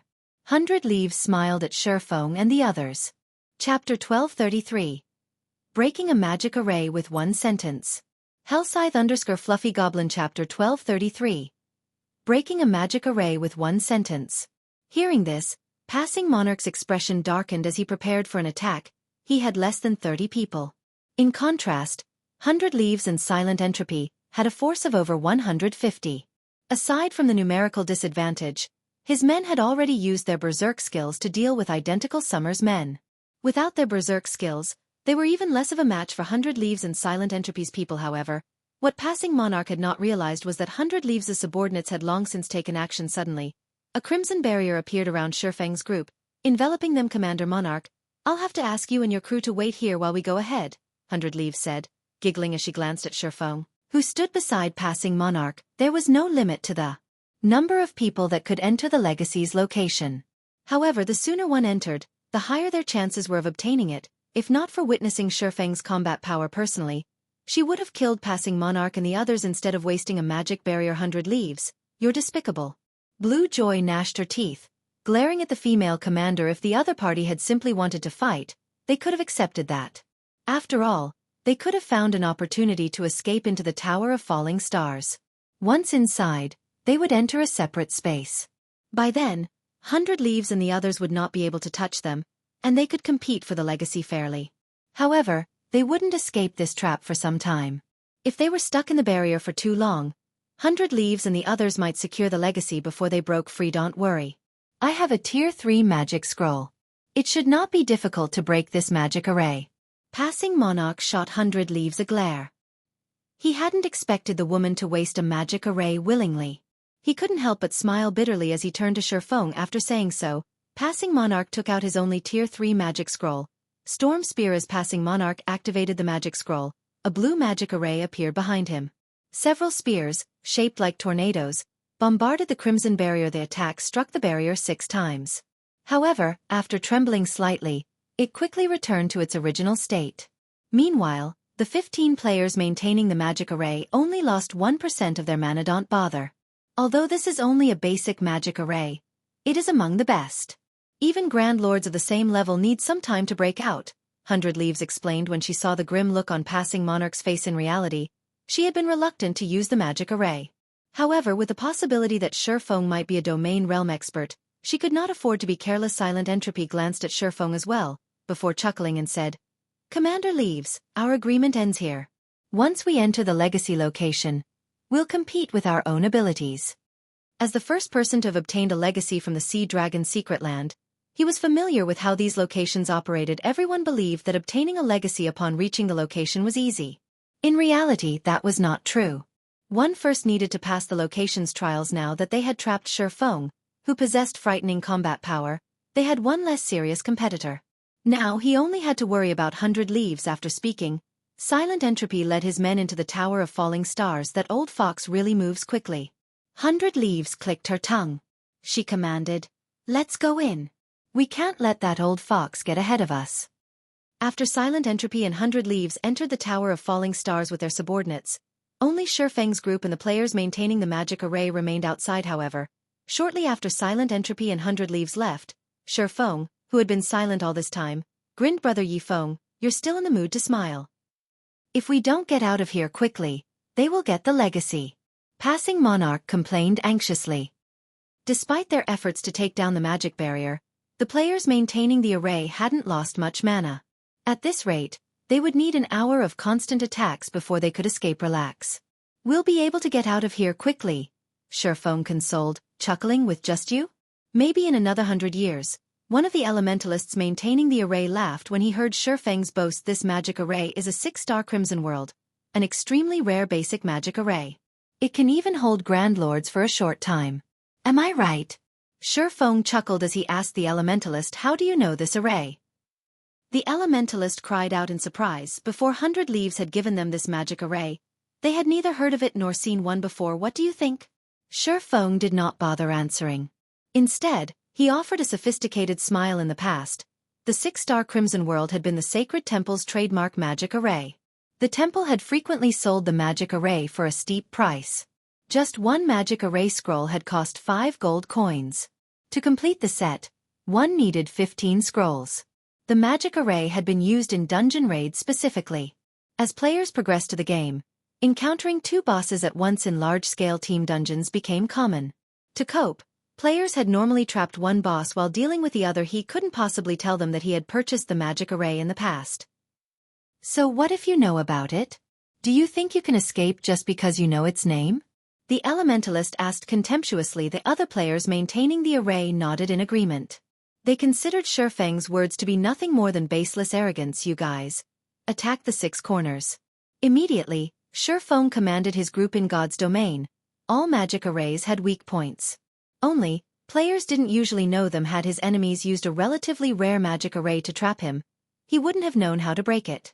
However, he was very familiar with the 6-star Crimson World. If 100 leaves had to blame anyone, she should blame the Sacred Temple for selling so many basic magic arrays in the past. Following which, under Shi Feng's command, the team ruthlessly attacked the array's 6 corners. The magic barrier, which had been unshakable, began to tremble violently. Their combined efforts were even more effective than passing Monarch's Tier 3 magic scroll. Meanwhile, the players maintaining the array watched their mana deplete rapidly. Each wave of attacks stole 2% of their mana. After several dozen waves, the 15 magical class players' mana fell below 50%. "Brother Yi Feng, you're too amazing." Blue Joy and the other members of Third Fleet gushed. They had already been impressed after watching Shi Feng slaughter so many experts. Now he had dealt with a powerful magic barrier with a single sentence. "How is this possible?" The players maintaining the magic array were going mad as they watched their mana plummet. The 6-star Crimson World was even capable of trapping a Grand Lord. Yet it faltered in the face of a small team of Tier 1 players. "Here's the final hit." As Shi Feng made the announcement, he activated Firestorm. After reaching Tier 1, Firestorm's might had become extraordinary. In the next moment, little butterflies of fire landed on the magic barrier's corners. When these little butterflies touched the barrier, the resulting impact resembled that of a high-speed truck crashing into a wall. After a mere 3 seconds, the 6-star Crimson World crumbled as the players maintaining it ran out of mana. Without mana, magical class players were little more than berserkers without weapons. Very quickly, Passing Monarch and the others massacred them. "Let's hurry inside," Passing Monarch ordered. Although they had been only stuck inside the magic barrier for several minutes, those minutes might give 100 leaves and the others a lead in the race for the legacy. Meanwhile, inside the Tower of Falling Stars, 100 leaves received a notification from a subordinate, which included a video of Shi Feng breaking the magic array. "Just who is this guy?" Confusion swirled in 100 leaves' mind as she stared at Shi Feng in the video. Chapter 1234. Secret Footwork Technique. Hellscythe_Fluffy Goblin Chapter 1234. Secret Footwork Technique. After 100 Leaves watched the video of Feng taking command. Her expression grew grim. The 6-star Crimson World was unique to the Sacred Temple as they had the only magic array design. Even now they had never announced this to the public no matter how she looked at it. Feng couldn't have located the 6-star Crimson World's weak points coincidentally. Seems I'll have to report this to the guild leader. 100 Leaves' gaze remained fixed on Feng in the video originally. The guild had planned to make a fortune with the 6-star Crimson World.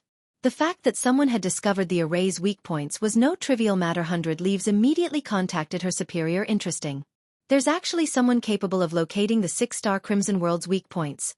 The handsome man wearing exquisite blue robes in the video replied, a faint smile appearing on his face.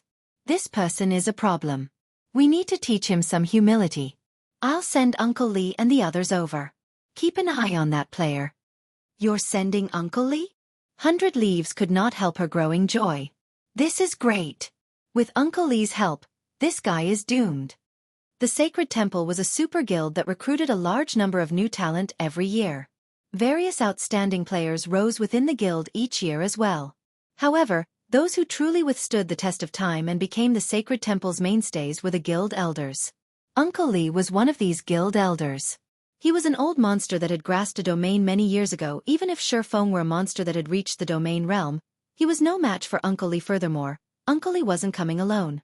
His party members would be joining him, following which, 100 Leaves notified her security party, and had a few of them split up and head towards the rest area. As long as Feng appeared, they would keep a close eye on him inside the Sea Dragon secret land. Whether one obtained a legacy or not, they would be automatically transferred to a rest area once their time in the secret land was up. Players were then required to return to the starting point to leave the secret land. Otherwise, they'd be stuck here. Not even return scrolls could be used to escape. At that time, even if Feng wore a cloak, they could simply use a tracking tool to mark Feng. For a certain amount of time, they'd be able to find him even if he ran to the ends of the world. And here I thought I wouldn't get the chance to kill you. If you have to blame someone, blame yourself for knowing too much. 100 Leaves smiled after disconnecting the call. She then took a Tier 3 summoning scroll from her bag as she shifted her gaze to the Great Lord that had appeared on the second floor. Now, all I have to do is obtain the legacy as quickly as possible. There were only rewards awaiting players on the Tower of Falling Stars first floor. Only after reaching the second floor would the trial truly begin. The second floor's trial required players to defeat the monsters that appeared before them. They would have to face a total of 3 monsters. The first monster was a chieftain, the second was a lord, and the last was a great lord. All 3 were set at the same level as the challengers, and each one was stronger than the last. However, to experts of her standards, soloing these monsters wouldn't be a problem if they had come prepared. The real problem was how quickly they could defeat these monsters. Although the 6-star Crimson World had not trapped Feng for very long, these several minutes had been long enough to remove him from the competition. This is the space inside the Tower of Falling Stars? Feng quietly examined the tower's interior. Although the Tower of Falling Stars appeared massive on the outside, he found himself in an empty space no larger than a basketball court after he entered the building. Aside from the various carvings on the walls, the room only contained a lone staircase leading to the second floor. So, this is the reward. Feng's expression was serious as he investigated the carvings on the walls. The owner of this tower is truly generous. The carvings were none other than the secret technique that many expert players currently sought. Unfortunately, the secret technique was incomplete with Feng's standards. A single glance was all he needed to tell that this secret technique resembled phantom steps. However, compared to the phantom steps he had seen performed in the past, the version here was more simple and refined. If he could learn this footwork technique, it would definitely benefit him in PvP, following which, Feng recorded a video of these carvings. This way, his guild members could learn it as well. Phantom steps was not a particularly complex technique. It was simpler than void steps. With enough effort, one could easily grasp the technique to a certain degree. When Feng activated the video recording mode, he noticed that something was amiss. Smiling bitterly, he said, "Sure enough, the main god system won't let players obtain a secret technique so easily." When he tried to record the images on the walls, the video contained nothing but darkness. It was clear that the system did not allow players to record the technique. What a pity. Feng gave the carvings on the walls one last glance before heading reluctantly to the second floor. If given enough time, he could get a general gist of the technique very quickly. However, he didn't have that luxury right now. After all, he had other competitors ahead of him. If he spent several hours trying to learn phantom steps, he would be offering up the legacy on a silver platter upon reaching the second floor. Shifeng noticed that the space here was roughly 3 times larger than the first floor. A 3-meter-tall, muscular black-skinned orc stood inside the room, waiting for him. The orc wielded a stone cleaver that was as tall as itself. Blackstone Orc, Chieftain. Level 50. HP 4, 300, 000/4, 300, 000. A magic barrier sealed off the staircase to the 3rd floor. It was obvious that he had to defeat this Blackstone Orc before he could proceed. Shifeng glanced at the stone monument beside the staircase. The requirement to proceed to the next floor had been recorded on the stone, as well as a list. Although the list didn't name any players, it did display the progress of the top 5 players on the 2nd floor currently. The first ranking player was fighting against a Great Lord, which still had 96% of its HP remaining. The second-ranked player was also facing a Great Lord, and the boss still had 97% HP remaining. The third was going up against a Lord with 12% HP remaining. So, this is the situation. It seems I'll have to move a bit faster. After reading the introductory text, Shifeng took out the Bible of Darkness and summoned a Tier 2 battle demon. Shifeng had also activated the Ice Blue Devil Flame, Phantom Kill, and 9 dragons. To ordinary experts, fighting a chieftain of the same level might be very difficult. However, neither he nor the others challenging the 2nd floor trial were ordinary experts. To put it simply, the 2nd floor trial was a contest of damage with the battle demon tanking. Shifeng and his doppelganger focused on DPS. In less than 40 seconds, the Blackstone Orc fell. Shifeng's damage was off the charts. The Blackstone Orc's death only provided a small amount of EXP. It didn't take long before a Lord-ranked Blackstone general appeared before Shifeng. Elsewhere, 100 Leaves and Silent Entropy fought the Great Lord before them frantically. Although neither possessed the Bible of Darkness, both had used Tier 3 summoning scrolls and relied on their summoned creatures to whittle down the enemy Great Lord's HP. That old fox sure is quick. 100 Leaves smirked as she glanced at the monument beside the staircase leading to the 3rd floor. Currently, she still ranked first in terms of progress, with 71% of her Blackstone chieftain's HP remaining. Silent Entropies had 72% HP remaining. There was only a difference of 1% between them. If this continued, she would be the first to clear the 2nd floor. As 100 Leaves thought of a way to finish the Blackstone chieftain off sooner, the 5th place on the progress list changed previously. Number 72 of the Tower of Falling Stars had occupied 5th place, and that player's Great Lord had 94% of its HP remaining. Now the occupant of the 5th position was entrant number 141, and their Great Lord had 93% HP remaining. When 100 Leaves saw the entry number, she knew it was Shifeng. However, instead of panicking, she chuckled as she said, "How fast? Unfortunately, you are too late." Had they entered the tower at the same time, Shifeng would have definitely posed a threat, but before 100 Leaves could use another skill on the Blackstone chieftain before her, the progress list changed once again. This time, number 141 had jumped to 3rd place, with his Great Lord at 87% HP. Immediately, the Great Lord's HP fell from 87% to 82%, its HP decreasing at a frightening rate. Chapter 1235. Is he hacking? Hellscythe_Fluffy Goblin Chapter 1235. Is he hacking? What's going on? 100 Leaves couldn't believe her eyes as she looked at the progress list on the stone monument. A Great Lord was the equivalent of a Team Dungeon's final boss. Not only did they possess very high defense, but they also possessed potent skills. Take the Blackstone chieftain for example. 100 Leaves had already seen it use 3 skills. The first was a passive skill called Stone Skin. The lower the Blackstone chieftain's HP fell, the higher its defense and magic resistance would rise. The second was an attack skill called Flame Charge. When activated, the boss would randomly attack one target on the battlefield. During this skill's duration, the boss's movement speed would increase. If not dealt with properly, it could easily kill players instantly. As for the third, it was an AoE skill called Stone Shower. When this skill was activated, players had to deal with falling stones from above. If struck, players would lose at least 10,000 HP. When alone, without the support of a healer, players would have an extremely difficult time fighting the Blackstone chieftain due to these 3 skills. Staying alive was a challenge. It was even more difficult to deplete the boss's HP quickly as such thoughts ran through 100 Leaves' mind. Another change occurred to the progress list. This time, number 141's Great Lord dropped from 82% to 78% of its HP. Feng had nearly caught up to Silent Entropy, whose Great Lord was at 72% HP. Seeing the boss's HP fall so rapidly, he should have used a powerful magic scroll. Silent Entropy had also noticed the change on the progress list. However, he wasn't particularly worried. On the contrary, he smiled and said, "How unfortunate. Young people really are quite brash. The Blackstone Chieftain isn't an easy boss. Wasting your trump card so early in the fight will only make things difficult for you later." He had his own methods of dealing explosive amounts of damage as well. The same could be said for 100 Leaves.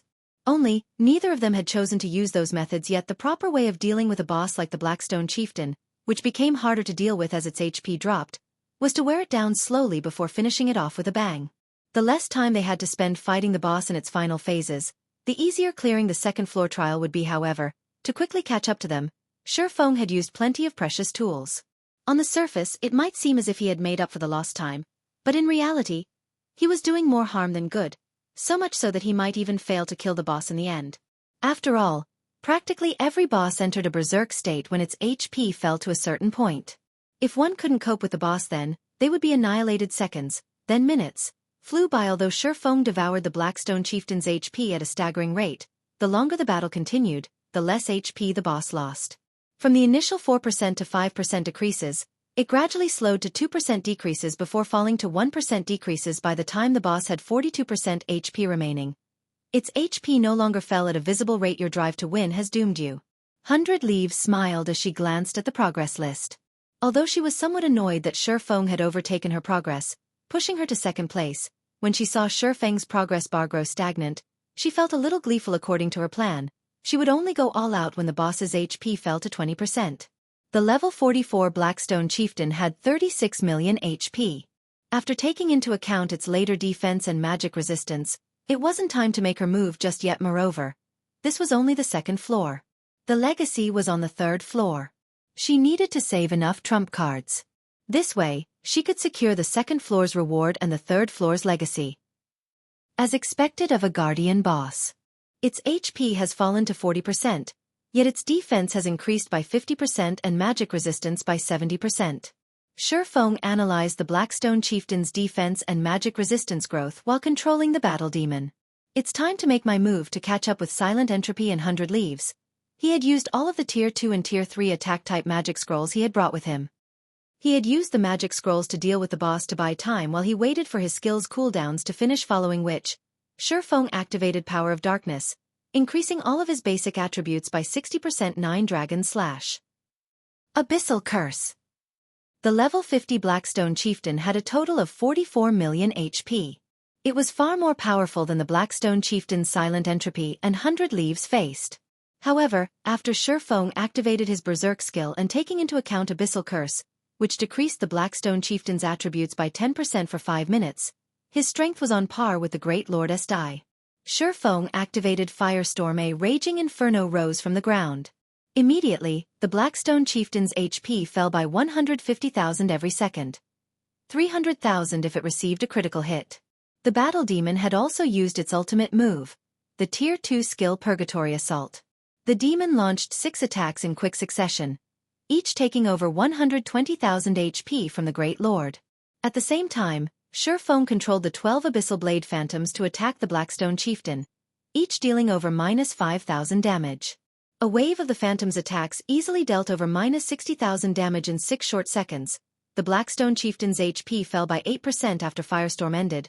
Feng activated Phantom Kill, both he and his doppelganger striking the Great Lord Thundering Flash. Thunder Flame Explosion. With the battle demon as a shield, Feng rapidly chipped away at the Blackstone Chieftain's HP. Although his current damage output couldn't compare to the magic scrolls, the Great Lord's HP still fell rapidly. After a short moment, the Blackstone Chieftain's HP dropped below 30%. On the other hand, 100 Leaves, who was in second place, had just managed to reduce her boss's HP to 56%. How is he still so fast? 100 Leaves could not help her shock when she saw Feng's progress bar. Does he plan to give up the third floor?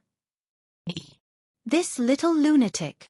Silent Entropy's anxiety grew when he saw Feng's progress bar. He had to admit that Feng had interrupted his plans as the legacy's location in the Sea Dragon secret land, The second floor reward should be considerably valuable. If Shifeng was truly going all out on the second floor, he might really obtain the floor's reward. After all, there was a huge gap between them right now. If this gap continued to grow, Silent Entropy would lose the second floor reward. Silent Entropy hesitated on whether or not he should try to compete with Shifeng. Damn it. To think you would dare to spoil my plans. Since joining God's domain, this was the first time Silent Entropy had lost control of a situation. His expression turning frosty, he declared, "You're 10 years too early if you think you can compete with me." Saying so, Silent Entropy took out 2 Tier 3 magic scrolls. One was his prized domain-type magic scroll, while the other was a Tier 3 summoning scroll with 2 Tier 3 summon creatures and a Tier 3 domain attacking the Blackstone Chieftain simultaneously. The boss's HP began to plummet shortly. Silent Entropy overtook 100 Leaves and dominated second place. This old bastard must have lost his mind. Since you want to fight, let's see who has a sturdier foundation. 100 Leaves gnashed her teeth. She then retrieved an orange crystal ball and multiple magic scrolls. As 100 Leaves began to chant an incantation, the crystal ball shattered and disappeared. A magic array then formed around the Blackstone Chieftain, rapidly decreasing its attributes. Very quickly, its attributes fell to 70% of their original values. Moreover, its defense and magic resistance had weakened significantly in the blink of an eye. 10 Tier 2 summon creatures appeared around 100 Leaves, everyone frantically assaulting the level 44 Blackstone Chieftain. Now that neither Silent Entropy nor 100 Leaves were holding back, their progress bars swiftly increased. When Shifeng's boss had 15% HP remaining, 100 Leaves and Silent Entropy's bosses had 25% and 26% HP remaining, respectively. How fast? Shifeng smiled at the two's progress bars. He then took several basic mana pulse bombs from his bag and tossed them at the Blackstone Chieftain. Every bomb contained the might of a Tier 3 large-scale destruction spell. The bombs could even injure a mythic monster. Against a Great Lord, one was enough to inflict heavy injuries. Shifeng threw 6 basic mana pulse bombs in a row before the Blackstone Chieftain had the opportunity to use its ultimate move. Its HP fell to 1%. Shifeng then used silent steps to appear behind the boss, both swords radiating a scorching heat. Flame burst. Of the 15 consecutive strikes, every strike devoured at least 60,000 HP from the Blackstone Chieftain. In the blink of an eye, the Blackstone Chieftain's remaining HP vanished. Meanwhile, Silent Entropy and 100 Leaves only saw Shifeng's progress bar jump, his boss's HP reaching 0% instantly. Impossible! How is his boss dead already? Did he hack the game? Chapter 1236. Dragon Knight. Hellscythe_Fluffy Goblin. Chapter 1236. Dragon Knight. The Blackstone Chieftain's sudden death had stunned Silent Entropy and 100 Leaves momentarily. How did he do it? While 15% HP was not much, it wasn't a small amount, either. The Blackstone Chieftain's special characteristics made it tougher as its HP decreased. However, Shifeng had stolen the Great Lord's remaining HP almost instantly. Did he use several Tier 3 magic scrolls at once? 100 Leaves suddenly thought of this possibility. There was no other explanation for how quickly Shifeng had killed the boss. What a crazy bastard. Does he think the third floor's trial will be easier than the second? Or does he know that he can't get the legacy on the third floor, so he decided to use all of his cards on the second floor? 100 Leaves had only guesses at this point. After all, it was extravagant to use various tools to defeat a Great Lord of the same level. Such resources were generally difficult to obtain, only dropping after a large number of bosses or several difficult quests. They were precious resources. If not for a particularly important goal or something incredibly profitable, one normally avoided using these tools. However, if Shifeng understood that he didn't have sufficient foundations and that he could not compete for the legacy on the third floor, he may simply aim for the second floor's reward. Silent Entropy entertained similar thoughts. Although he was frustrated, he continued to whittle away the Blackstone Chieftain's HP, trying to get to the third floor as quickly as possible. Meanwhile, due to soloing the level 50 Blackstone Chieftain, Shifeng's EXP bar had risen significantly. However, the greater harvest was the 3 rewards that had appeared after he had defeated the boss. 3 dazzling crystal balls rested in the center of the second floor room, and each one of these crystals contained 1 item within. System. Congratulations! You have cleared the Tower of Falling Stars second floor trial. You may choose 2 of the 3 items as your reward. Sure enough, the system wouldn't be that generous.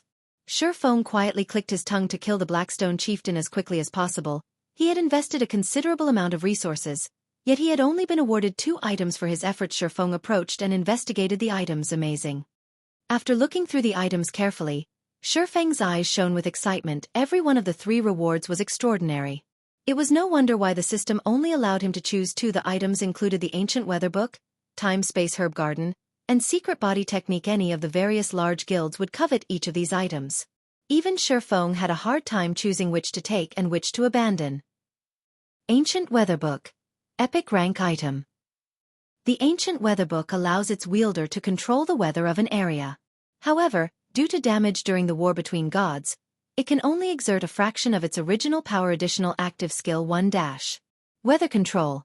Changes the weather in a 2,000-yard radius for 2 hours. Cooldown 10 hours. Additional active skill 2 dash.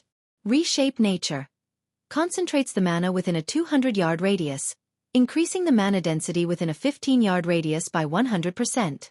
Can be used even if the Ancient Weather Book is stored in a bag space. No cooldown. The Ancient Book has sustained significant damage. Initial restoration will require 100,000 magic crystals. Current absorbed number 0. Space-Time Herb Garden. Epic rank item. There is an independent space inside the Space-Time Herb Garden which can be used to cultivate herbs. Current rank. Basic. Upgrading to intermediate rank requires 70,000 magic crystals. Cultivation space. 500 by 500 yards. Flow of time. Twice of that of the outside world. Survival rate increased by 10%. Secret Body Technique. Bronze rank tablet. The Ancient Weather Book's importance went without saying. After all, the Ancient Weather Book was Shifeng's main goal. Aside from its weather control skill, which could be a significant advantage in naval combat, the book could also be used to train and improve oneself. It was an excellent epic tool. Meanwhile, the Space-Time Herb Garden could help trading firms massively. In God's domain, while scavenging in the fields was most guilds' main herb source, there were other methods players could use to obtain herbs. They could cultivate them themselves. However, having a town of one's own was the prerequisite. It was practically impossible for independent players to cultivate their own herbs. Generally, only guilds could accomplish such a thing. As towns had a limited amount of space, guilds rarely made this a priority. Normally, guilds that wanted to do so would only try it after occupying a considerable number of towns with plenty of space to spare. Moreover, cultivating herbs was not an easy task. Not only was it time-consuming, but it also required a lot of manpower to manage. Most importantly, herb survival rate wasn't high. More often than not, the cost of cultivating a herb was higher than its market value. However, the Space-Time Herb Garden was different. Although it didn't offer a lot of space, it could increase the flow of time as well as survival rate. These effects put the Space-Time Herb Garden's value on par with the Ancient Weather Book. Moreover, the Herb Garden was only basic rank right now. It could be improved.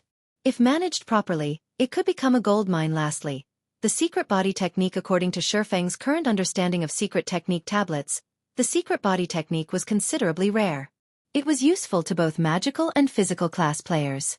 Even the Dragon Phoenix Pavilion did not possess a single tablet of this type. Despite this Secret Body Technique being only bronze rank, it was no less valuable than a secret silver rank tablet. After considering all 3 items, Shifeng realized they were equally valuable to a guild. He wished he could walk away with all 3. However, as the system had determined the regulation, he wouldn't get that 3rd item even if he offered to pay a greater price. The Ancient Weather Book indispensable if I wish to develop a naval force. I have to choose that one no matter what. Then, there is the Space-Time Herb Garden and Secret Body Technique. Shifeng's gaze moved back and forth between the 2 items. The Herb Garden can earn more money for the guild, whereas the Secret Body Technique can increase the combat power of the guild's experts. Should I go for money or combat power? The seconds passed by as Shifeng fell into deep thought. Forget it. I'll choose this one. After much contemplation, Shifeng eventually chose the Ancient Weather Book and Space-Time Herb Garden. While improving the combat power was important, developing the guild's financial strength was a priority right now. Zero Wing needed to invest funds in several aspects. Some of the candlelight trading firm's potions, in particular, required rare herbs. Purchasing these herbs in bulk was difficult as doing so would inflate their prices. Rather than give others the profits, it was more beneficial to cultivate the necessary herbs themselves. Now that players were inched ever closer to level 50, they would experience severe environments in future maps. Players would need more potions as they explored and leveled up. If he prepared for that eventuality properly, he could make a fortune. Most importantly, Shifeng recalled a certain matter in the past. The Freedom Alliance's trading firm had risen to an impressive height. This was especially for its potions. Despite not having any outstanding master alchemists, the Freedom Alliance's trading firm had contended with many powerful maritime trading firms. Now that Shifeng looked at it, the Freedom Alliance's success had resulted from silent entropy obtaining the space-time herb garden. Although many resources were available at sea, there was a severe shortage of herbs. With the space-time herb garden, one could easily compensate for this, following which, the system placed both items into Shifeng's bag space. At the same time, the barrier surrounding the staircase to the third floor dissipated. This is the third floor? After Shifeng emerged from the staircase, he was stunned by what he saw. He stood at the top of a large mountain. A sea of clouds drifting below. A middle-aged man in silver armor stood in the center of this room. After taking a close look, Shifeng discovered that the middle-aged man was actually a Tier 4 NPC. Moreover, the man had the peak class Dragon Knight. Chapter 1237. Challenging a Tier 4 NPC. Hellscythe_Fluffy Goblin Chapter 1237. Challenging a Tier 4 NPC. The trial can't be a duel against this NPC, right? Shifeng was at a loss for words as he looked at the silver-armored Dragon Knight as a peak class. The Dragon Knight's defense and strength were superior to both the Guardian Knight and Berserker classes. Furthermore, the NPC before him was a Tier 4 class, on par with a mythic monster. Even if he had a bag full of powerful tools, he was no match for the NPC in a one-on-one fight. Unlike monsters, NPCs possessed very high intellect. Their ability to deal with tools was beyond any monster. A group of ordinary players using special tools might be able to challenge, and even defeat, a mythic monster. If these players' opponent were a Tier 4 NPC, however, they wouldn't even have a shred of hope. This was also why some players might be capable of defeating mythic monsters in dungeons, but were helpless if a Tier 4 NPC decided to rob them in broad daylight. The Dragon Knight class was no ordinary class, either. Rhinebeck, Vice Knight Commander of the Sea God's Temple. Human, Tier 4 Dragon Knight. Level 50. HP 19, 000, 000/19, 000, 000. In God's domain, divine temples such as the War God's Temple and Sea God's Temple normally had their own knight divisions. Even these divisions' normal members would be highly influential people in a kingdom, not to mention a vice commander. Even the king had to show respect to these individuals, following which, Shifeng began to search for clues relating to the third floor's trial. Yet, even after examining the room for a long time, he couldn't find an introductory monument like the one on the second floor. There was no progress bar, either. There was only a massive magic array carved into the ground and Rhinebeck standing in the middle of it. It seems that I'll have to take this one step at a time. Failing to find any hints, Shifeng decided to face off against Rhinebeck. The instant Shifeng stepped into the magic array, a powerful aura washed over him, making it difficult to take another step forward. He felt as if he had stepped into a muddy swamp. His advance slowing to a crawl. When Shifeng was within 20 yards of Rhinebeck, the NPC finally turned his gaze toward Shifeng, a faint killing intent flashing in the man's eyes. Suddenly, Shifeng found it even more difficult to move. Adventurer, you should not have come to this place. If you do not wish to die, turn back, Rhinebeck said sternly. Not just anyone can obtain the Sea God's legacy. Lord Dragon Knight, I wish to take the challenge even if I cannot succeed, Shifeng replied earnestly. He had come so far. How could he leave after just a few words? Are you sure you wish to take the challenge? Rhinebeck said, a hint of mockery in his tone. Even if you are a heaven-blessed individual, you will have to pay the price in blood for failure. You won't get away with a single death. Think this through carefully. This legacy is extraordinary. Luck will not help you obtain it. You are not permitted to use any external factors to assist you, either. You must rely on your own strength. Are you sure you wish to take the challenge? There's another price to pay for failure? Shifeng was slightly surprised. He hadn't heard any of this in his past life. According to Passing Monarch, players only had one chance to obtain the legacies in the Sea Dragon Secret Land, and failure had only resulted in a single death. Moreover, as they were in a secret land, the death penalty was considerably light. However, based on Rhinebeck's warning, it would seem that he would have to pay a high price if he failed the challenge enough. Adventurer, turn back. Those who know not the truth cannot obtain the legacy. As Rhinebeck waved his hand lightly, Shifeng felt as if he had been hit by a truck. Before he could react, he had been sent flying out of the magic array. What amazing control over his domain. Shifeng was shocked as he stared at Rhinebeck, who returned to his motionless vigil. It was common knowledge that Tier 4 was a colossal turning point in God's domain. The biggest difference that separated a Tier 4 and a Tier 3 class was their ability to control a domain. However, Tier 4 NPCs could, at most, suppress their enemies with their domains, making it difficult for their enemies to move. Yet Rhinebeck had sent Shifeng, a player who was very close to obtaining their Tier 2 class. Flying with a wave of his hand. Rhinebeck's control over his domain could already rival that of the ancient abyssal monsters in the Fallen Ark. Even the weakest among those ancient abyssal monsters had reached Tier 5 during their prime. Their tiers had only fallen due to their severe injuries. Determined, Shifeng approached Rhinebeck once more. The consequences for failure might be severe, but he needed to know the truth Rhinebeck had mentioned. What did the NPC mean by, "Those who know not the truth cannot obtain the legacy"? No matter what, he had to try. Lord Dragon Knight, I wish to continue with the challenge. Shifeng declared. Young adventurer, since you are so determined, I will not stop you, Rhinebeck said, smiling. Don't you wish to obtain the legacy? Shifeng nodded. Why was he here if not for the legacy? I shall be your opponent. As long as you defeat me, you will obtain the legacy tablet. If you lose, not only will you die, but you will also receive the sea god's curse. However, you should rejoice. As you are so weak, I will not use all of my strength against you. As long as you are able to walk up to me, you will be victorious. Once Rhinebeck finished explaining the rules of this challenge, the magic array's atmosphere changed. It was as if space itself had frozen, and Shifeng even struggled to breathe. Suddenly, wind blades flew at Shifeng, one after another, moving nearly too fast for Shifeng to dodge. Seeing this, Shifeng had no choice but to unsheath his swords and defend himself. Dang. Dang. Dang. After a series of metal clangs, Shifeng was forced to take 5 steps back. He had almost been forced to the edge of the magic array. So, this is how it works. Shifeng suddenly understood how challenging the trial was. After experiencing the wind blades, the attacks inside a domain were omnipresent. Moreover, Rhinebeck had proper control of his own strength.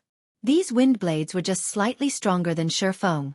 Every time Shifeng blocked a wind blade, he was forced to take a step back. Of course, if he were struck directly, the attack would throw him from the magic array. Moreover, he couldn't use any of his skills or tools. He couldn't rely on any external factors. He had to use his own strength to approach Rhinebeck. In the next moment, a new wave of wind blades bombarded him. This time, however, Shifeng moved towards the wind blade sword's orbit. While his skills and tools were unavailable, his combat techniques were not. The wind blades vanished, one after another, as they collided with sword's orbit. This time, Shifeng didn't retreat by a single step, following which, Shifeng slowly advanced. The closer Shifeng got to Rhinebeck, the more pressure he felt. Similarly, more wind blades flew towards him. From the initial 5, Shifeng began to face 6 and 7 with each wave. By the time Shifeng was halfway there, he had to protect himself from 10 wind blades at once. However, this still wasn't anything he couldn't handle. Not bad. Unfortunately, your movements are too rigid and mechanical. You are still far from comprehending the truth. You should return and train more. Rhinebeck chuckled.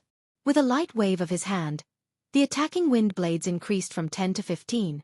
Moreover, these wind blades were much faster and more powerful than before. The instant a wind blade encountered sword's orbit, Shifeng felt as if his hands had been struck by a steel hammer, the vibrations aching to the bone. With each wind blade Shifeng deflected, he moved ever closer to the edge of the magic array. Chapter 1238. Technique evolves. Hellscythe_Fluffy Goblin. Chapter 1238. Technique evolves. What precise control over his attacks? The more wind blades Shifeng blocked with sword's orbit, the more he understood how amazing Rhinebeck was. As soon as he had started executing sword's orbit, he had become capable of executing more attacks containing more strength, yet Rhinebeck had responded with more wind blades containing more of his own strength.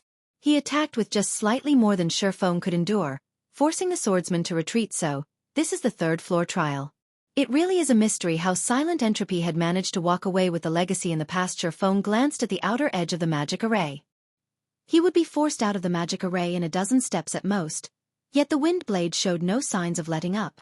When Silent Entropy had obtained the sea god's legacy in the past, the man had only been at the flowing water realm. In terms of combat techniques, Silent Entropy was far weaker than the current Shifeng, yet he had succeeded where Shifeng was about to be blasted out of the magic array. Shifeng simply could not wrap his mind around it.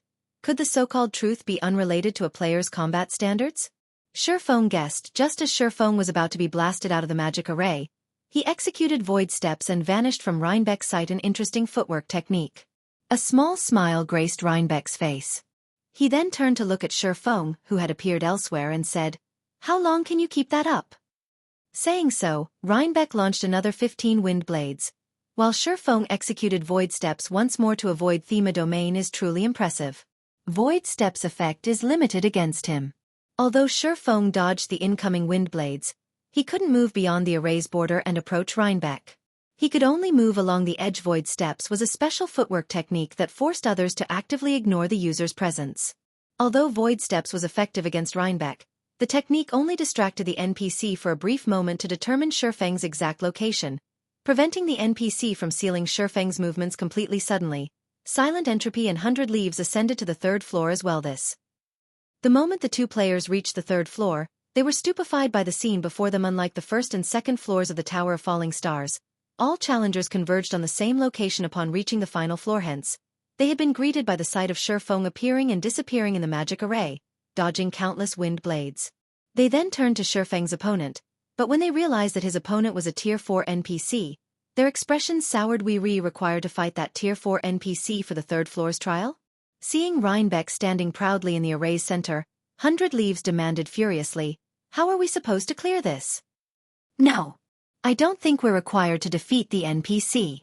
Otherwise, that brat would have died already," Silent Entropy said as he shook his head.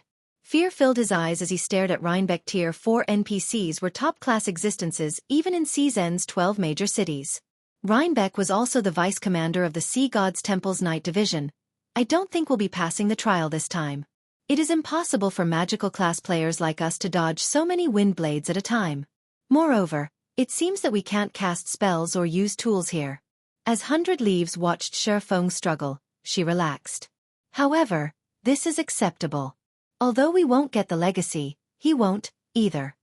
However, as 100 Leaves tried to reassure the other commander, Silent Entropy approached the magic array. The instant Silent Entropy entered the magic array, Rhinebeck turned his gaze towards the man. "Another one that doesn't fear death?" Rhinebeck chuckled. "Are you sure you wish to face the challenge?" Stealing another glance at Shifeng, Silent Entropy turned towards Rhinebeck and nodded seriously. "Very good. However, as you are so weak, I won't go all out against you. You'll pass so long as you arrive before me," Rhinebeck explained. As soon as he finished his explanation, 2 wind blades shot towards Silent Entropy, giving the elementalist no time to prepare. Unlike the wind blades Shifeng faced, the 2 wind blades Silent Entropy faced were much slower. In response, Silent Entropy began to double cast, countering the wind blades with 2 ice arrows. Boom. After a brief pause, the wind blades shattered the ice arrows and continued towards Silent Entropy. Meanwhile, Silent Entropy took the opportunity to move out of the wind blade's attack trajectory, taking 2 steps towards Rhinebeck. That old fox. Realization immediately dawned on 100 Leaves as the first person to obtain a legacy from the Sea Dragon's secret land. Silent Entropy knew far more secrets than she did. Clearly, the trial before her didn't treat all challengers equally. Rather, it varied depending on the player's strength. Magical classes had an advantage in this trial after all. A physical class like Shifeng had to counter 15 powerful wind blades at once, whereas magical classes only had to face 2. Moreover, after Silent Entropy entered the magic array, he could still use spells. If that were the case, blocking 2 wind blades would be a piece of cake. Sure enough, Silent Entropy approached Rhinebeck, step by step, by blocking the wind blades with his spells. After realizing the nature of the trial, 100 Leaves dashed into the magic array to challenge the trial. However, despite 100 Leaves also defending herself with spells, she couldn't proceed. She could only move left or right to dodge the incoming wind blades. What's going on? 100 Leaves was confused as she glanced at Silent Entropy, who had already taken over a dozen steps forward. "Are my wind blades stronger?" She had similarly grasped double casting and assaulted the wind blades with her spells, yet she was forced to dodge left and right, not forward. If she advanced recklessly, both wind blades would strike her. Seeing Shifeng and 100 Leaves, Silent Entropy smiled as he said, "You youngsters are impressive. It's a pity that you've experienced too few hardships. I'll accept the legacy on your behalves." Silent Entropy took another step forward and finally reached the halfway point. "Not bad. It seems you have an initial understanding of the truth, adventurer." What shall you do with this, then? Saying so, Rhinebeck smiled and waved his hand lightly. Suddenly, Silent Entropy had to face 3 wind blades rather than 2.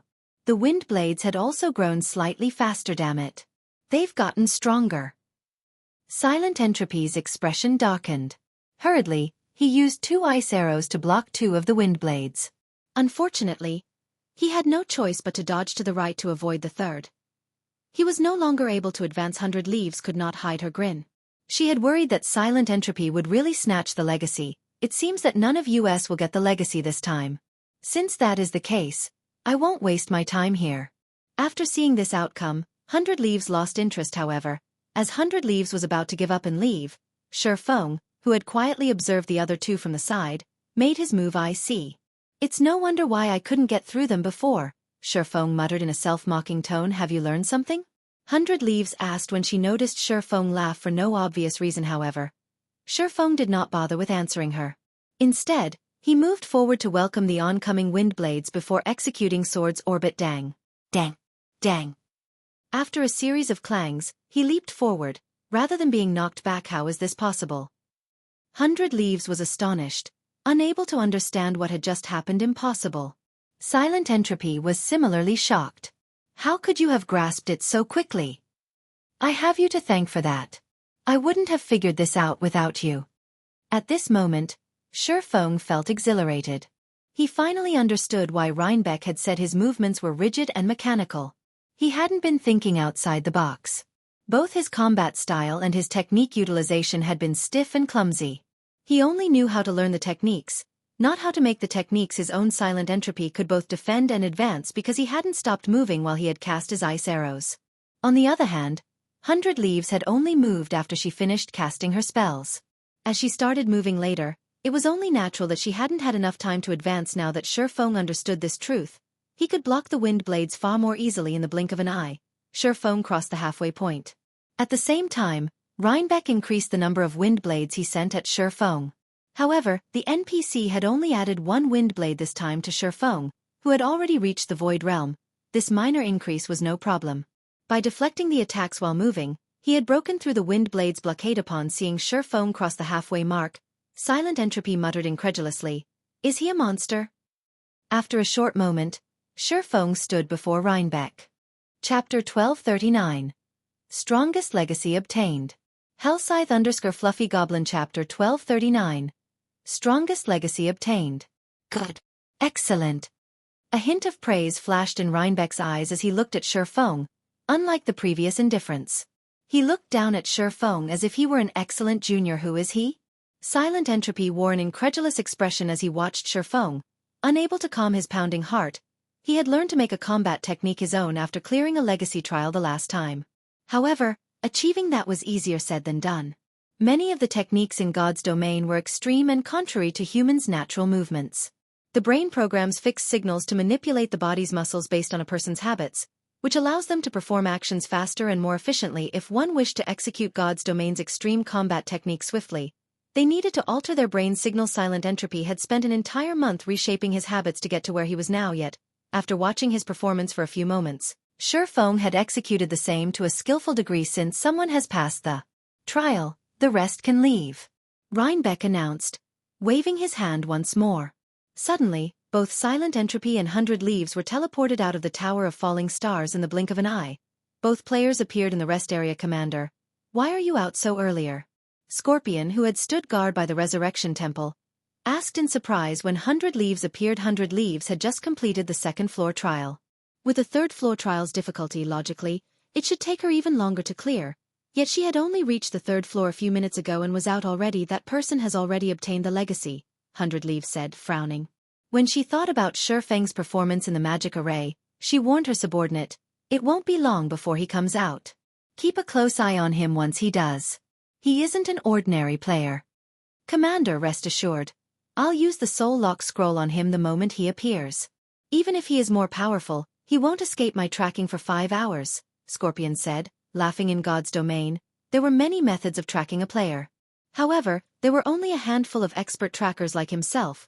Not only was his tracker subclass at master rank, but he had also obtained the design to produce the soul lock scroll in an ancient ruin.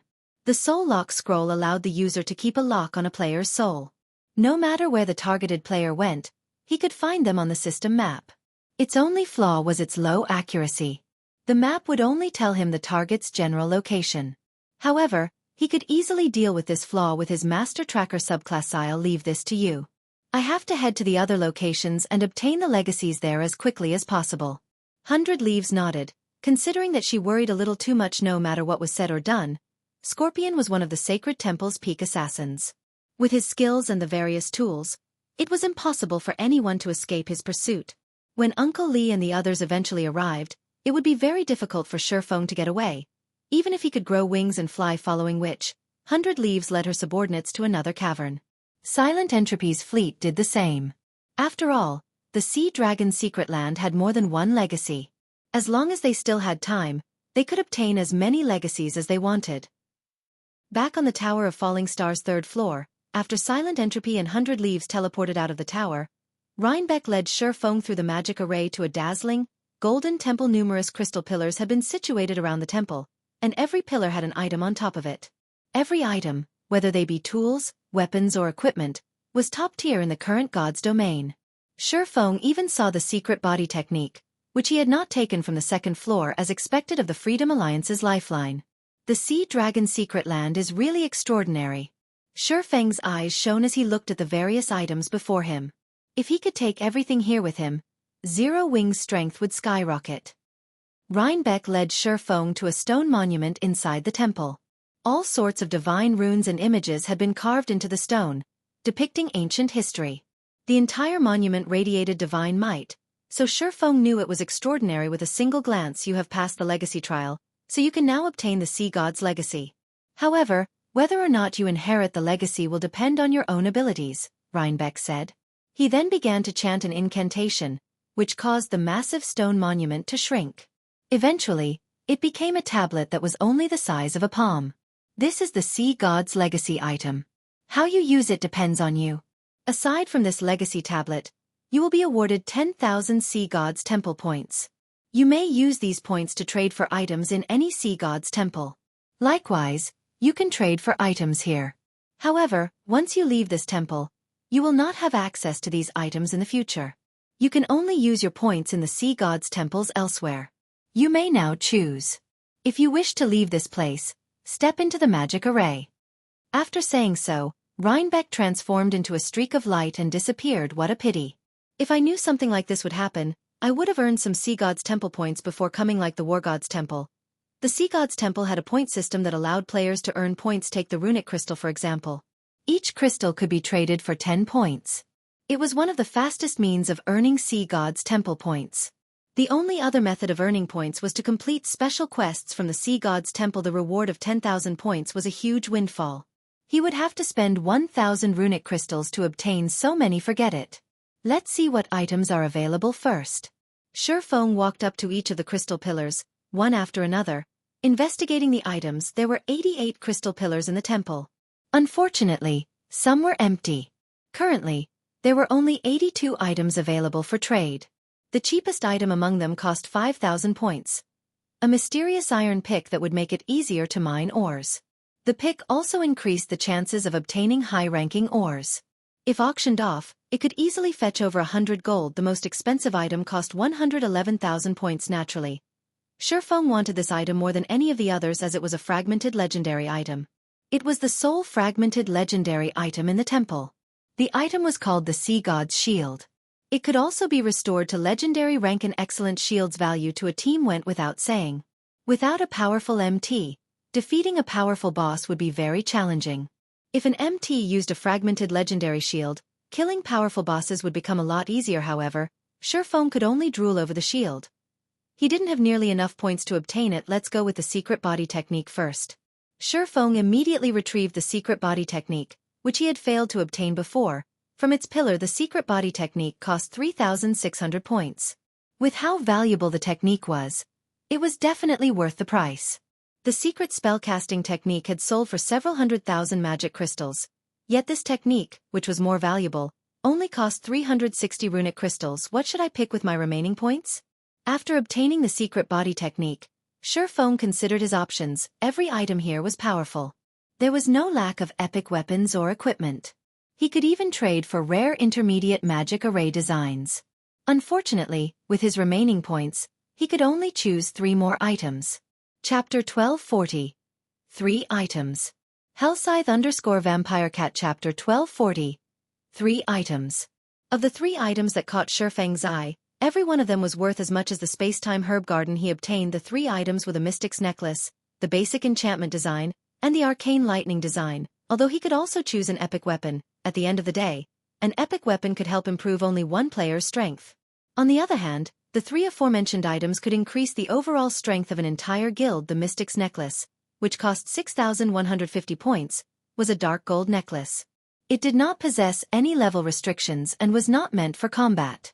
Instead, it was a necklace for lifestyle players. Upon equipping the mystic's necklace, a lifestyle player would receive a 5% increase to their production success rate as well as a 30% increase to production speed. Setting aside the 5% higher success rate, the 30% increase to production speed could enable Burning Abyss to produce advanced transport carriages at a much faster pace. In turn, this would allow Stone Forest Town to develop much more quickly. Moreover, the Mystic's Necklace would come in handy when manufacturing advanced speedboats in the future. Meanwhile, the basic enchantment design, which cost 6,000 points, allowed enchanters to learn how to produce runestones. Similar to armor kits produced by forgers, runestones strengthened weapons and equipment. However, unlike armor kits, they were consumable items. Like potions, they had effectivity periods. Moreover, players could only strengthen one item at a time with them. Even so, runestones were still highly sought-after items and had been one of the must-have items when raiding dungeons in his past life. Back then, a basic runestone sold for 20 silver. Nevertheless, players had still fought to purchase them. After all, a basic runestone could strengthen an item by 10% for 10 hours. If used on a player's weapon or an MT's shield, it would bring about considerable results. As for the arcane lightning design, it was similarly extraordinary. It cost 6,300 points and was an extremely rare item that required an alchemist and an engineer. Arcane lightning possessed extreme destructive power that was superior to even ordinary Tier 2 magic scrolls and had an effective range of 15 by 15 yards. In the past, wealthy players that entered God's domain after the game had been launched for quite some time would frequently use arcane lightning to grind for levels. However, while their levels indeed skyrocketed, the amount of money they spent was also ridiculous, as a single arcane lightning was even more expensive than an advanced frost grenade. Each one sold for roughly 6 gold. Moreover, even if one made the arcane lightning themselves, the expenditure remained considerably high. Just the materials needed to produce one cost 1 gold. Depending on the people producing them, each arcane lightning could cost anywhere from 2 to 4 gold. All 3 items could make guilds drool over them. Even Shifeng found it difficult to choose between them. If I have to pick one, it will have to be something that can help the guild in the near future. While the arcane lightning is a nice item to grind monsters and do PvP with, it's a pity that it takes too much time and money to make. Moreover, producing it would require a master engineer and a master alchemist for it to be cost-efficient. Shifeng shook his head as he looked at the arcane lightning design. After deciding to give up on it, he shifted his gaze to the Mystic's Necklace and basic enchantment design. The Mystic's Necklace will be of great help to only one lifestyle player, and within the short term, its usefulness would be limited to accelerating the production of the advanced transport carriage. In the end, it seems the basic enchantment design is the better choice. The basic runestone would be a boon to both ordinary and elite players. It was a very beneficial item for large guilds. Currently, the various large guilds in God's domain should not have obtained the basic enchantment design yet. If he could mass-produce basic runestones, they would definitely sell like hotcakes. Moreover, the cost of making the basic runestone was not very high. Only around 7 silver. Its production difficulty and production time were also relatively low. Even advanced enchanters could produce them at a reliable rate. This was a good opportunity to extend the candlelight trading firm's fame further. Moreover, the basic enchantment design was different from regular production designs, where each design normally allowed only one player to learn it. Up to 5 enchanters could learn the basic enchantment design. Hence, there was no need to worry about the production volume being too low, following which, Shifeng chose to exchange for the basic enchantment design. His remaining points immediately fell to just 400. Now that I've already obtained everything that I should get, it's about time I leave this place. Shifeng stored the basic enchantment design with satisfaction before turning around and walking to the teleportation magic array. At the rest area of the Sea God's Legacy, Passing Monarch and the other members of Third Fleet were currently lingering on the island, Although they had not cleared the second-floor trial of the Tower of Falling Stars, they had gained a considerable harvest from the secret footwork technique taught on the first floor. Even though they hadn't managed to master the footwork, they could still use it for reference. Unlike players on land, players at the sea's end focused mainly on naval battles. Players had never attempted to incorporate personal combat techniques into naval battles. However, after learning the secret footwork technique, they realized that such a thing was possible. Commander, look at Identical Summer's side. They don't seem to be showing signs of leaving at all. Do you think they're planning to steal the legacy? Blue Joy asked worriedly as she looked at Identical Summer's group, who were currently resting at a distance in the previous naval battle. Identical Summer and Heavenly Spider had both suffered grievous losses. Particularly, Identical Summer had forfeited his small sailboat to Shattering.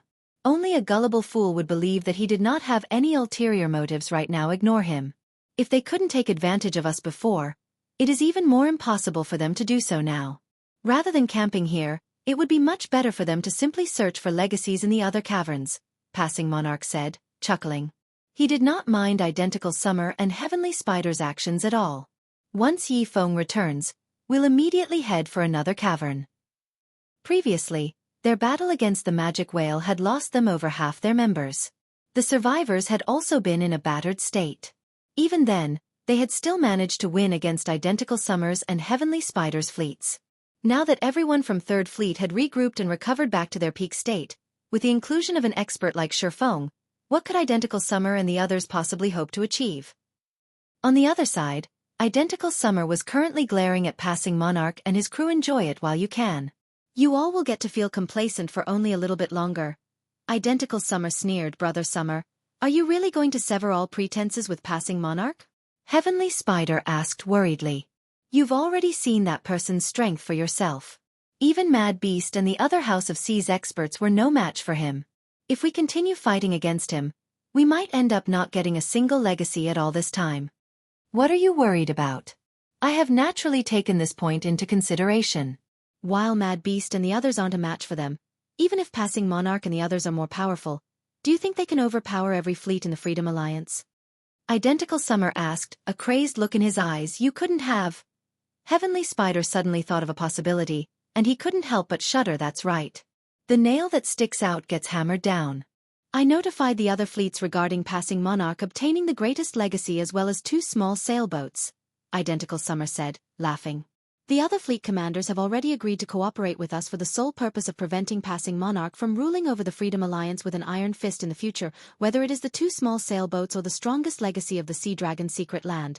Passing Monarch should not even think of keeping either one. Out at sea, we might not be able to do anything against Passing Monarch now that he has 2 small sailboats. However, on land, only death awaits them.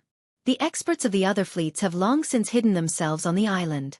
Once that person comes out, it will be doomsday for Passing Monarch and his crew, Identical Summer said, laughing maniacally. The operation this time involved not only the 2nd and 4th fleets but also every other fleet aside from 3rd Fleet.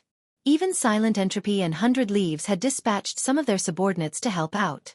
Even if Passing Monarch doubled his fleet's member count, he would have no chance of victory at all at this moment. An assassin, who was sneaking around the Resurrection Temple, suddenly reported, Commander, that person just came out from the Resurrection Temple. Chapter 1241. Taking Action Without Hesitation. Hellscythe_Vampire Cat Chapter 1241. Taking Action Without Hesitation. News of Shurfeng's exit from the Resurrection Temple spread like wildfire. Practically every fleet commander of the Freedom Alliance received the word at the same time. He's finally out? Silent Entropy smiled as he read the message his subordinate had just sent him. Although you've managed to obtain the legacy, it won't be that easy for you to take it away. Compared to the other fleets, he had a much greater understanding of the Sea Dragon's secret land.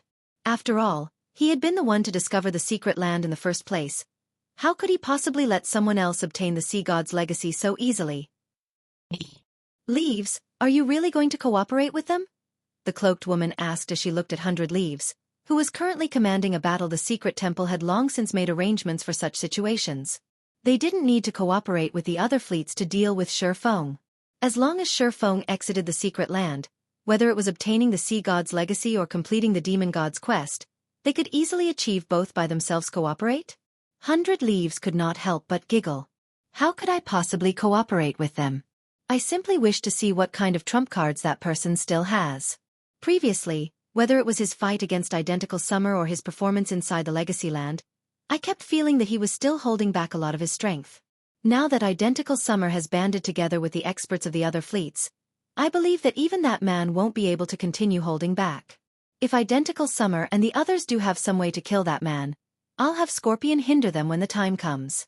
After all, that is the Sea God's legacy we're talking about. We absolutely cannot afford to let the other fleets have it. When the cloaked woman heard this, she immediately came to a realization. She had never thought that 100 Leaves had actually taken such factors into consideration this way. Shifeng really was doomed. As long as he left the secret land, there would be no escape for him. Outside the Resurrection Temple, as soon as Shifeng came out, Passing Monarch walked up to him excitedly. Brother Yifeng, you truly are amazing. Despite all the effort Silent Entropy and 100 Leaves have put in, you still managed to snatch the legacy from them.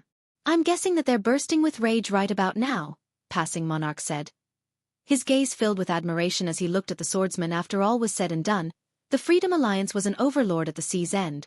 Meanwhile, the foundations of both Silent Entropy and 100 Leaves were among the best in the Freedom Alliance. Nonetheless, Shifeng had actually managed to steal the legacy from those two by relying on his own strength. Sorry for the wait. Let's set out for the other caverns now. Shifeng simply smiled in response to Passing Monarch's words, not commenting on the legacy he obtained. He had already seen the Sea God's legacy for himself, and it was definitely one of the most incredible legacies he had seen. The reason for this was the legacy tablet allowing not only one player to obtain a legacy but 10. This was an incredible matter. After all, even obtaining one legacy in God's domain was already quite a challenge, not to mention 10 in one go. Meanwhile, among these 10 players, one could obtain the Sea God's legacy, while the remaining 9 could obtain the Sea God's Protector's legacy. Players who inherited these legacies would receive a portion of the Sea God's strength. Moreover, the player who inherited the Sea God's legacy would receive greater power from the legacy the more Sea God's Protectors they had. Alright. Let's move out right away. Passing Monarch nodded. However, as soon as Passing Monarch said so, Identical Summer suddenly appeared, wearing a smile on his face as he looked at Passing Monarch and Shifeng. At the same time, a large group of players came out from the forest one after another, their numbers reaching close to 400. These players surrounded Shifeng's group completely. Brother Monarch, why are you in such a hurry to leave? Identical Summer said, laughing. Look at how pitiful we are. Even after we entered the secret land, we still ended up obtaining nothing at all. You, on the other hand, have made a fortune. Shouldn't you make a gesture of goodwill? Passing Monarch's complexion turned incredibly grim as he observed his surroundings. Currently, it wasn't just Identical Summer's men that were present. He could also see well-known experts of 1st Fleet to 11th Fleet. Here our 3rd Fleet has already obtained the legacy. Are you still thinking of stealing it from us? In a deep tone, Passing Monarch said, could you have forgotten about the contract we signed before we entered this place? What you say is indeed true. Our various fleets did sign a contract barring us from stealing the legacies others have obtained. However, we have no plans on stealing your legacy right now. We only want those 2 small sailboats of yours. Of course, you can also choose not to give them. However, you'll have to die several times until you are forcefully teleported out of the secret land. Identical Summer sneered. They dared not violate the conditions of the contract. Otherwise, they would receive a severe penalty from the system. However, the contract they signed back then was not perfect, including many exploitable loopholes. Everyone had deliberately ignored these loopholes in order to prevent one fleet from gaining too large of a monopoly.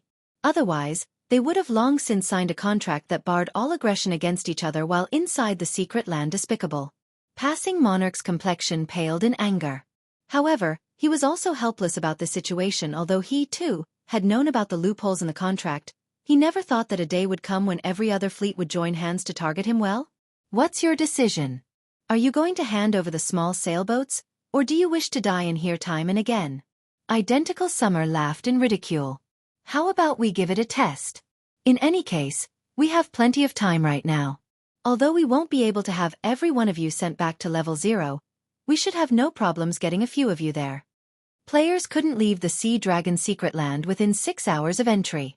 Only after 6 hours had passed could players teleport out of the secret land through the starting point. Either that, or get forcibly kicked out of the secret land after 10 hours had passed. There was a resurrection temple in the various rest points of the secret land, and any player killed within a cavern would get resurrected at the rest point of that particular cavern. Meanwhile, unlike the outside world, players that died here would get resurrected immediately. Although players would not lose one whole level after dying, killing a particular player back to level 0 would still be a piece of cake. One could say that this was the risk of entering the Sea Dragon's secret land. Hearing Identical Summer's words, the expressions of the Third Fleet's members turned grim, a hint of fear flashing across their eyes. They had spent a lot of time and effort to reach their levels. Getting killed back to level 0 was unthinkable at this time. Tyrant Dynasty, the commander of 7th Fleet, shouted, "Why are we still wasting words with them? After they die a few times, they'll naturally become obedient." From the very beginning, they had no intention of letting Passing Monarch's fleet leave here in one piece. The reason for this was the sheer number of fleets in the Freedom Alliance. There was simply not enough resources to share with everyone. Hence, their condition for cooperating with Identical Summer was the expulsion of the Third Fleet from the Freedom Alliance in the past. Their various fleets had banded together to form the Freedom Alliance because they were too weak individually. Now, however, the situation had changed. The Freedom Alliance currently occupied 3 of the 12 major cities at the sea's end. They had both wealth and manpower. If they kicked a fleet out of the Freedom Alliance, they would obtain much more resources for themselves. However, as soon as Tyrant Dynasty finished speaking, Shifeng suddenly appeared before him. The sacred sword lightly cutting across the 7th Fleet's commander. 2 blue flashes enveloped Tyrant Dynasty. Before anyone could react to what was going on, Tyrant Dynasty was already lying motionless on the ground so fast. Passing Monarch had an incredulous look on his face as he looked at the corpse of the level 43 berserker lying at Shifeng's feet.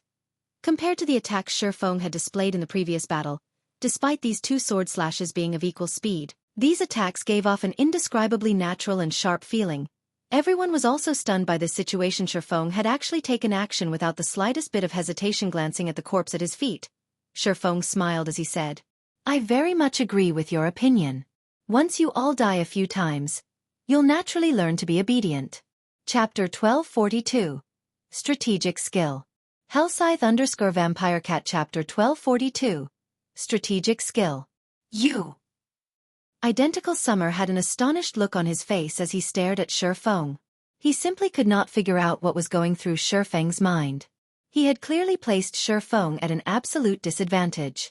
Normally, the swordsman should have tried to delay for as much time as possible. Yet, before their side had even made a move, Shifeng had already taken action. What an interesting person. He actually dares to take the initiative to attack even in such a situation. Scorpion, who was watching from afar, was slightly surprised by this situation. The people Identical Summer had on his side this time were completely different from before.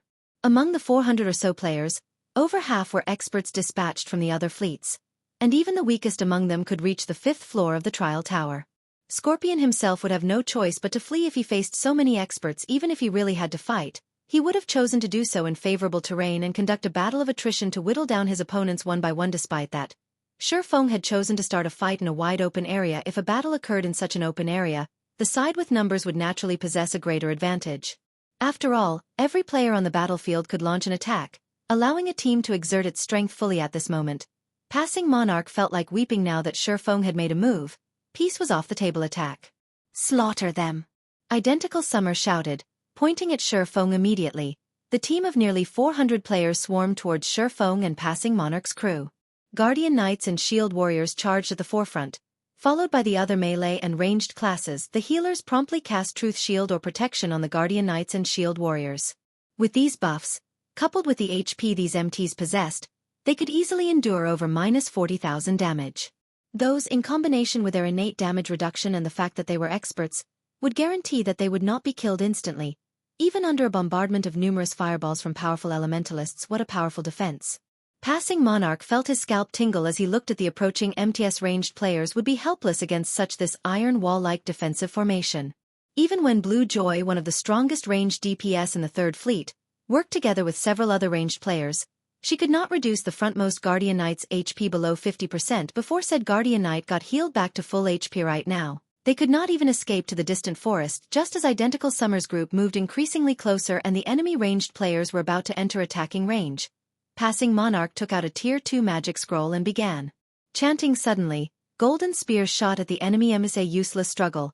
Identical Summer ridiculed the current battle was different from the one on his small sailboat. Every player here could fully exert their combat power instead of being hindered by a narrow battlefield in the next moment. The various MTs all activated their life-saving skills one after another, having the damage they received.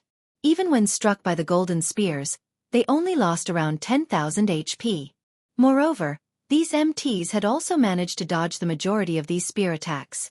Each one of them received only 2 or 3 spears at most. The 40 or so healers standing at the rear needed to cast only 1 or 2 heals to bring the MTs back to full HP.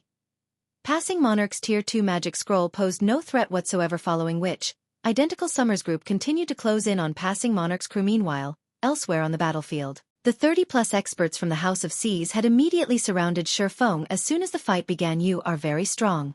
This time, however, we will no longer be careless, Mad Beast said, his gaze fixed on Shifeng. Previously, the House of Seas experts had fought Shifeng without knowing his true strength. They also had no clue regarding his skills. As a result, he caught them off guard and eventually annihilated them. This time, however, they had come fully prepared. In the next moment, 3 level 43 summoners each took out a Tier 2 summoning scroll and promptly activated the scrolls. Tier 2 summoned creatures were equivalent to Lord-ranked monsters. Whether it was in terms of speed or strength, these creatures were much stronger than the current Tier 1 assassins and berserkers. Moreover, the Tier 2 summoned creatures were all above level 50, which made their basic attributes far superior to those of current players. At the same time as the 3 summoners were activating their Tier 2 summoning scrolls, 5 elementalists standing at a distance each took out a Tier 2 magic scroll and activated an AoE attack spell that cast anywhere from 1 to 2 dozen attacks. These elementalists then controlled the attacks to bombard Shifeng simultaneously. They acknowledged that they were no match against Shifeng in a one-on-one fight. However, even if Shifeng was more powerful, faced with numerous attacks coming from all sides, how many could he possibly dodge? Even if the swordsman were struck only once or twice in each attack wave, without the support of a healer, he would eventually succumb to death. Meanwhile, Mad Beast and the other assassin experts also entered stealth and approached Shifeng. "Leaves, that person is dead for sure this time," the cloaked woman said as she watched the live stream from Scorpion. "Even Scorpion and the others won't be able to save him in time." Against Tier 2 spells coming from all directions and 3 Lord-ranked monsters, current players simply had no way to survive, unless they possessed invulnerability. Identical Summer really is ruthless. 100 Leaves also frowned at this situation. She never thought that Identical Summer and the others would be willing to waste so many magic scrolls to kill Shifeng. "It seems we have no choice but to have Scorpion use a Tier 2 defensive magic scroll." Just as Scorpion had received his orders and was about to take out a Tier 2 defensive magic scroll from his bag, a silver magic array suddenly appeared in the sky, covering everyone present. The Tier 1 absolute time sure is scary. Its effective range has actually increased by so much. Shifeng smiled as he looked at the silver magic array in the sky. This magic array was the result of Shifeng activating the Tier 1 absolute time, which he had just sacrificed a ton of EXP to level up. Mad Beast and the others' performance had exceeded his expectations. In such a flat and open terrain, even he would not be able to handle the attacks of so many Tier 2 magic scrolls and expert players. Hence, he had no choice but to use his strategic skill, Absolute Time. Previously, at Tier 0 level 7, Absolute Time could only prevent enemies from using any skills, spells, and tools within an area of 100 by 100 yards for 24 seconds. After it reached Tier 1, level 1, however, its effective area had expanded to 200 by 200 yards. Now, not only could the strategic skill cover the entire battlefield, but its duration had also increased to 30 seconds. The only downside of the skill's level up was that its cooldown had increased from 2 minutes, 30 seconds to 3 minutes. This situation had cost Shifeng the EXP from killing the Blackstone Chieftain and completing the Legacy Trial. However, due to Absolute Time, the Tier 2 spells flying towards Shifeng simultaneously vanished into nothingness. It was as if the spells had never been cast. The magic arrays maintaining the Tier 2 summoned creatures had also been abruptly shattered. Identical Summer and the others, who were currently fighting Passing Monarch's crew a short distance away, found themselves unable to use any of their skills, spells, and tools. Not good. This is an AoE silencing skill. Everyone, quickly leave the spell's range. Mad Beast, who was forced out of his stealth state, shouted hurriedly in God's domain. Both ordinary players and expert players were heavily reliant on skills and spells in combat. Suddenly preventing them from using skills and spells was akin to robbing a tiger of its fangs and claws. Their combat power would fall by more than half. However, even as Mad Beast's words entered everyone's ears, Shifeng activated Silent Steps and appeared behind Identical Summer, using Chop to kill the latter instantly. At the same time, Shifeng also switched the aura of time to the aura of fire and promptly cast Firestorm over Mad Beast. Scorching flames rose from the ground, killing more than 30 experts on the spot. Only those with quick reactions had managed to avoid the raging inferno in time, following which, Shifeng turned around and used Lighting Edge on the players assaulting Passing Monarch's team, unable to use any of their skills. The players targeting Passing Monarch and the others fell helplessly to the innumerable arcs of lightning. In the blink of an eye, over 100 players collapsed, weapons and equipment scattered around their bodies. Shifeng turned the tables on Identical Summer's group in an instant.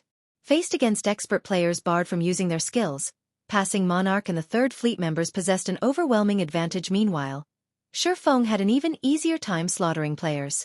He was practically killing one player with each attack.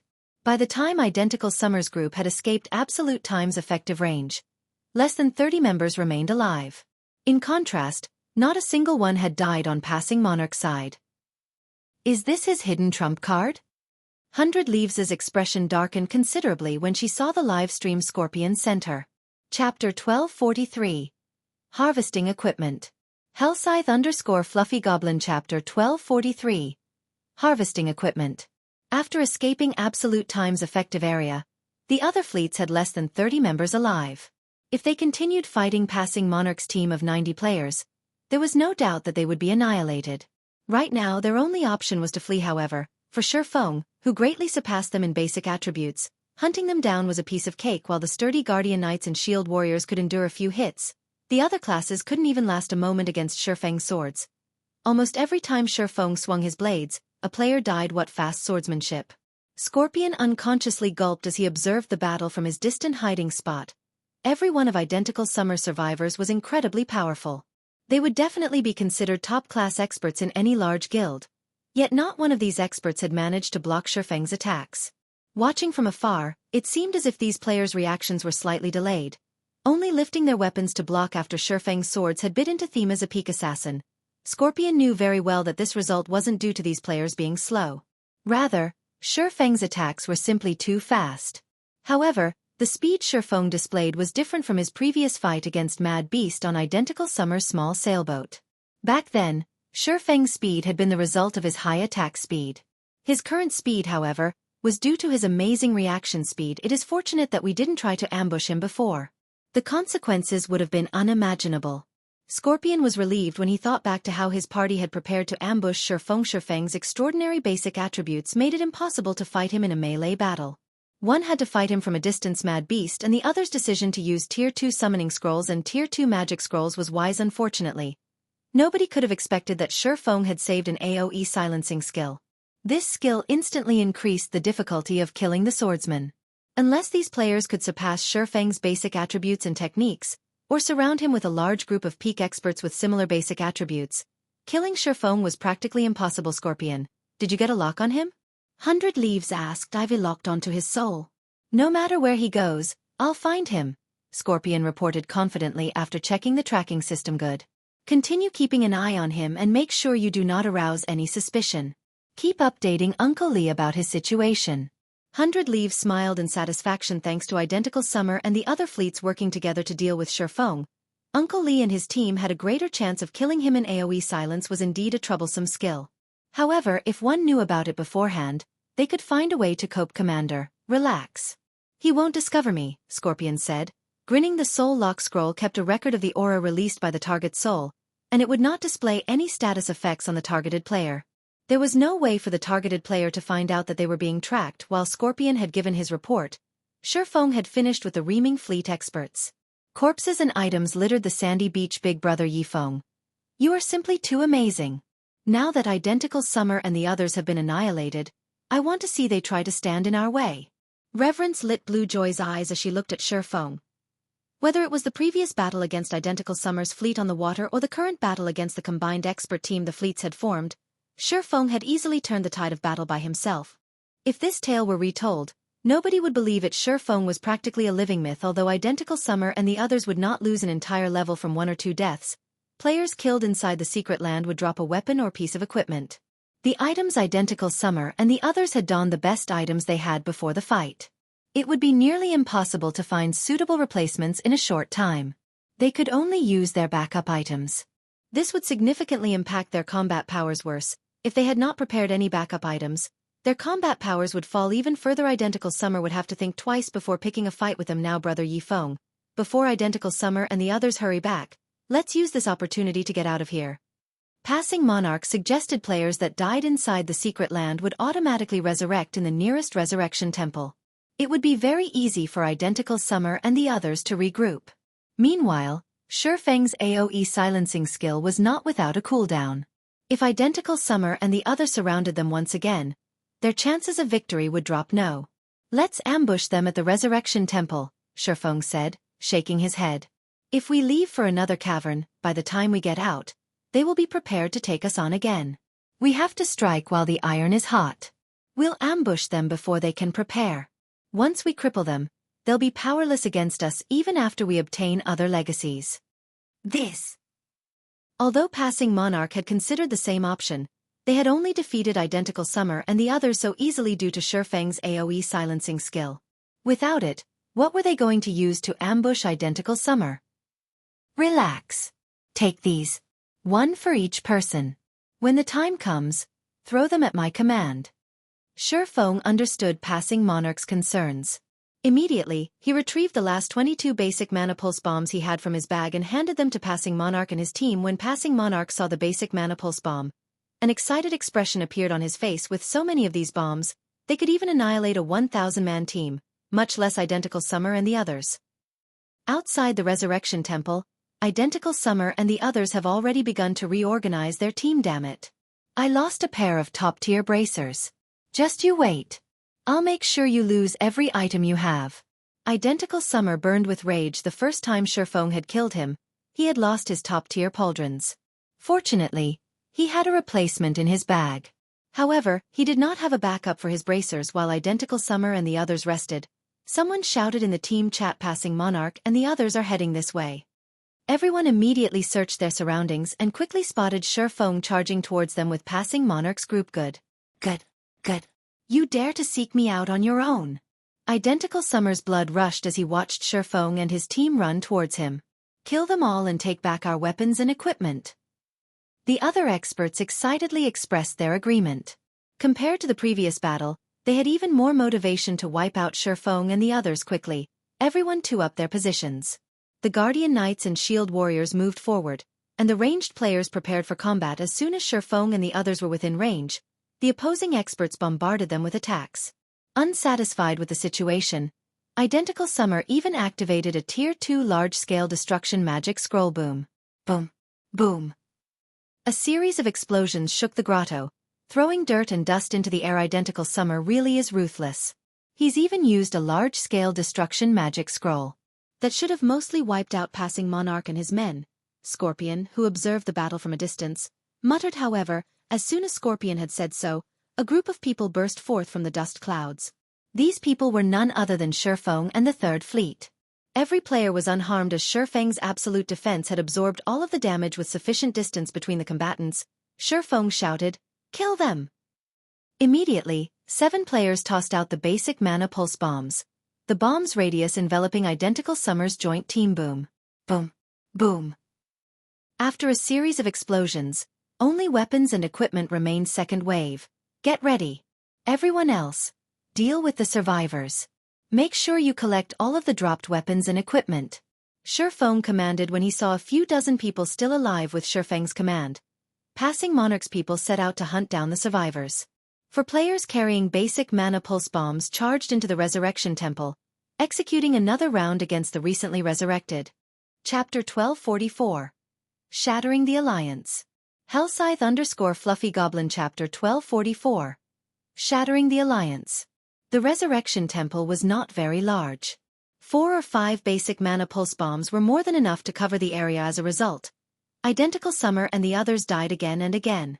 Although they had not lost any levels, they had each lost 5 or 6 weapons and pieces of equipment so far. That was practically half of their items. Needless to say, their combat powers had decreased tremendously. Despite their numerical advantage, they were no longer a threat to Passing Monarch's fleet. Passing Monarch, you're going too far. At the end of the day, we are still members of the Freedom Alliance. Identical Summer shouted at Passing Monarch and Shifeng, who currently stood in the Resurrection Temple's entrance. Are you trying to make an enemy of all 10 of our fleets? If these members were only from the 2nd and 4th fleets, passing monarch could pay them no heed. However, the players present included experts from every fleet, with the exception of 3rd. If passing monarch made enemies of all 10 fleets, he couldn't remain in the Freedom Alliance. The Freedom Alliance was comprised of the independent faction and the small guild faction. Meanwhile, passing monarch had only risen to the 3rd seat in the alliance due to the support from the other independent adventurer fleets. If passing monarch lost that support, with his fleet's current strength, he could easily be knocked down to the bottom of the Freedom Alliance. If passing monarch made enemies of everyone, he wouldn't even receive scraps in the future. If that happened, it would only be a matter of time before passing monarch and his fleet were forced out of the Freedom Alliance. Passing monarch's expression darkened upon hearing this, glaring at Identical Summer. Although he was frustrated, he whispered to Shi Feng, suggesting, "Brother Yi Feng, if we continue this fight, every fleet here will become an enemy. If that happens, our future plans will be affected." Part of the reason that he had become the 3rd Fleet's commander was that he had worked with the other independent adventurer fleets during past city defenses. If he broke all pretenses with the other fleets here and were kicked out of their circle, it would become far more difficult to contest for the Freedom Alliance's first seat in the future. I understand. Shi Feng nodded, seeing passing monarch and his people halt their attack. Identical Summer chuckled and said, "Monarch, it's good that you are aware of the situation. Let's forget about this matter altogether. However, you must return the items our member lost. After all, they were originally ours." He had suffered severe losses in this visit to the secret land. Not only had he lost his small sailboat, but he had also lost half of his equipment. His subordinates had suffered severe losses as well. Recovering from these battles would take a long time. With the situation now in his favor, he had to ask for the items back. Identical Summer is too shameless. He clearly attacked us first. Now that he knows he can't beat us, he's using the masses to pressure us. Blue Joy was furious. However, she was also powerless to do anything about Identical Summer's shamelessness. As passing monarch hesitated over his decision, Shi Feng used silent steps and appeared behind Identical Summer once more. His sacred sword slashing down on the elementalist. A streak of blue light bisected Identical Summer's body. Only after killing Ray had cut through his body did Identical Summer realize what had just occurred. He could not fathom why Shi Feng would dare to make an enemy of practically every fleet in the Freedom Alliance. Although Identical Summer wanted to say something, his vision had already darkened, and his body no longer reacted as it collapsed to the ground. Without hesitation, Shi Feng picked up the dark gold staff the man had dropped. Everyone was stunned. Passing monarch's jaw hit the ground. Passing monarch even wondered if Shi Feng had understood his prior words. "If you wish to leave this place, it is very simple. From now on, I'll give you 3 minutes. After 3 minutes, the 50 players still standing in this resurrection temple may leave. You can keep your spoils of war. Any who linger best prepare themselves," Shi Feng warned, smiling as he glanced at every enemy expert.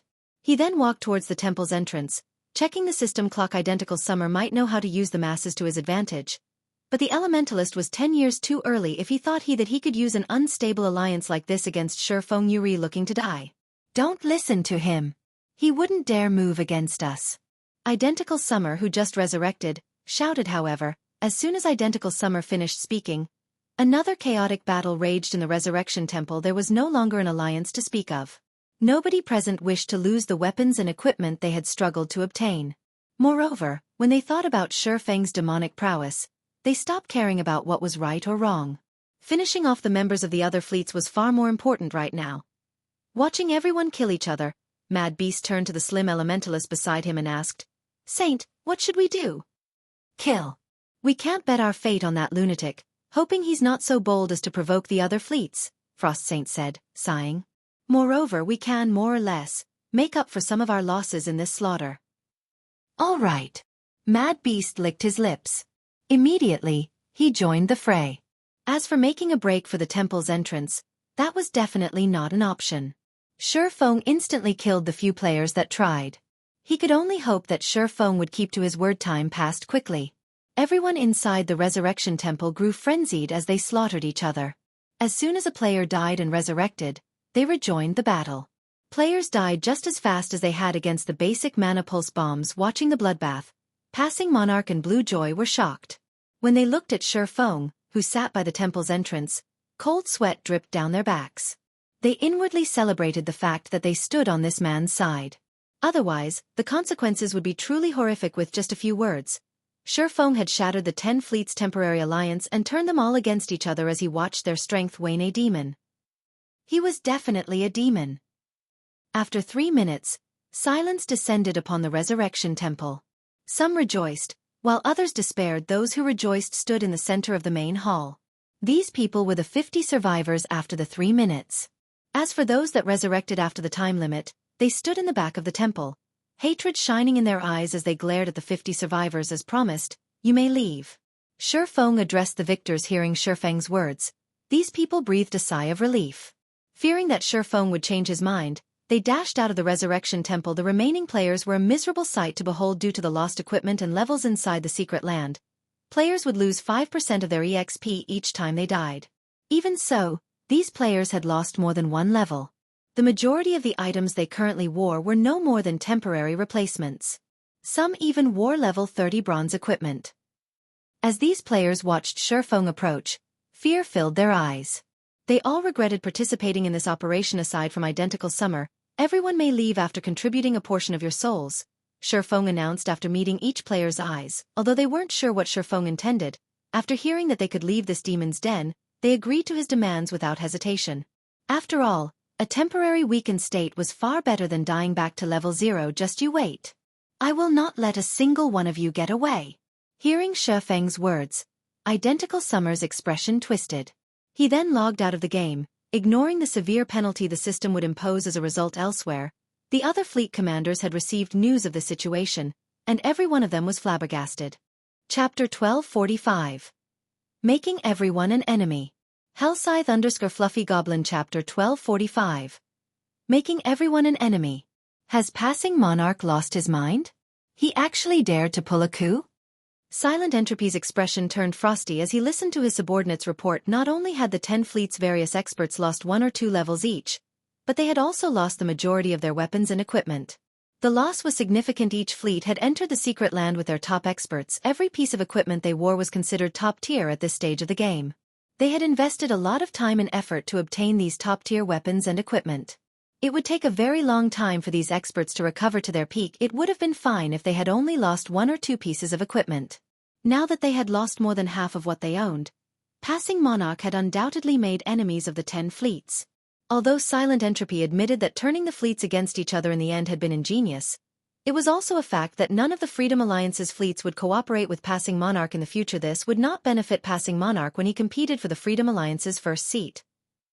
Meanwhile, in the Resurrection Temple, everyone was shocked by Identical Summer's ruthless action. Identical Summer is quite bold. He actually dared to log out inside the secret land. What's so impressive about that? If it were up to me, I'd say that that monster is the amazing one. He had actually forced Identical Summer down this path. If I were in Identical Summer's position, I probably would have done the same. Now that Identical Summer has made such a decisive move, he will not let this matter rest until one of them has been destroyed. Everyone chatted quietly as they stared at Identical Summer's previous location. They could not help but feel a chill crawl down their spines when they recalled the hatred and madness in Identical Summer's eyes as he forcefully logged out of the game in the outside world. If players forcefully logged out of the game, the system would impose a penalty, which was slightly more severe than the usual death penalty. If one did the same thing inside the secret land, the penalty would multiply by several times. Players would also be barred from logging into God's domain for a considerable amount of time at this stage. Even losing 1 level would drive a player mad. If they forcefully logged out inside the secret land, not only would they lose multiple levels, but they would also lose several items. That was on top of being barred from logging in for some time. No one would be so bold as to accept such a penalty willingly. However, Identical Summer had no other choice. After all, the system's penalty was slightly less damaging than staying. On the top floor of the Ferris skyscraper, the cover of a virtual gaming cabin slowly opened. Once the cabin opened fully, a man climbed out. The man wore a grim expression, his chilling gaze forcing a shudder from anyone it fell upon. This man was Xianxia. He was also known as Identical Summer, the commander of the Freedom Alliance's Second Fleet. Nobody would have ever imagined that the commander of Second Fleet was actually the young master of the Xia Corporation. Although the Xia Group was not a powerful international corporation, it was one of the country's first-rate corporations. Passing Monarch. And that damnable brat as well. I won't let either of them off the hook. Xianxia slammed his palm on the wooden desk before him in rage, shattering the desk. The strength he displayed was not one bit inferior to a professional fighter's. Immediately, he tapped the quantum watch on his wrist and called a particular number. Hello? Viper? Look into two people for me. Both are God's domain players. I'll send the information I have on them to you in a moment. If you help me discover their true identities, there will be no lack of benefits. Young Master Xia, what a rare occurrence. Since you've made the request, I'll get it done right away. Rest assured, no one can hide from me, the person called Viper responded, laughing nodding. Xianxia disconnected the call. He revealed a sinister grin. Just you wait. Anyone who dares to oppose me will not find a pleasant ending. Xianxia laughed. Although the main god system protected every player's information, and players normally modified their appearances, making it very difficult to learn their true identities, Xianxia rather trusted Viper's capabilities. After all, this was not the first time Viper had completed such a task. Meanwhile, inside the Resurrection Temple, Shifeng collected one soul after another. With the number of players present, he could collect enough to produce 3 drops of soul water, and he planned to stockpile the soul water for learning the secret body technique. The secret spellcasting technique he had previously obtained catered mainly to magical class players. To Shifeng, the secret technique was negligible. However, the secret body technique was suitable for all players. Since he didn't need to share the slots this time, he had to prepare more soul water. He was currently in Sea's End. He had also hidden his identity under his black cloak. Aside from Passing Monarch and a few other trusted players, nobody knew his exact identity. Unlike in the Star Moon Kingdom, he did not have to worry about implicating Zero Wing right now. The most he had to worry about was an ambush from dark players. Shifeng quickly collected over 300 souls, producing 3 drops of soul water in the soul orb. Now that I don't have to worry about exposing my identity in Sea's End, I can use this opportunity to collect more soul water. Many ideas swam in Shifeng's mind as he gazed at the soul orb in his bag. In the past, the Flower of 7 Sins had made a fortune with the soul orb. With it, the organization had nurtured plenty of peak experts. With no concerns to hold him back, he needed to use this opportunity to collect soul water. It'd be very difficult to obtain once he returned to Star Moon Kingdom. After obtaining the soul water, Shifeng led Passing Monarch and the others to another grotto to search for legacies. Aside from the grotto that contained the sea god's legacy, there were 12 grottos in the sea dragon's secret land. Among them, the entrance to 3 grottos had a diameter of 50 yards. The legacies in these grottos was only second to the sea god's legacy with 2 small sailboats. It would be a piece of cake for Shifeng's group to obtain a legacy from one of the 50-yard grottos without suspense. Shifeng helped Passing Monarch obtain a legacy in their 9th hour in the sea dragon's secret land. This time, however, there were no other fleets to contest for the legacy, and everything went relatively smoothly. Commander, Passing Monarch's fleet has returned to the starting point. By the looks of it, they seem to have obtained another legacy and are preparing to leave. Scorpion, who hid at the starting point, reported when he saw Shifeng's group approach. Good. Uncle Li and the others are already outside. You should take off too, 100 Leaves said, nodding. She had waited for this moment for a long time. Although the legacy items weren't guaranteed to drop upon death, Uncle Li was a dark player. He had tools and methods of increasing the drop rate for players he killed. As long as Shifeng did not store the sea god's legacy in his warehouse, it would only take a few extra kills before they obtained the legacy. For now, she needed to regroup with Uncle Li's team. Once Uncle Li killed Shifeng, since she was on the same team, she would complete the Demon God's quest. As long as she obtained both the Sea God's legacy and the Demon God's reward, the Freedom Alliance's first seat was hers for the taking. After that, she would gradually take control of the Freedom Alliance and rule over the 3 major NPC cities. Every one of Sea's End's 12 major NPC cities had a larger population than any Land Kingdom's capital city. The player population of Heavenly Ocean City, in particular, could rival an empire's imperial capital. At the Sea Dragon's secret land's entrance, after Shifeng stored the 2 small sailboats, he followed Passing Monarch and the others into the teleportation magic array. System. Do you wish to leave the Sea Dragon's secret land? Shifeng chose yes without hesitation. Immediately, a beam of white light descended upon him. He then vanished from the secret land. Shortly after, Shifeng returned to Blue Jade Restaurant's top-floor hall. However, more players were present than before. Every player was a member of one of the Freedom Alliance's fleets. They all stared at Shifeng and Passing Monarch with looks that could kill. Chapter 1246. Miniature Holy Land. Why are so many people here? Feng could not help his surprise as he looked around. They're not thinking of taking action here, right? He was not surprised by the hostile gazes he received from the various fleets. What Feng found odd was the fact that so many players had gathered in the hall at a glance. He could see at least 2,000 people. Taking up nearly half of the entire hall, they were currently in an NPC city. Attacking another player here would be detrimental unless these players were absolutely confident of escaping the NPC guards. The arrest of so many members would definitely wound the various fleets. That's not it. They're just following routine, Passing Monarch said, shaking his head. He then explained, whenever we come out from the secret land, we reorganize the distribution of resources the Freedom Alliance controls based on our performance and gains in the secret land, although the redistribution of resources isn't as drastic as when our rankings change. Based on our rank in the secret land, we are assigned different leveling resources. For example, previously, the Third Fleet was only able to grind in Loch Cemetery and Black Altar. Since the Third Fleet has come out on top this time, we might get assigned to the Silent Lumberyard and Stormwind Shelter to level up. Seeing so many members of the various fleets present right now simply because the party leaders of the various fleets are interested to know which leveling maps they'll be assigned to this time. As Passing Monarch spoke, his eyes shone with excitement. Obtaining a legacy was only part of the reason that Passing Monarch had recruited Feng's help. The main motivation was to obtain better leveling resources for his fleet in God's domain. It was common knowledge that an area's resources were limited. This was the case in every virtual reality game. Whether it was guilds or organizations such as the Freedom Alliance, due to such high member counts, they could not allow all their members level up in a single area. Otherwise, the amount of resources each member could obtain would be pitiful. Hence, it was necessary to assign the various fleets in the Freedom Alliance to different leveling areas in high-resource maps. Not only were there plenty of field bosses, but there were also plenty of advanced and rare quests. The same was true for treasure chests. If the Third Fleet were assigned to one such high-resource map, it would ease in their struggle for the position of First Fleet. Realization dawned on Feng when he heard Passing Monarch's reasoning.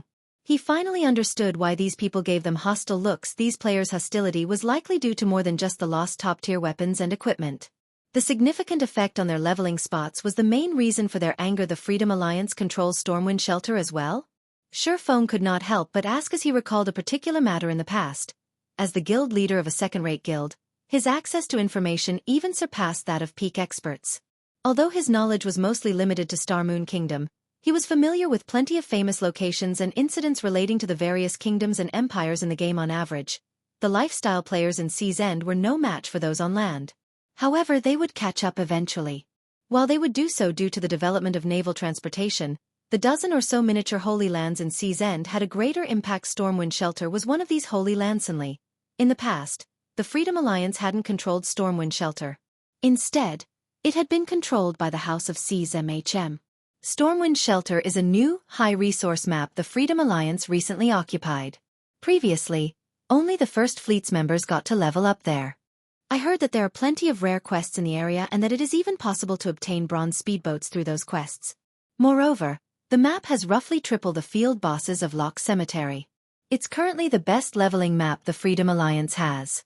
It is also much easier to obtain top-tier weapons and equipment there. Passing Monarch nodded in excitement. So that's the case, Feng could not help but chuckle.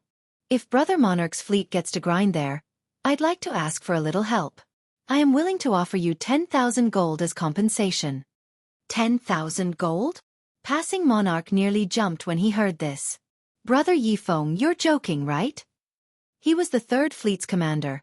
He had tens of thousands of subordinates. He received 20% of Blue Jade City's profits. Yet even he couldn't collect 10,000 gold with a moment's notice. His fleet members' repair fees alone cost tons. He also needed to compensate the members who suffered losses during their struggle with the other naval powers. At the same time, he needed to visit other kingdoms and empires to purchase rare tools for exploring the Sea Dragon's secret land and raiding bosses. Currently, he had less than 10,000 gold on hand. If Feng truly gave him 10,000 gold, he would have enough to purchase quite a few advanced speedboats, restoring the Third Fleet's strength quickly. That's right, 10,000 gold. However, this matter must first be done. The payment. I will only pay a deposit of 500 gold, Feng said, nodding. That won't be a problem. If it is possible to accomplish, I'll give it my all. Passing Monarch agreed without hesitation, deeply afraid that Feng would change his mind. At this moment, his eyes glowed with excitement. My request is very simple. If Stormwind Shelter falls under your control, I want Stormwind Town's Stormwind emblem, Shifeng said, chuckling. The NPC towns within Sea's End were different from those on land. Rather, they were somewhat similar to Thunder Island. The higher a player's status was in a town, the more authority they would possess there. Only, unlike the Thunder emblem, where only 10 existed, there was no limit to the number of Stormwind emblems one could obtain. The only real limit was its abysmally low drop rate. As long as a player obtained a Stormwind emblem, they would be granted authority over Stormwind Town, capable of performing acts that normal players could not. There would be no need for players to accumulate reputation points gradually to increase their authority. The Stormwind emblem? Passing Monarch pondered. Although he had never leveled in Stormwind Shelter before, if he assumed control over the Stormwind Shelter, according to the Freedom Alliance's rules, the First Fleet's members would have to hand over the town emblems to him, allowing him to manage the area's town. Giving away one of those emblems wouldn't affect his operations in any way. At most, he simply needed to use the emblems he obtained to compensate for the missing one. All right, that won't be a problem. I'll get it done as soon as possible. Following which, Shifeng signed a new contract with Passing Monarch and paid 500 gold upfront. Time passed quickly. While Shifeng and Passing Monarch waited for the secret land expedition to end and the map redistribution to be announced, 6 cloaked players stared at Shifeng from a corner. Scorpion. Is he the one Leaf spoke about? A middle-aged man sporting a gray beard and 2 snow-white daggers sheathed by his sides asked as he glanced at an empty corner. That's right. He is the one the commander wants dead. Here's the latest information we have on him. Scorpion, who was in stealth, responded respectfully. When one spoke about the strongest player in the sacred temple, they didn't talk about Uncle Lee. However, when it came to assassination, Uncle Lee was the most powerful.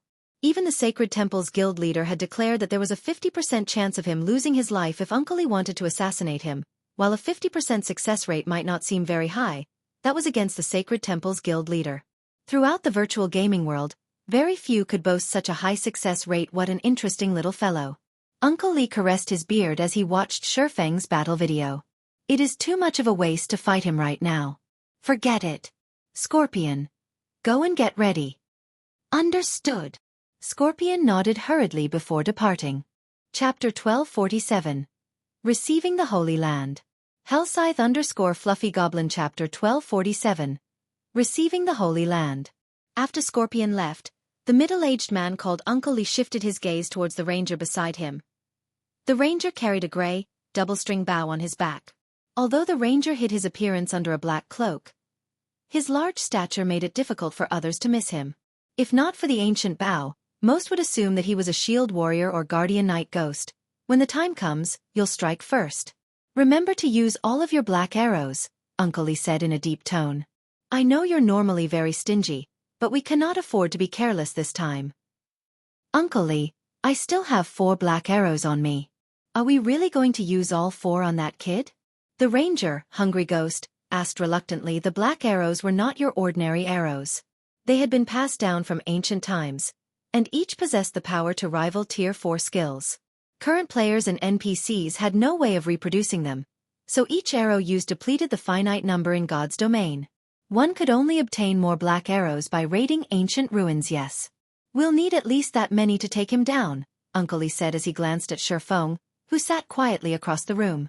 Smiling, he continued, although he has yet to achieve a domain as 100 Leaves said, he is not far from it, either. With his frightening basic attributes and powerful skills, killing him will be slightly more difficult than killing actual domain realm experts. No wonder why 100 Leaves requested assistance from the guild leader. I guess I can use him as a guinea pig. Hungry Ghost's interest grew upon hearing Uncle Lee's explanation. He clearly hasn't reached the domain realm. Yet, he's even more difficult to kill than domain realm experts?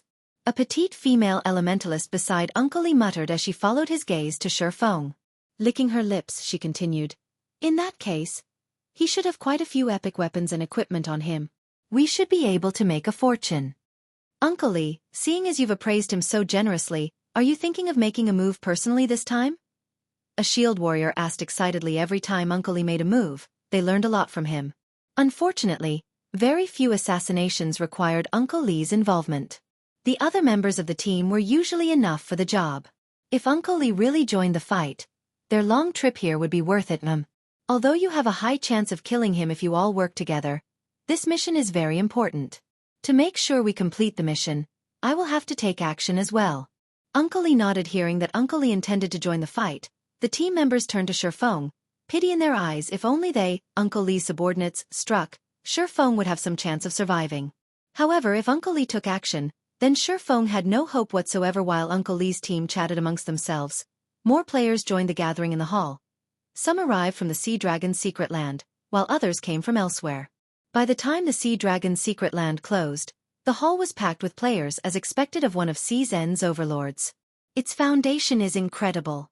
Shifeng was a little surprised as he surveyed the room. Among the players present, the lowest was level 42. As for the weapons and equipment they wore, the most inferior was level 40 fine gold rank. There were over 2,500 such players. Even a first-rate guild didn't have these bragging rights. It was not hard to imagine how the Freedom Alliance had become one of the naval overlords in Shifeng's previous life. God's domain was still in its early stages. Yet already the Freedom Alliance was so strong. With the assistance of the 3 major NPC cities the Freedom Alliance controlled, first-rate guilds couldn't compare to its income or number of players it could recruit. As Shifeng silently observed his surroundings, the clamor quieted. In the next moment, Silent Entropy, the First Fleet's commander, slowly walked up the stage in the center of the hall. Now that everyone is here, let us begin. Loudly, Silent Entropy continued. According to the rules, we will reorganize the leveling maps for each fleet based on their performances and losses in the secret land. I'll announce the results now. The present Freedom Alliance members were tense. Although the Alliance's leveling areas were all high-resource maps, there were also huge differences between them. Sure, everyone already knows this, but the fleet with the best performance this time is our 3rd fleet. Hence, from today on, 3rd Fleet will take over Stormwind Shelter and Silent Lumberyard. Placing in 2nd is the 8th Fleet. It will take over the Silent Canyon and Reef Sea. 1st Fleet came in 3rd. It will occupy the Black Altar and Lock Cemetery. As Silent Entropy announced the various fleets' ranks, silence reigned over the hall. Nobody could have imagined such a massive transformation. While everyone already knew that the 3rd Fleet had placed 1st this time, the fact that the 8th Fleet had placed 2nd came as a big surprise. Meanwhile, the 3rd Fleet's members were ecstatic. Shifeng released a sigh of relief as well. With this, his plans could come to fruition. In the past, Stormwind Shelter had become a miniature holy land due to the Sea God's Temple in Stormwind Town. Like the War God's temples on land, the Sea God's temples offered various quests. At the same time, players could accumulate points with the Sea God's Temple and trade them for items.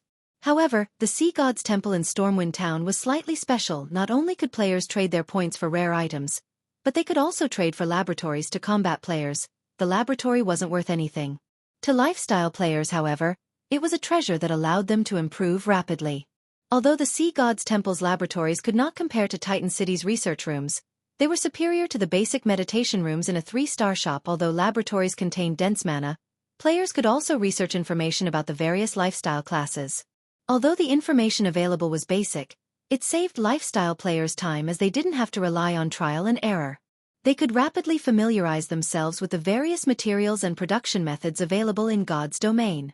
They could then create new products more easily and become master lifestyle players. In the past, it was precisely because of these laboratories that the ranks of Season's lifestyle players had skyrocketed, eventually catching up with lifestyle players on land. However, although the laboratories offered many benefits, they were not easy to enter. Players needed to spend Sea God's Temple points to gain access. Moreover, the price was fraudulent. One day inside a laboratory cost 100 points. Sea God's Temple points were harder to obtain than coins. Normally, one could only obtain them by completing the Sea God's Temple's quests. Players also had the option of trading in rare items such as the runic crystals, with each worth 10 points. Unfortunately, runic crystals' drop rate was extremely low. Normally, only boss-grade sea monsters had a reliable chance of dropping them. Yet, renting a laboratory for a day cost 10 runic crystals. Hence, very few lifestyle players could afford to use them. Of course, as players' level increased and the supply of runic crystals became more abundant, more lifestyle players could gain access. However, that wouldn't happen for quite some time. However, Shifeng possessed the Philosopher's Stone. As long as he collected enough runic fragments, he could easily synthesize runic crystals. Moreover, if he had the Stormwind emblem, it would grant him advanced authority in Stormwind Town. With that, he would receive a 20% discount when trading for items or services in the town's Sea God's Temple. Most importantly, he could purchase Stormwind Town's land. With all of these factors in hand, growing the Candlelight trading firm would be easy. Commander. Now that Passing Monarch has taken over Stormwind Shelter, This will impact our ability to contest for the first seat. Should we cause some trouble for passing Monarch? A cloaked oracle asked Silent Entropy quietly. No need. Even without our involvement, passing Monarch will face plenty of challenges from Stormwind Shelter. With the strength of passing Monarch's fleet, just holding the area will be difficult. We don't need to waste our manpower on this. Locating other leveling spots right now takes priority, Silent Entropy said, chuckling as he glanced at passing Monarch and Shifeng. Although the Stormwind Shelter was the best leveling spot the Freedom Alliance currently possessed, various other powers fought over the map. Keeping these other powers at bay would require a lot of manpower and resources in his opinion. Handing over Stormwind Shelter to passing Monarch wouldn't strengthen the Third Fleet, but weaken it. Commander, should we still give the Stormwind emblems to passing Monarch, then? Chapter 1248. Shop Expansion. Hellscythe_Fluffy Goblin Chapter 1248. Shop Expansion. The Stormwind emblems? Silent Entropy frowned. He then asked, Shepherd, how many emblems do we have right now? Town emblems were extremely rare. Although they could not be used to take full control of a town, they did make it easier for players to pick up quests and develop in the area. With Stormwind Shelter being a high-resource map, the Stormwind emblem's value went without saying. It could even rival an epic item too. The oracle named Shepherd answered softly. Only 2? Why do we have so few? Silent Entropy could not help but grow curious. Haven't we been exploring Stormwind Shelter? Normally, when they explored a new map, they easily obtained 8 or 9 town emblems. Even more if they were lucky. The First Fleet had put everything they had into exploring the area. It was inconceivable that they had only obtained 2 Stormwind emblems so far. Commander, Stormwind Shelter is different. In other maps, the first kill of boss-grade sea monsters has a higher chance of dropping town emblems, but the bosses in Stormwind Shelter have an extremely low drop rate. Thus far, we've obtained the first kill of more than 20 field bosses. We have also been farming the map's monsters. Even then, we have only obtained 2 emblems so far. The drop rate is that low? Silent Entropy was surprised when he heard Shepherd's explanation. It seems the Stormwind emblem is worth quite a lot.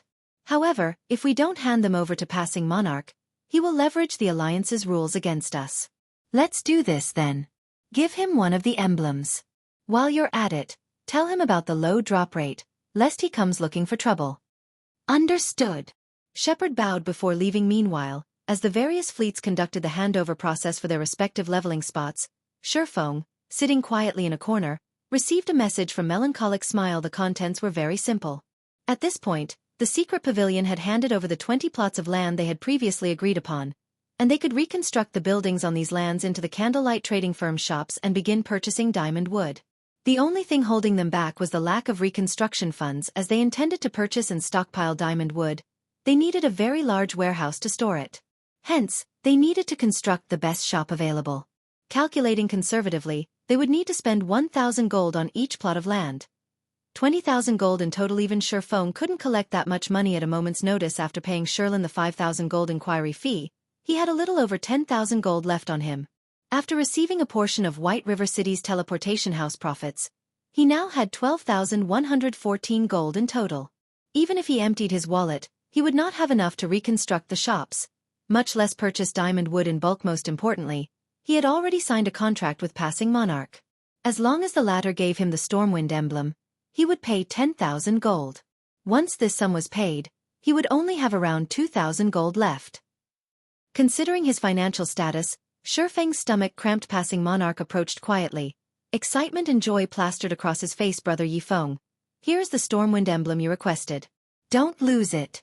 For some reason, the emblem's drop rate in Stormwind Shelter is extremely low. I only have one. Replacing this will be very difficult, passing Monarch warned his companion softly. He then traded the Stormwind emblem to Shifeng. Stormwind emblem. Once equipped, player will enjoy advanced authority in Stormwind Town. I'll be careful. Shifeng nodded as he stored the emblem. The Stormwind emblem's rarity didn't surprise him in the least. Otherwise, he wouldn't have offered to buy it for 10,000 gold in the past. Many people had offered to purchase the Stormwind emblem, and their starting bids were usually above 20,000.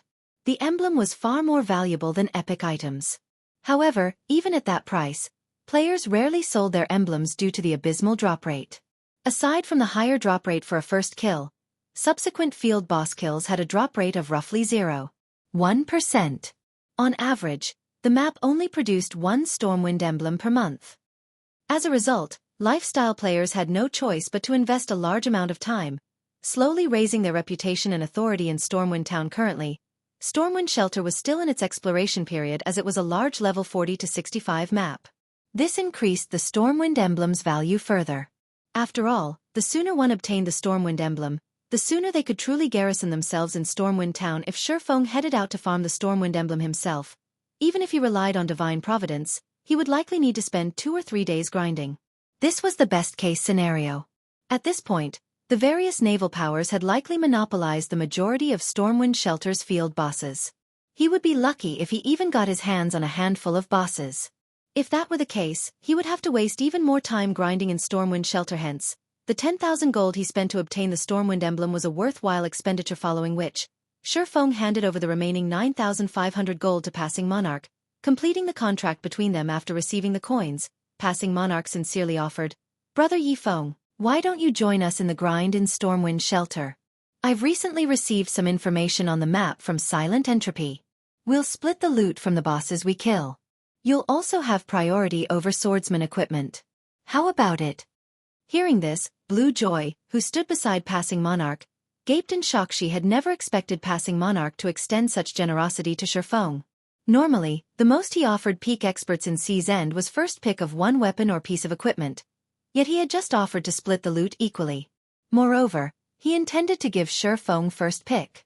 If news of this spread, it would shock every player in Sea's End. However, after considering it for a moment, Blue Joy wasn't terribly surprised. Passing Monarch wouldn't be so generous to just any peak expert. Shifeng was an exception simply because they had already witnessed his strength. With Shifeng's aid, they could take on even more powerful bosses. Although they would only be obtaining half of Theseus' boss's loot, their harvest would likely be more abundant than monopolizing the weaker boss's loot. "Thanks for the offer, but I still have many matters to attend to." Shifeng rejected the kind offer. "We'll raid bosses together if there is another chance in the future." While killing powerful boss-grade sea monsters was very profitable, he was the leader of a guild. There were many matters that required his attention. If a guild wished to grow powerful, it needed to be managed carefully. Zero Wing would not grow stronger if he neglected his responsibilities as the guild leader. If something like that were possible, so many guilds wouldn't vanish each day. Blue Joy was slightly disappointed by the swordsman's response. However, she knew it was reasonable. Shifeng was both a powerful expert and a member of Zero Wing. How could he possibly spare the time to level with them? What a pity. Until next time then. During the next contest for the seating positions, we'll have to trouble you again, Passing Monarch said, sighing, following which, Shifeng said his goodbyes to Passing Monarch and the others before leaving the Blue Jade restaurant and hurrying to Stormwind Shelter. As soon as Shifeng left the restaurant, Scorpion, who had hidden in the alleyway beside the building, followed after him. "Uncle Lee, the target has left Blue Jade restaurant. By the looks of it, he seems to be heading to the teleportation hall to leave Blue Jade City," Scorpion reported as he followed Shifeng. "A busy man. Follow him. The moment he steps out of an NPC city will be the moment he loses his life," Uncle Lee said, chuckling. It was unwise to attack another player in an NPC city. Although the security in Sea's End's NPC cities was not as strict as the cities on land, it could not be underestimated. Against an expert like Shifeng, in particular, they needed a more suitable environment. Understood. Scorpion then quickly followed Shifeng into the teleportation hall. Chapter 1249. Nameless Shop. Hellscythe_Fluffy Goblin. Chapter 1249. Nameless Shop. As a golden glow rose from the teleportation array, Shifeng disappeared from Blue Jade City to arrive in Stormwind Town. Stormwind Town was the only safe location within Stormwind Shelter. While it was called a town, it was not one bit inferior to the NPC cities in Starmoon Kingdom, with a player population of 500,000 or so. Moreover, the NPC guards garrisoned here were all level 120 and above. The town's security was only second to Sea's End's 12 major cities. Not many have come here to level up yet. Shifeng examined his surroundings after leaving the teleportation hall. He saw fewer players on the street than NPCs. However, after giving the matter some thought, he found the situation reasonable. After all, Stormwind Shelter was a level 40 to level 65 map. At this stage of the game, only a minority of players were capable of reaching past level 40.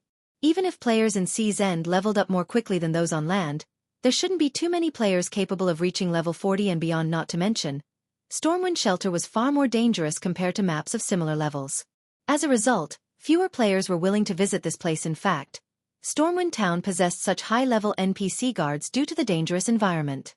Not only did players have to watch out for sea monsters when they left the town's protection, but they also had to be wary of Sawajan ambushes. Stormwind Shelter was home to the foreign race known as Sawajans. Leveling here was at least twice as challenging as in similar maps. Even if elite players from Sea's End formed a team, they would find it very difficult to survive here. A team would need expert leads at the very least. This was because Sahajans were not stupid like sea monsters. They were capable of jumping onto players' ships to engage in melee combat. At the same time, they would command sea monsters to attack ships, attacking players from all sides. As a result, players seeking to level in Stormwind Shelter needed high-quality ships and high combat standards. This was a trial for those living in Sea's End, although very few players currently resided in Stormwind Town. Correspondingly, players who had consistently grinded in Stormwind Shelter were stronger on average. Most of the players around town were level 41, with many having already reached level 42.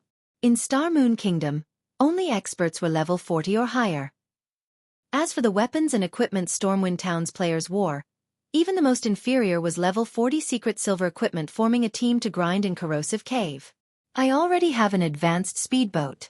Applicants must be level 41 or above, and must have at least 4 pieces of level 40 fine gold equipment.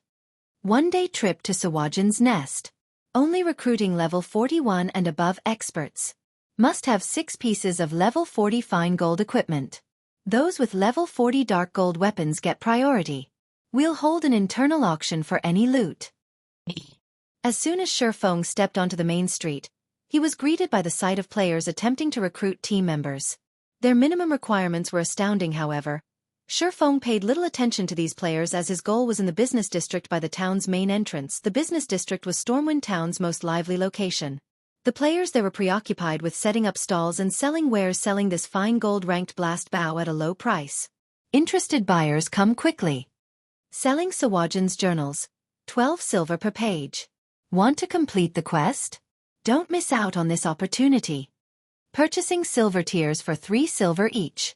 Only purchasing 100 drops.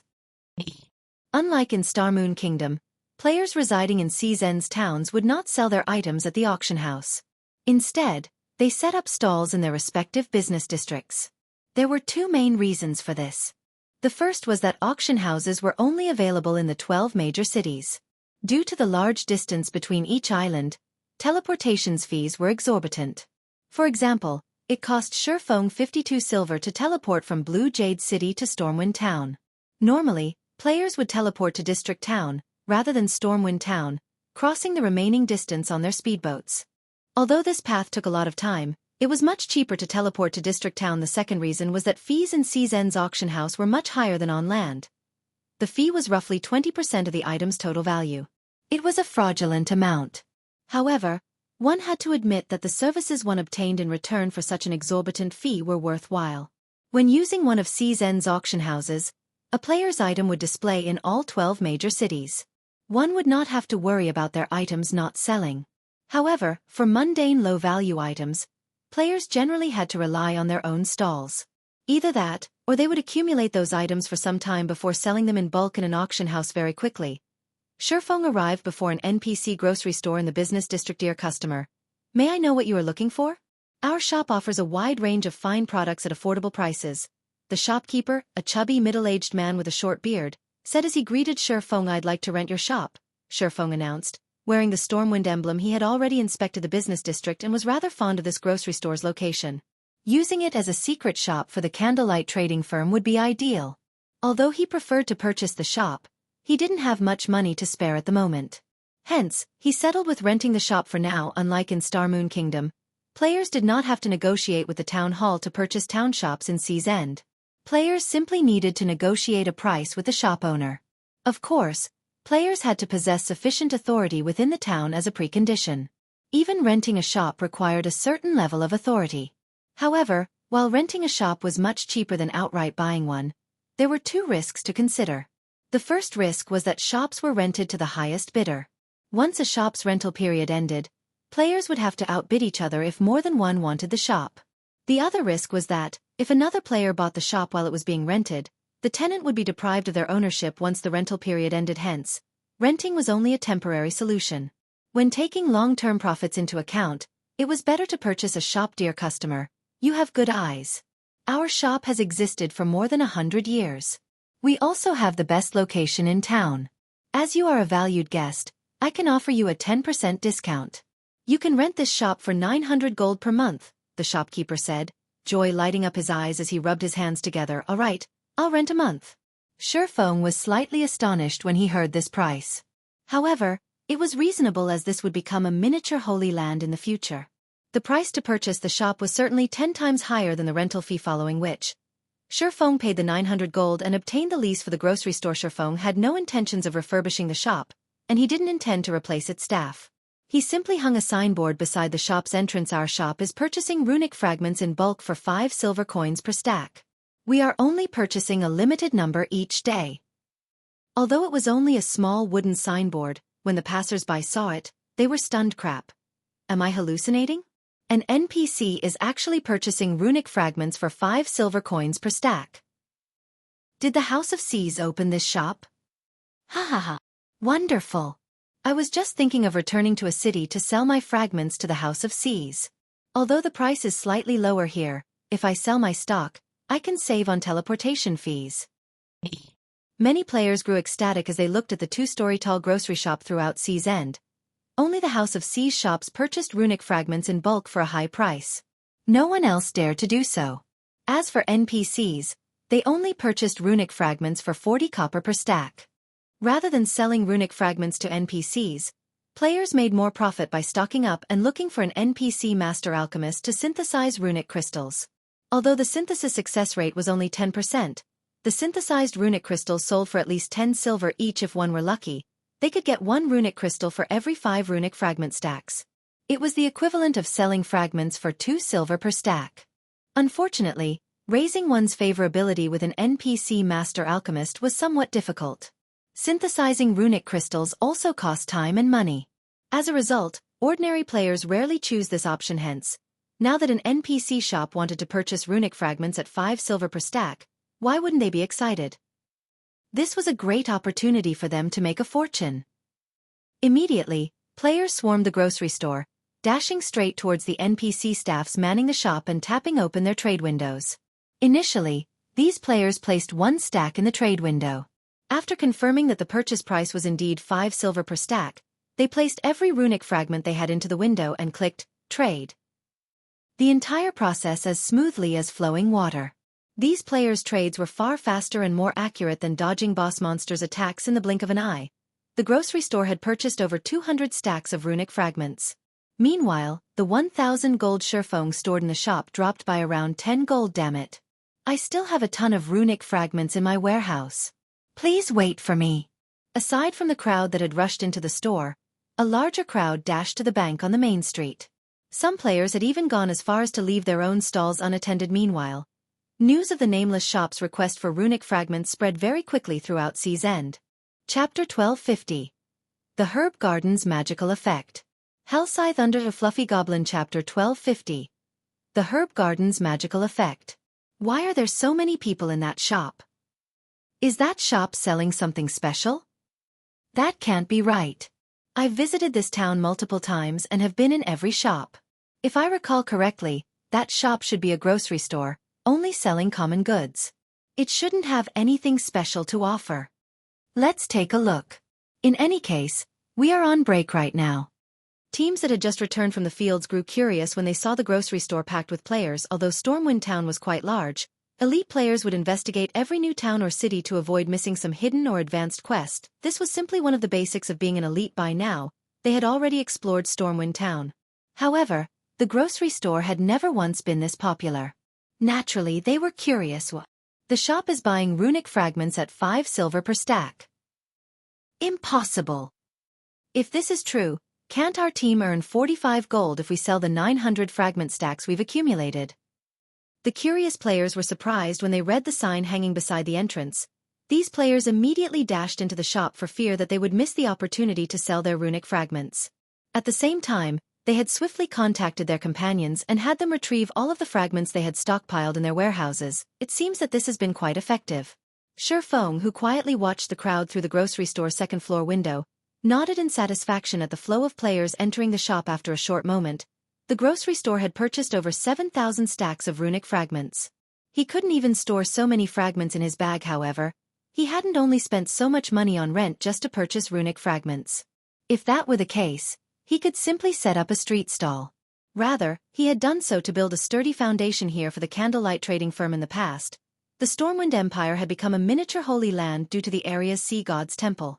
Not only did the sea god's temple give players access to the wondrous laboratories, but it also allowed players to trade for the sea god's blessing. When one spoke about the most profitable item produced in Sea's End, it was none other than the sea god's blessing. While this item might not be particularly valuable in Sea's End as players here relied on their ships in combat, it was a different story for players on land.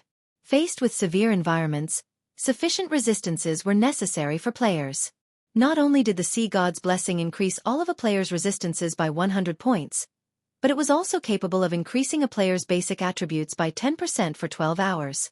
Moreover, the potion did not have a cooldown, and its effects could stack whether one raided a dungeon or adventured in the fields. The sea god's blessing was a must-have. Potion time passed quickly.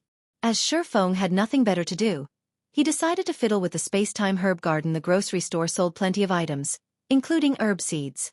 Although the herbs were common, they were enough for Shifeng. Shifeng wasn't an alchemist, but he knew what kind of potions players would need during particular times. He also knew which herbs were necessary to craft these potions around level 40. I recall that the various large guilds had focused on exploring ancient ruins. The various guilds had been desperate for lunar potions. The lunar potion's main material is the moonlight flower. Planting moonlight flowers isn't a bad option right now. Shifeng thought to himself. Normally, ancient ruins were located underground. Because of that, it was usually very dark inside. Even if players used spells, they would only illuminate a small area. This made their progress difficult and dangerous. Avoiding monster ambushes was particularly challenging. Hence, the lunar potion had become very popular around this stage of the game in the past. The lunar potion allowed players to see in the dark. In addition, the potion had a long duration, making it suitable for exploring underground ruins. It wasn't hard to find the lunar potion's recipe, and any advanced alchemist could easily produce it. Only moonlight flowers, the potion's main material, was considerably rare, and this resulted in a low supply of the potion on the market. If he could obtain a large quantity of moonlight flowers, he could mass-produce lunar potions. Making a fortune would be a piece of cake. Currently, as the various large guilds had already begun to raid ancient ruins, the lunar potion's market price had already reached 6 silver per bottle. This price was already rivaled that of the intermediate all-recovery potions. Meanwhile, crafting the intermediate all-recovery potion nearly cost 3 silver, whereas one could craft the lunar potion for less than 80 copper, 50 of which were spent on obtaining moonlight flowers. However, due to the rise in the lunar potion's price, moonlight flowers' prices had also increased. Right now, each flower could sell for around 2 silver, significantly increasing the cost of the lunar potions, following which, Shifeng purchased a large quantity of moonlight flower seeds and filled the space-time herb garden. Each moonlight flower needed 2 by 2 yards to grow. Overall, the herb garden allowed Shifeng to plant 62,500 flowers. Each moonlight flower seed cost 5 copper, costing a total of 31 gold, 25 silver. While 62,500 flowers seemed excessive, when taking into consideration the flower's survival rate, he would only end up with a small harvest in the end. Normally, the various large guilds didn't bother to nurture any less than hundreds of thousands of herbs. Fortunately, the space-time herb garden was an epic tool. Shifeng didn't need to invest too much time or money to grow the flowers. After Shifeng finished planting the seeds in the space-time herb garden, he received a communication request from Fire Dance Guild leader. "I've arrived," Fire Dance reported softly. "Good. I've given you access to the second floor, so come up." Shifeng nodded while he fiddled with the space-time herb garden. He had also sent for Fire Dance to bring him the Philosopher's Stone. With Fire Dance's equipment and strength, she could come and go without anyone noticing. Her guild leader. "Here is the Philosopher's Stone you asked for," Fire Dance said as she entered the second-floor room. She then took the Philosopher's Stone from her bag before looking around curiously. By now, runic fragments filled the room. Rather than a room, it looked like a warehouse. "Thanks." Shifeng excitedly received the Philosopher's Stone. "With this, I can finally begin my work." Guild leader. "The candlelight auction is tomorrow. Melancholic and the others are preparing for it right now. Aqua is still stuck inside the secret technique space, while Snow is managing things on Stone Forest Town and Lake Heart City side. They don't know what has happened in the guild, Fire Dance said. Some time ago, many experts with hidden identities attacked our dungeon raiding teams, causing significant losses. Experts with hidden identities? Could they be Dark Guild members? Shifeng asked. After the Dark Guilds their previous lesson, they should have been weak. He hadn't expected them to strike again. That shouldn't be the case. According to the reports from our members who fought these experts, they are all highly skilled. There were also quite a few refinement realm experts among them. I believe that they are from a super guild, Fire Dance said, shaking her head. They wouldn't dare attack in the open, so they're trying to start a secret war of attrition? Shifeng frowned. Since they want to play, we'll entertain them. When the various superpowers in God's domain wished to target a particular guild, they generally used such hidden tactics. Eventually, they would wear the targeted guild to death. After all, in such battles of attrition, the members of both guilds would lose levels, as well as weapons and equipment. Without sufficient strength and background, surviving a war of attrition was impossible, right? One more thing. Guild leader, our members have passed the inferior legendary treasure chests trial. I brought the treasure chest with me. Now, all that's left is for you to open it. Fire Dance said as she excitedly took a massive chest from her bag and set it before Shifeng. Chapter 1251. Treasure appears. Hellscythe_Fluffy Goblin Chapter 1251. Treasure appears. Everyone has passed their trials already? Shifeng could not help his growing excitement as he gazed at the inferior legendary treasure chest before him. Even in his previous life, he had never heard of an inferior legendary treasure chest initially. He had expected conquering the treasure chest to take a long time. After all, the trial inside the treasure chest wasn't easy to clear. Clearing it with enough people would be even more difficult. I wonder what kind of items are inside? It'd be great if a fragmented legendary weapon appeared. The guild could give birth to another peak expert in God's domain. Weapons provided a much higher boost to a player's combat power than equipment. Take Fire Dance for example. Although she was only a refinement realm expert, with 1,000 transformations abilities, she had a high chance of defeating Void Realm experts of the same level. Please let there be several items inside. Shifeng suppressed his excitement as he activated Divine Providence. He then activated the treasure chest. The inferior legendary treasure chest's loading bar began to fill slowly. It took much longer than opening an epic treasure chest. 5 seconds. 10 seconds. 15 seconds. Fire Dance, who stood beside Shifeng, struggled to settle her nerves as she watched the loading bar. After 20 seconds, a clear click resounded throughout the room. Immediately, both Shifeng and Fire Dance held their breath as they watched the lid open, a myriad of colors slipping through the gaps. The treasure chest also radiated an aura that weighed on Shifeng. As for Fire Dance, she had unconsciously taken a step backward. What an intense feeling. Shifeng was inwardly surprised. If the shop were not strengthened by magic arrays, both the dazzling light and the powerful aura would attract everyone's attention in Stormwind Town. As the lights gradually dissipated, the items inside the treasure chest were revealed. When Shifeng and Fire Dance saw the treasure chest's contents, however, they were flabbergasted. The inferior legendary treasure chest only contained 2 items. There was nothing else. One of these items was an exquisite black and white cape, while the other was a design. There were fewer items inside the treasure chest than they had expected. Normally, a treasure chest had between 3 and 5 items, yet this one only had 2. This was even after Shifeng had activated Divine Providence. It seems it really is unrealistic to ask for 2 fragmented legendary items from an inferior legendary treasure chest.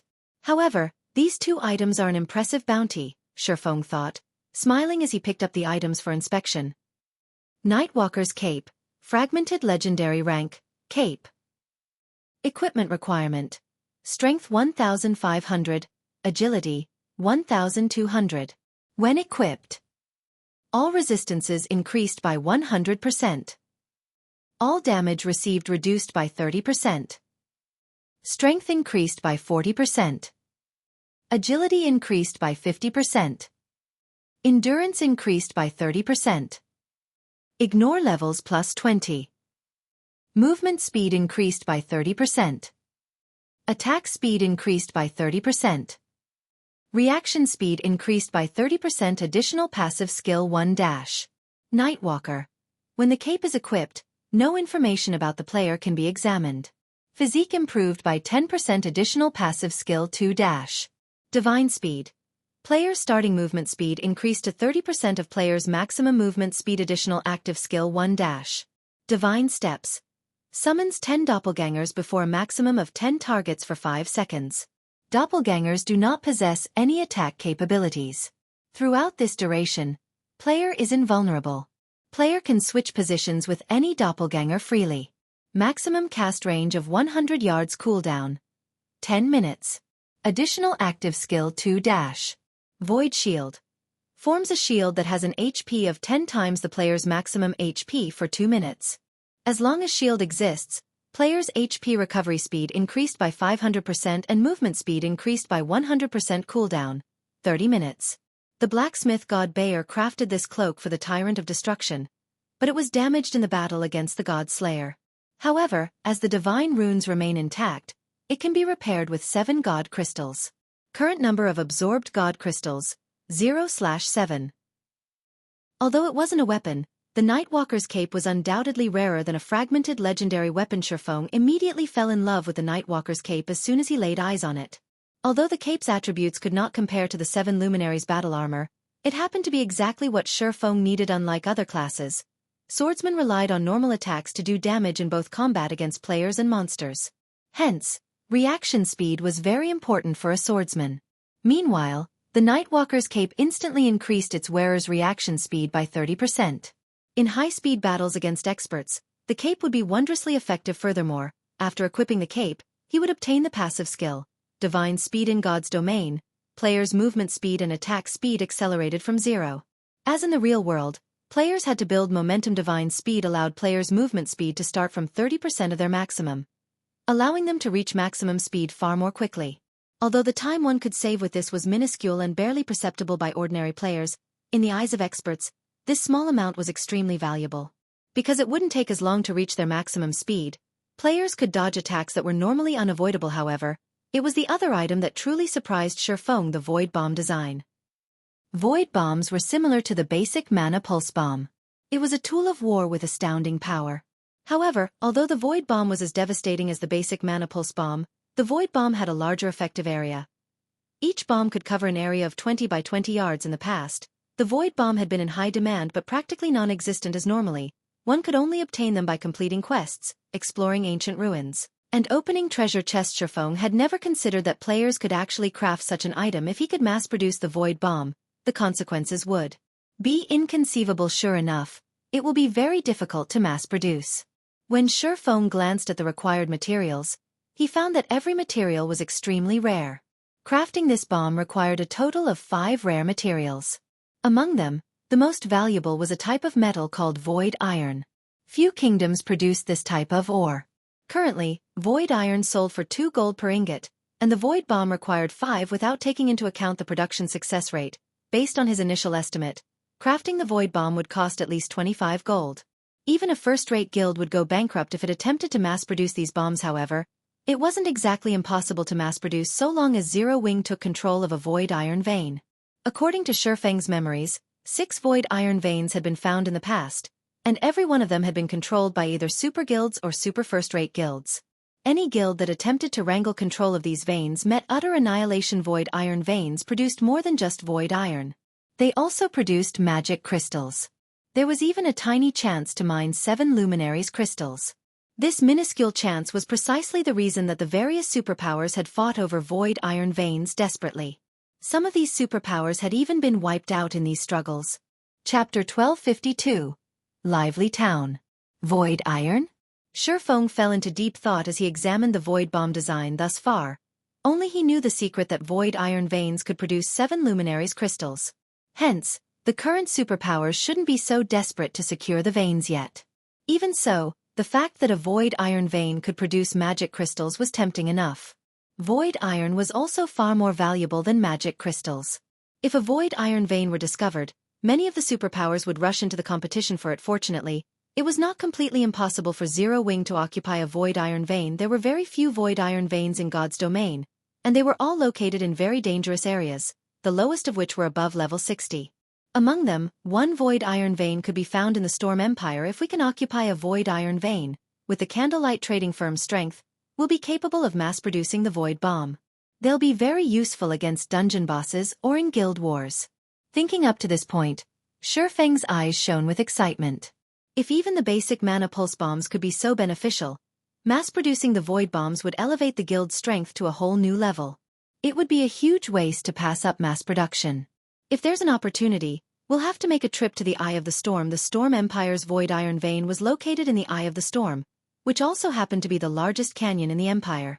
Due to the area's steep terrain, it wasn't a suitable place for humans to build their homes. Hence, foreign races had ruled over the Eye of the Storm for many years, making it a very dangerous place for humans.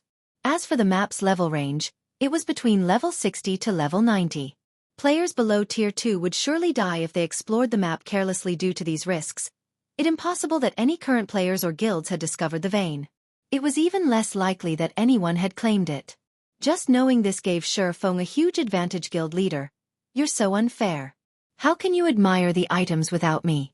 Fire Dance whined at Shifeng, who had been grinning silently into the treasure chest. Although she had watched and waited to see what items the treasure chest spawned, she couldn't see how many had appeared. Shifeng had just opened an inferior legendary treasure chest. Since there were 2 items inside, they must be extraordinary. Here you go. But let's keep this between us. Don't tell anyone. Shifeng finally remembered that Fire Dance was waiting beside him. He then shared the item statistics with her. Upon seeing the information, Fire Dance was dazed. Both the Nightwalker's cape and the Void Bomb design were astounding items. If they could mass-produce the Void Bombs, in particular, they wouldn't have any issues dealing with mythic monsters in the future. However, the fact that Shifeng could equip the Nightwalker's cape right now was even more shocking than the items themselves. Her 1,000 transformations only had an equipment requirement of 700 strength and 700 agility, yet the Nightwalker's cape required 1,500 strength and 1,200 agility. Even level 50, Tier 2 players would be hard-pressed to meet such high requirements. Guild leader, what level are you right now? Fire Dance asked curiously. Level 50. Shifeng responded nonchalantly. He had no intention of hiding the truth from Fire Dance. Hearing this response, Fire Dance was speechless. She knew that Shifeng possessed a hidden class. Moreover, leveling up his class required double the EXP of a normal class. Meanwhile, she had been trying desperately to level up. She had even taken down so many bosses with Shifeng. Even so, she was only level 48. Although she was only 2 levels away from level 50, with her leveling speed, she would roughly need another 5 or 6 days before hitting that milestone. Alright, snap out of it. I'll send the Void Bomb design back with you, but first, make a few trips to the Sea God's temples, Shifeng said, chuckling. He needed to synthesize a large quantity of runic crystals. He did not have the free time to travel to and from the Sea God's temple. Meanwhile, Fire Dance was both stealthy and swift. As long as she held the Stormwind emblem, she could convert the runic crystals into Sea God's temple points before converting those into Sea God's blessings, following which, Shifeng rapidly synthesized 1 runic crystal after another. A stack contained 100 individual runic fragments, and each synthesis required 50 fragments. Fortunately, the Philosopher's Stone had a synthesis success rate of 100%. In just a few seconds, Shifeng finished synthesizing a runic crystal. As Shifeng synthesized runic crystals and Fire Dance moved the runic fragments from the shop's warehouse to the 2nd floor. Damn it! Why is that bastard still inside the shop? How many does he intend to buy? Scorpion muttered in annoyance as he glared at the grocery store opposite of the open-air bar he watched from. As he did not want to alert Shifeng of his presence, he did not dare move too close to the swordsman. After all, experts of their standards were extremely sensitive to their environments. If he accidentally leaked the slightest killing intent, Shifeng was likely to discover him. When stalking targets of Shifeng's caliber, he maintained a distance of over 200 yards. Stormwind Town's security was much stricter than Blue Jade City's.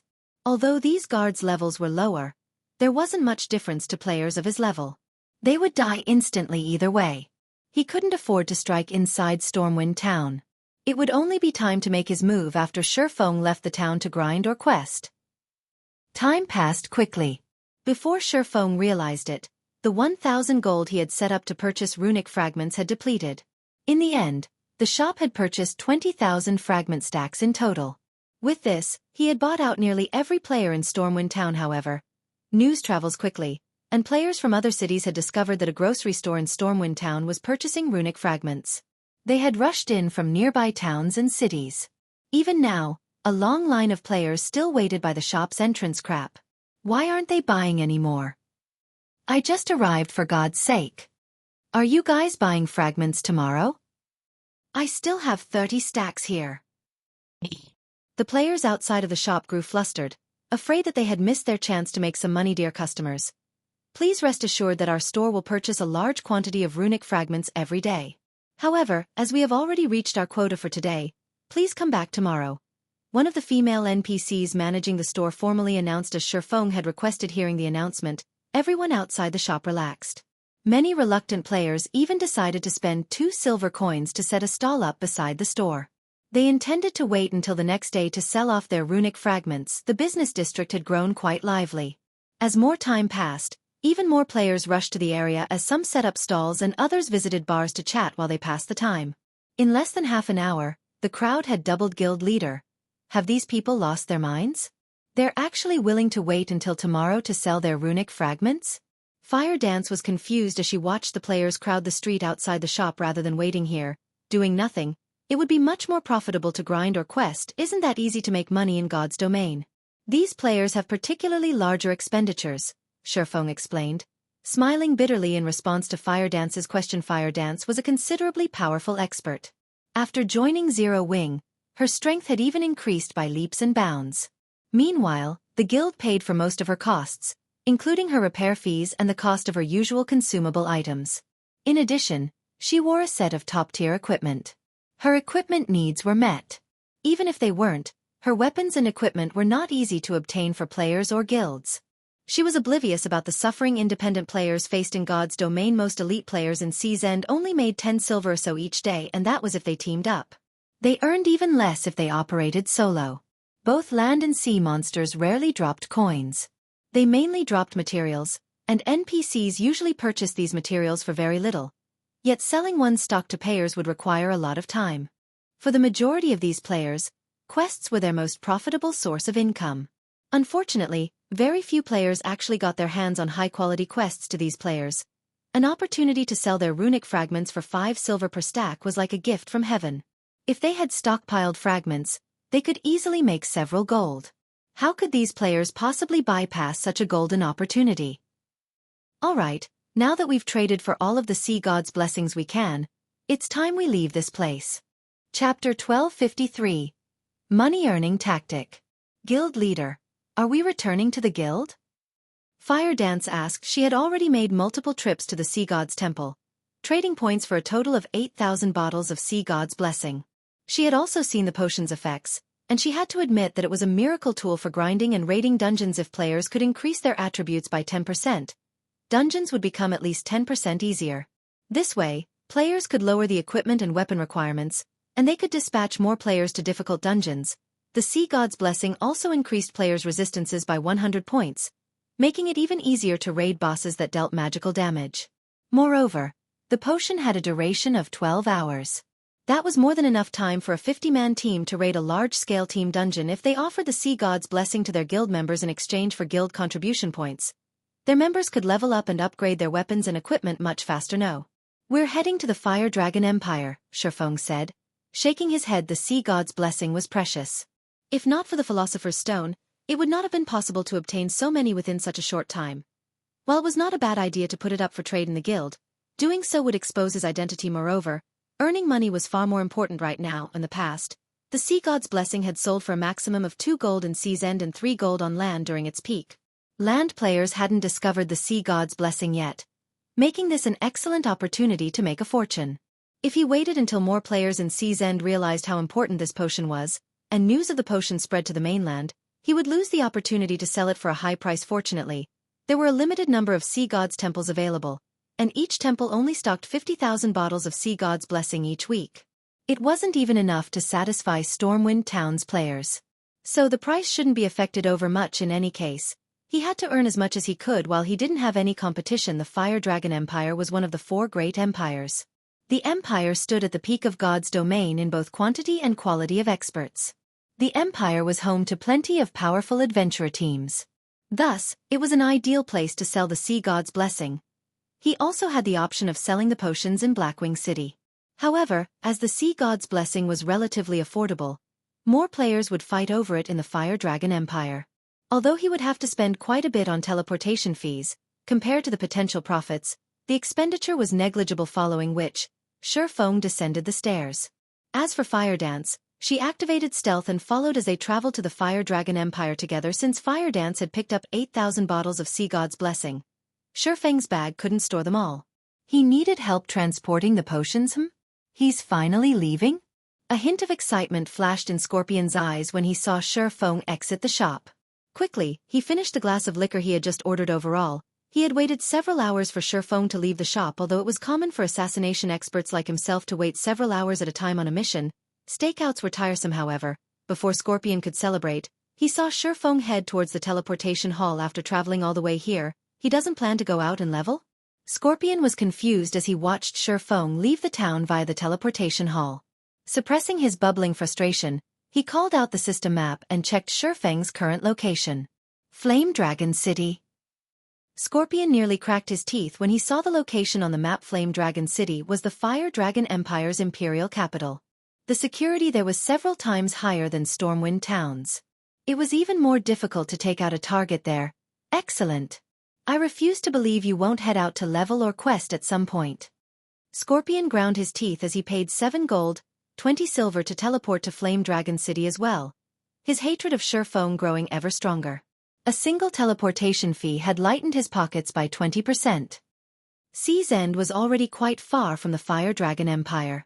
Meanwhile, the fee for teleporting out of Sea's End was more expensive than elsewhere. Very players chose to travel to the mainland to level. Even if they did decide to do so, they would travel via a flying ship, which was much cheaper. Flame Dragon City. As the imperial capital of one of the 4 great empires and the venue for the Dark Arena, the player population surpassed the other empires' capitals. Moreover, the Fire Dragon Empire had a treaty of alliance with the several neighboring kingdoms, which resulted in 40% cheaper teleportation fees between these countries, attracting even more players. One could see plenty of player trading firms as they wandered through the capital's business district. Many independent adventurer teams also sold rare items monsters had dropped. It would be great if White River City were even half as impressive as this city. Shi Feng sighed ruefully as he gazed upon Fire Dragon City's business district. 2-star shops were still extremely rare. Generally, only first-rate guilds had the capacity to set one up. However, as he walked through the business district, he saw plenty of 2-star shops. Moreover, Fire Dragon City had long since activated the flying transportation feature, allowing players to travel to leveling spots that could not be reached with teleportation arrays. The various trading firms displayed even more impressive merchandise. Even level 40 fine gold equipment was available for purchase. Only, the prices for such items were much higher than market value. It was clear that the shop owners did not want players to buy these items, intending to keep them on display. Only level 40 secret silver equipment and below sold normally. Even so, this was astounding. In Star Moon Kingdom, one typically only found level 40 secret silver equipment in the auction houses. After all, God's Domain's mainstream players had yet to reach level 40. Meanwhile, it was because these trading firms sold the best equipment available that adventurer teams visited so frequently. After all, they might come across weapons or equipment that suited them. However, Shi Feng wasn't here to visit these shops. Rather, he was bound for the auction house. The Fire Dragon Auction House was the largest auction house in the Fire Dragon Empire. The empire itself ran the establishment. Players throughout the empire's various major cities could view every item sold here. As long as an item was of sufficient quality, one would not have to worry about it not selling. Only, the processing fee was somewhat expensive, as high as 15% of the final selling price. In addition, the auction house charged a storage fee. The longer an item lingered in the auction house, the higher the fee would be. If one sold an item that was not particularly attractive, they might actually lose money. After arriving at the Fire Dragon Auction House, Fire Dance was amazed by the breathtaking view. The Fire Dragon Auction House was humongous. It was even larger than Blackwing City's Blackwing Auction House. It easily took up an area of 3 or 4 stadiums with a 50,000 capacity. Moreover, the auction house had 100 floors and was over 700 meters tall. A sea of players drifted in and out of the auction house. Independent players, members of small guilds, as well as members of large guilds were here to purchase materials. Shi Feng wasn't particularly moved. After all, he had seen the Fire Dragon Auction House when Flame Dragon City had been at its peak. Far more players had visited the auction house back then. After entering the auction house, one could see a large number of NPC waiters and administrators standing around the main hall. If players were lost, they could simply ask these NPCs for directions. These NPCs would then provide them detailed explanations of the auction house once inside the building.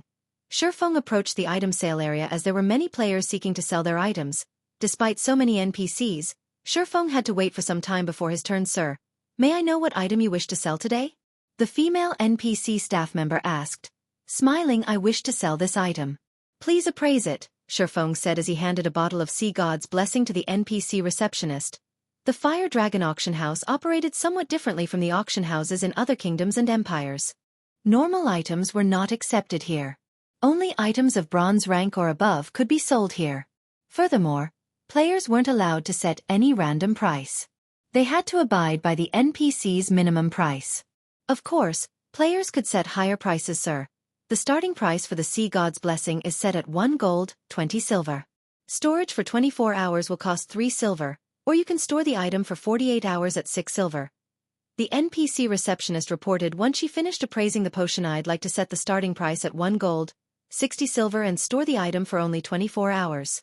I will sell 3,000 bottles in total. Sell 150 bottles every 1 hour, Shifeng said as he retrieved 1 bottle of Sea God's Blessing after another. Seeing so many bottles of Sea God's Blessing, the NPC receptionist was momentarily stunned. However, she recovered quickly and accepted the 3,000 bottles. Chapter 1254. Taking the Empire by Storm. After commissioning the 3,000 Sea God's Blessing bottles to the Fire Dragon auction house, Shifeng left the auction house with Fire Dance and hurried back to the Teleportation Hall Guild leader. With the capabilities of the Fire Dragon Empire's players, they shouldn't have any problems using 8,000 Sea God's Blessings. Why are we setting out for another empire? Fire Dance asked. Confused, we are too poor right now. With our limited stock of Sea God's Blessings, we have to employ hunger marketing if we want greater profits, Shifeng explained, smiling bitterly. If given the choice, he would sell all the potions here in one go rather than waste time running about. However, he had too many aspects that required funds. This was especially true for fees to reconstruct the 20 shops he had recently acquired from the secret pavilion, as well as the diamond would cost. Naturally, he had to try to earn as much as possible. Although there were a lot of players in the Fire Dragon Empire and plenty of first-rate guilds, he couldn't place all of his eggs into one basket if he wanted the Sea God's Blessing to fetch a high price. After all, despite the potion's affordable price, it was still easily affordable for ordinary players. Normally, only guilds and powerful adventurer teams could buy the potion in bulk, yet there was a limited number of such adventurer teams and guilds in the Fire Dragon Empire, limiting how high the Sea God's Blessing's price could rise. Hence, he had decided to test the waters with 3,000 bottles first. Very quickly, Shifeng and Fire Dance traveled to the Beast Empire's Beast City. Meanwhile, Scorpion, who had been tailing Shifeng in secret, fumed with rage. Shifeng had arrived in Flame Dragon City less than an hour ago. Yet he was leaving already. It wouldn't be so bad if Shifeng's destination were outside the city. However, of all the places Shifeng could have chosen, he chose the faraway Beast Empire. A one-way trip there from Flame Dragon City cost 3 gold, 74 silver. Not only had Scorpion failed to find an opportunity for his allies to ambush Shifeng, but he had also wasted over 10 gold. This was hard-earned money that he had saved to purchase a new weapon. While he was one of the Sacred Temple's peak experts, he had obtained most of his weapons, equipment, and skills himself. He was only slightly better off than the guild's elite members in that he could purchase top-tier items cheaply with coins or guild contribution points. Now, he had spent nearly 1/3 of his savings just to follow Shifeng around. He even began to consider attacking Shifeng outright.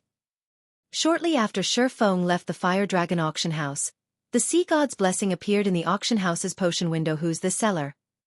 He's actually selling a potion for 1 gold, 60 silver. Has he lost his mind? Crap. Does he think he's selling dragon blood? The various guilds and adventurer teams' logistic members, who had come to purchase potions, were astonished when they saw the Sea God's Blessing. The intermediate regeneration and intermediate mana recovery potions they usually purchased only cost several silver per bottle. Even the mana mixture, which was slightly more valuable, only cost a dozen or so silver coins. Meanwhile, the mana mixture could temporarily increase a player's maximum mana by 10%. Yet someone was actually selling a potion that no one had ever heard of for 1 gold, 60 silver. Moreover, that was only the potion's starting price. However, these logistics members quickly calmed themselves as they clicked to check the Sea God's Blessing's attribute panel and read its introductory text. As logistics members, their task was to purchase all sorts of useful potions. Whenever a new potion appeared, they were required to investigate it. If they missed an opportunity to obtain a particularly precious potion, they would be severely reprimanded. However, as these players read the Sea God's Blessings introduction, their mocking laughter died as an excited madness took its place. Leader, I discovered a super potion that increases all basic attributes by 10% and resistances by 100 points for 12 hours. If every member of our Royal Thunder team drinks this potion, we won't have any issues raiding Hell Mode team dungeons. A potion can do that. Buy them all. Quickly.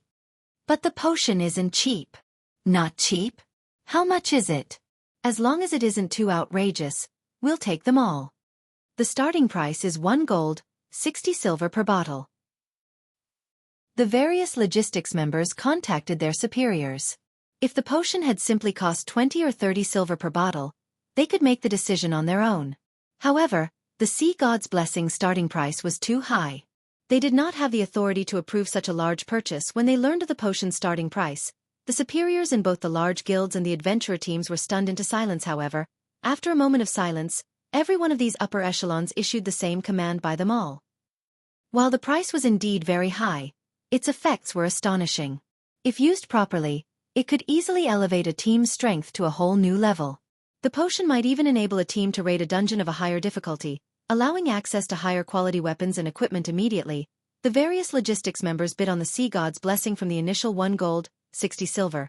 The price quickly rose to 1 gold, 61 silver, before rising again to 1 gold, 62 silver. The potion's price soared at the same time. News of the Sea God's Blessing shocked many first-rate guilds and superpowers. How can such a potion actually exist? Investigate this potion's origin and the method to obtain it immediately. Unlike ordinary large guilds and adventurer teams, these first-rate guilds and superpowers were more interested in the Sea God's Blessing's origin. Immediately, they began to research the potion. At the same time, they sent their logistics members to purchase every available bottle at most. The 150 available bottles would cost several hundred gold. Ordinary large guilds might hesitate to make such a large expenditure, but this amount of money was negligible to first-rate guilds and superpowers as long as they could raid level 45 Hell Mode large-scale team dungeons. Obtaining 2 or 3 pieces of level 45 dark gold equipment, they would make up for the loss with money to spare. Have these people lost their minds? It's already at 2 gold, 60 silver per bottle, yet they're still bidding. The first-rate guilds and superpowers' intervention caused the price of the Sea God's Blessing to skyrocket, instantly exceeding the various adventurer teams' budget. Leader, the potion's price has already reached 2 gold, 65 silver. By the looks of it, the price will continue to rise. I no longer have enough coins on hand to buy all of the potions. Damn it! This is definitely those first-rate guilds doing. But this is our best opportunity to take down a Hell Mode team dungeon. We cannot miss this chance. I'll have someone send you some money later. We don't need to purchase all of them. 50 bottles should be enough. Understood. At the end of the day, an adventurer team could not compete with a large guild's financial strength. Fortunately, adventurer teams didn't need all 150 bottles. They could manage with 1/3 of that. Unfortunately, while the various adventurer teams discussed their options, none of the large guilds intended to let the potions fall into anyone else's hands. Very quickly, the price of the Sea God's Blessing broke past the 4 gold threshold, exceeding the record high in Shifeng's previous life. Once the auction for the 150 Sea God's Blessing bottles concluded, Shifeng was stunned. System. The Sea God's Blessing you placed in the auction house has sold. After deducting the procedural fees, 5 gold, 16 silver has been sent to your bag. System. The Sea God's Blessing you placed in the auction house has sold. After deducting the procedural fees, 5 gold, 24 silver has been sent to your bag. System. The Sea God's Blessing you placed at the auction house has sold. After deducting the procedural fees, 5 gold 19 silver has been sent to your bag. A series of 150 system notifications bombarded Shifeng. In the blink of an eye, he had gained nearly 800 gold. Chapter 1255. Competitors. Guild leader, what happened? Fire Dance asked when she noticed Shifeng's joyful smile. Nothing. I just made a small profit, that's all, Shifeng replied, chuckling. In the past, the Sea God's Blessing had only sold for 3 gold during its peak. Now, he had managed to sell the potion for an average of 5 gold, 20 silver. That was nearly double the price back then. Moreover, this had only been the first batch. As the potion's fame spread, Its price would continue to rise. The only problem was the attention from the various large guilds. By now, the various large guilds should have begun their investigation into the potion. With a little effort, it wasn't hard to learn about the Sea God's Blessing. After all, the Sea God's Blessing was one of the basic items available for trade in the Sea God's Temple. Once the various large guilds discovered the potion's origins, they would try to obtain it for themselves by any means necessary, rather than purchase the bottles from the auction house. After all, it was much cheaper to obtain the potion from the Sea God's Temple with enough runic fragments. They could hire an NPC master alchemist to synthesize runic crystals. Employing a master alchemist might be difficult for ordinary players, but that was not the case for large guilds. Even if a master alchemist only had a 10% synthesis success rate, with each stack of runic fragment only costing 5 silver, the potion's total cost wouldn't exceed 1 gold, 50 silver. It was much cheaper than buying the potion from Shi Feng. With the potion's growing popularity, I need to hurry. Thinking up to this point, Shi Feng rushed back to Stormwind Town with Fire Dance. Now that the various guilds had caught wind of the Sea God's Blessing, they would find a way to obtain them in Sea's End. However, the Sea God's Blessing was not available indefinitely. Each Sea God's Temple only stocked 50,000 bottles each week if he secured all of the available Sea God's Blessings. Even if the other guilds had the required points, they wouldn't be able to trade for the potion. Meanwhile, throughout Sea's End, players had only discovered 10 Sea God's Temples. As long as he had the funds, it wasn't impossible to clear the temple's stock. After all, he had already earned some funds from the first batch of Sea God's Blessings. However, when Scorpion realized Shi Feng was returning to Stormwind Town, he very nearly lost consciousness. After traveling around the continent, he returned to where he had begun. In total, he had spent more than 24 gold on teleportation fees. Scorpion wanted nothing more than to rip Shi Feng apart with his own hands. Stormwind Town. When Shi Feng returned to the grocery store, he discovered far more players in the business district. These players watched the grocery store like hawks, waiting for the NPCs to hang the wooden signboard that announced the purchasing of runic fragments. The shop really has become quite famous. I should be able to collect a lot of fragments. Shi Feng smiled as he entered the grocery store. Upon his return, Shi Feng also received the profits from the first round of sales in other empires. Although the potions were not as popular as they were in the Fire Dragon Empire, each bottle still sold for 5 gold or more. Overall, the 600 bottles that had sold in 4 other empires had earned Shi Feng an additional 3,000 plus gold without hesitation. Shi Feng equipped the grocery store with 3,000 gold and began to purchase runic fragments once more. Meanwhile, Fire Dance headed out to purchase the Sea God's Blessing. Quick, look! The signboard is up again. Ha ha ha. I knew it wasn't a waste of time to wait. I've purchased a ton of runic fragments from other cities. I'll make a fortune. When the waiting players saw the signboard, they charged into the shop. Among them, there were a few merchant players trying to make a profit through the price spread after purchasing runic fragments in other NPC cities. These merchant players would come running to the grocery store to sell the fragments for 5 silver per stack. Even if they only earned 1 silver per stack, selling 5 or 600 stacks would earn them 5 or 6 gold. Even experts couldn't earn that much money in a single day. He had offered to purchase each stack of runic fragments for 5 silver precisely to inspire these merchant players to do the dirty work for him, purchasing fragments from other cities and saving him plenty of time. In just 10 minutes, the grocery store had purchased over 6,000 runic fragment stacks. This was far faster than before. Unfortunately, Shi Feng's synthesis speed remained constant as the Philosopher's Stone could only synthesize 1 runic crystal at a time. Time passed quickly. Despite players rushed to sell their fragments, Shi Feng's funds didn't decrease in the slightest. On the contrary, he continued to gain more coins. Very quickly, Shi Feng had accumulated 20,000 gold. Meanwhile, Fire Dance had purchased the remaining 42,000 bottles of Sea God's Blessing in Stormwind Town's Sea God's Temple and stored them in the grocery store's warehouse, following which, Shi Feng sent the 20,000 gold he earned to Melancholic Smile, contacting her and saying, "Melancholic, I just sent you 20,000 gold. Once you receive it, start the new shop's reconstruction." The sooner those 20 shops were complete, the sooner they could purchase diamond wood. After all, if the other guilds learned about the diamond wood's value, it would become extremely difficult to purchase even if Zero Wing had the funds. 20,000. Guild leader, how did you get so much money? Melancholic Smile was momentarily dumbfounded. She had been managing both the Candlelight trading firm and Zero Wing's finances all this time, so she was very aware of their financial situation. Both the guild and the trading firm continued to expand. As a result, The cost of the guild's benefits rose each day. They also had to continue purchasing more materials. There was also the fact that Stone Forest Town had recently become an intermediate town, so they had plenty of buildings to construct. Practically all of the guild's funds had already been allocated. The guild simply had no money to spare right now. I just made some money selling potions.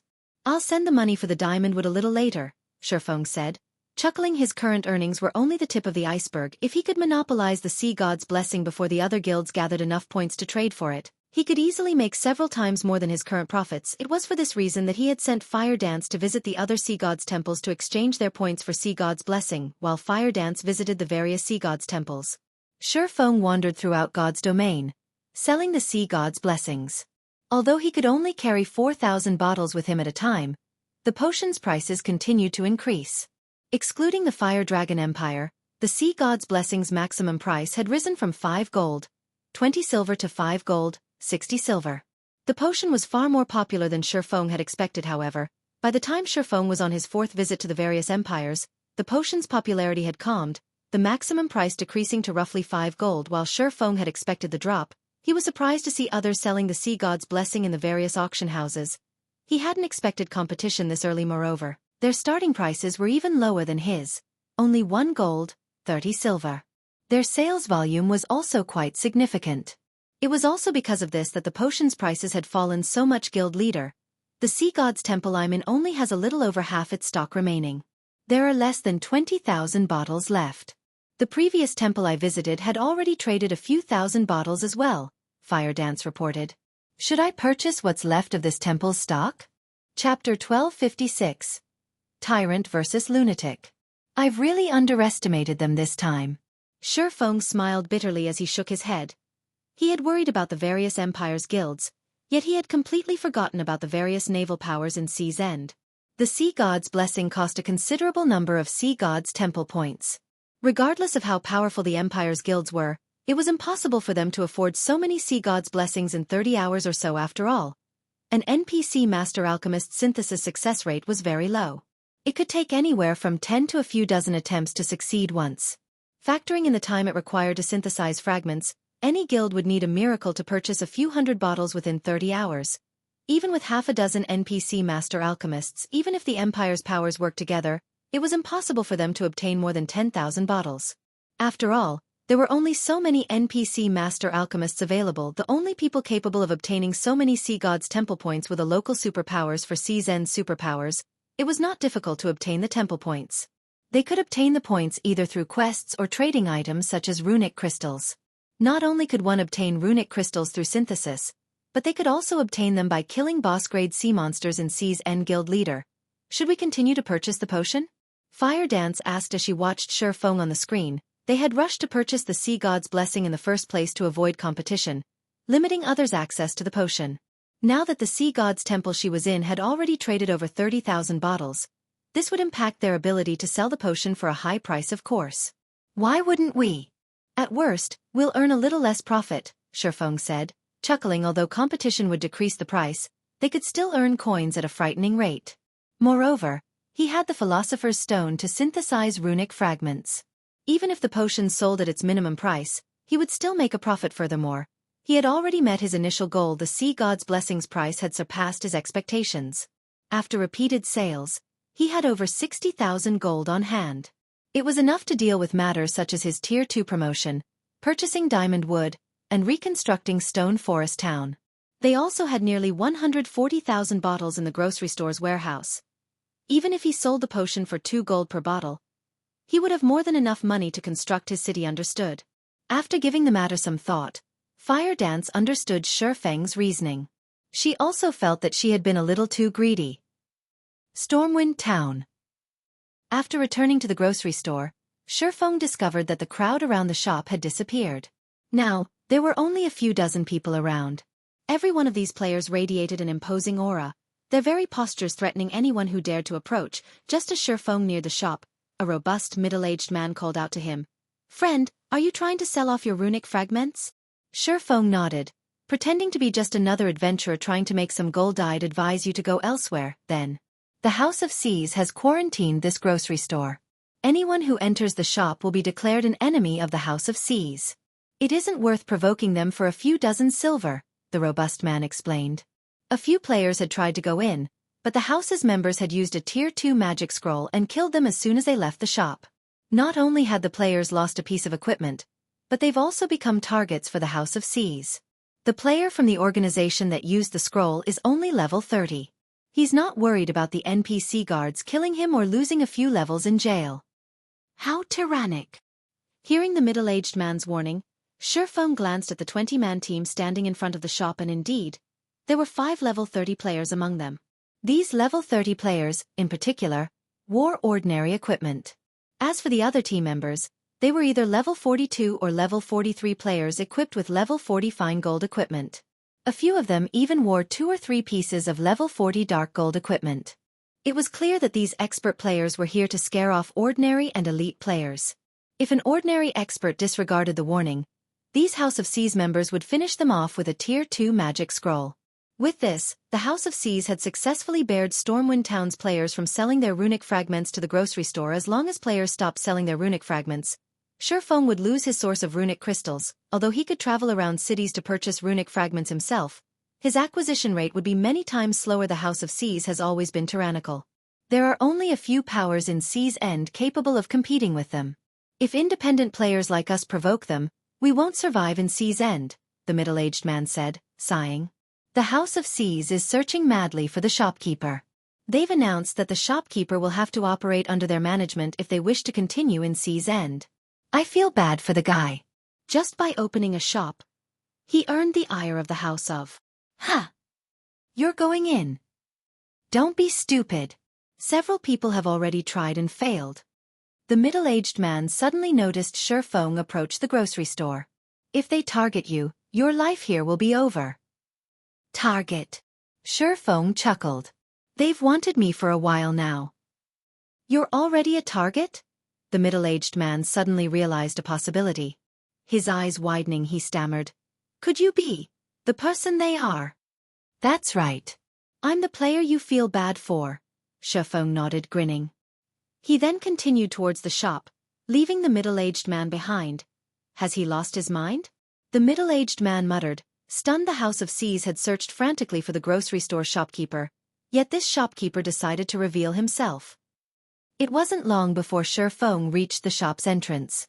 Immediately, several House of Seas members blocked Shifeng's path. Brat, this store under the House of Seas control. Get lost. A level 43 shield warrior shouted. What if I don't? Shifeng asked, smirking. Kid, do you want to die? You dare to challenge the House of Seas authority? The shield warrior bellowed. He then turned to the several level 30 players beside him, ordering, kill this kid.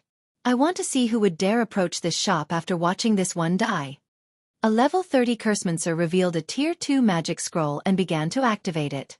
Immediately, a black magic array appeared behind the cursemancer. 20 pitch-black blades then surfaced from the array and shot at Shifeng. Although a Tier 2 magic scroll was ineffective against great lords of the same level, it could kill current players, who had yet to reach Tier 2, instantly. Unless the target used an invulnerability skill of some sort, there was no escaping death. Boom. Boom. Boom. When the pitch-black blades collided with their target, the resulting impact threw dust and dirt into the air for several yards. The players wandering about the business district were stunned. What a fool. The level 43 shield warrior wore a contemptuous expression as he watched the cloud of dust and dirt. However, as soon as the shield warrior finished speaking, a familiar voice reached his ears. Are you sure about that? The shield warrior spun towards the voice's source before anyone had realized it. Shifeng had moved behind the level 30 cursemancer. His blue long sword, which emitted arcs of electricity, protruded through the cursemancer's heart. Although the cursemancer tried to speak, his HP had already fallen to 0. His head rolled to the side as his body collapsed to the ground. A pair of level 30 bronze boots dropped beside his corpse.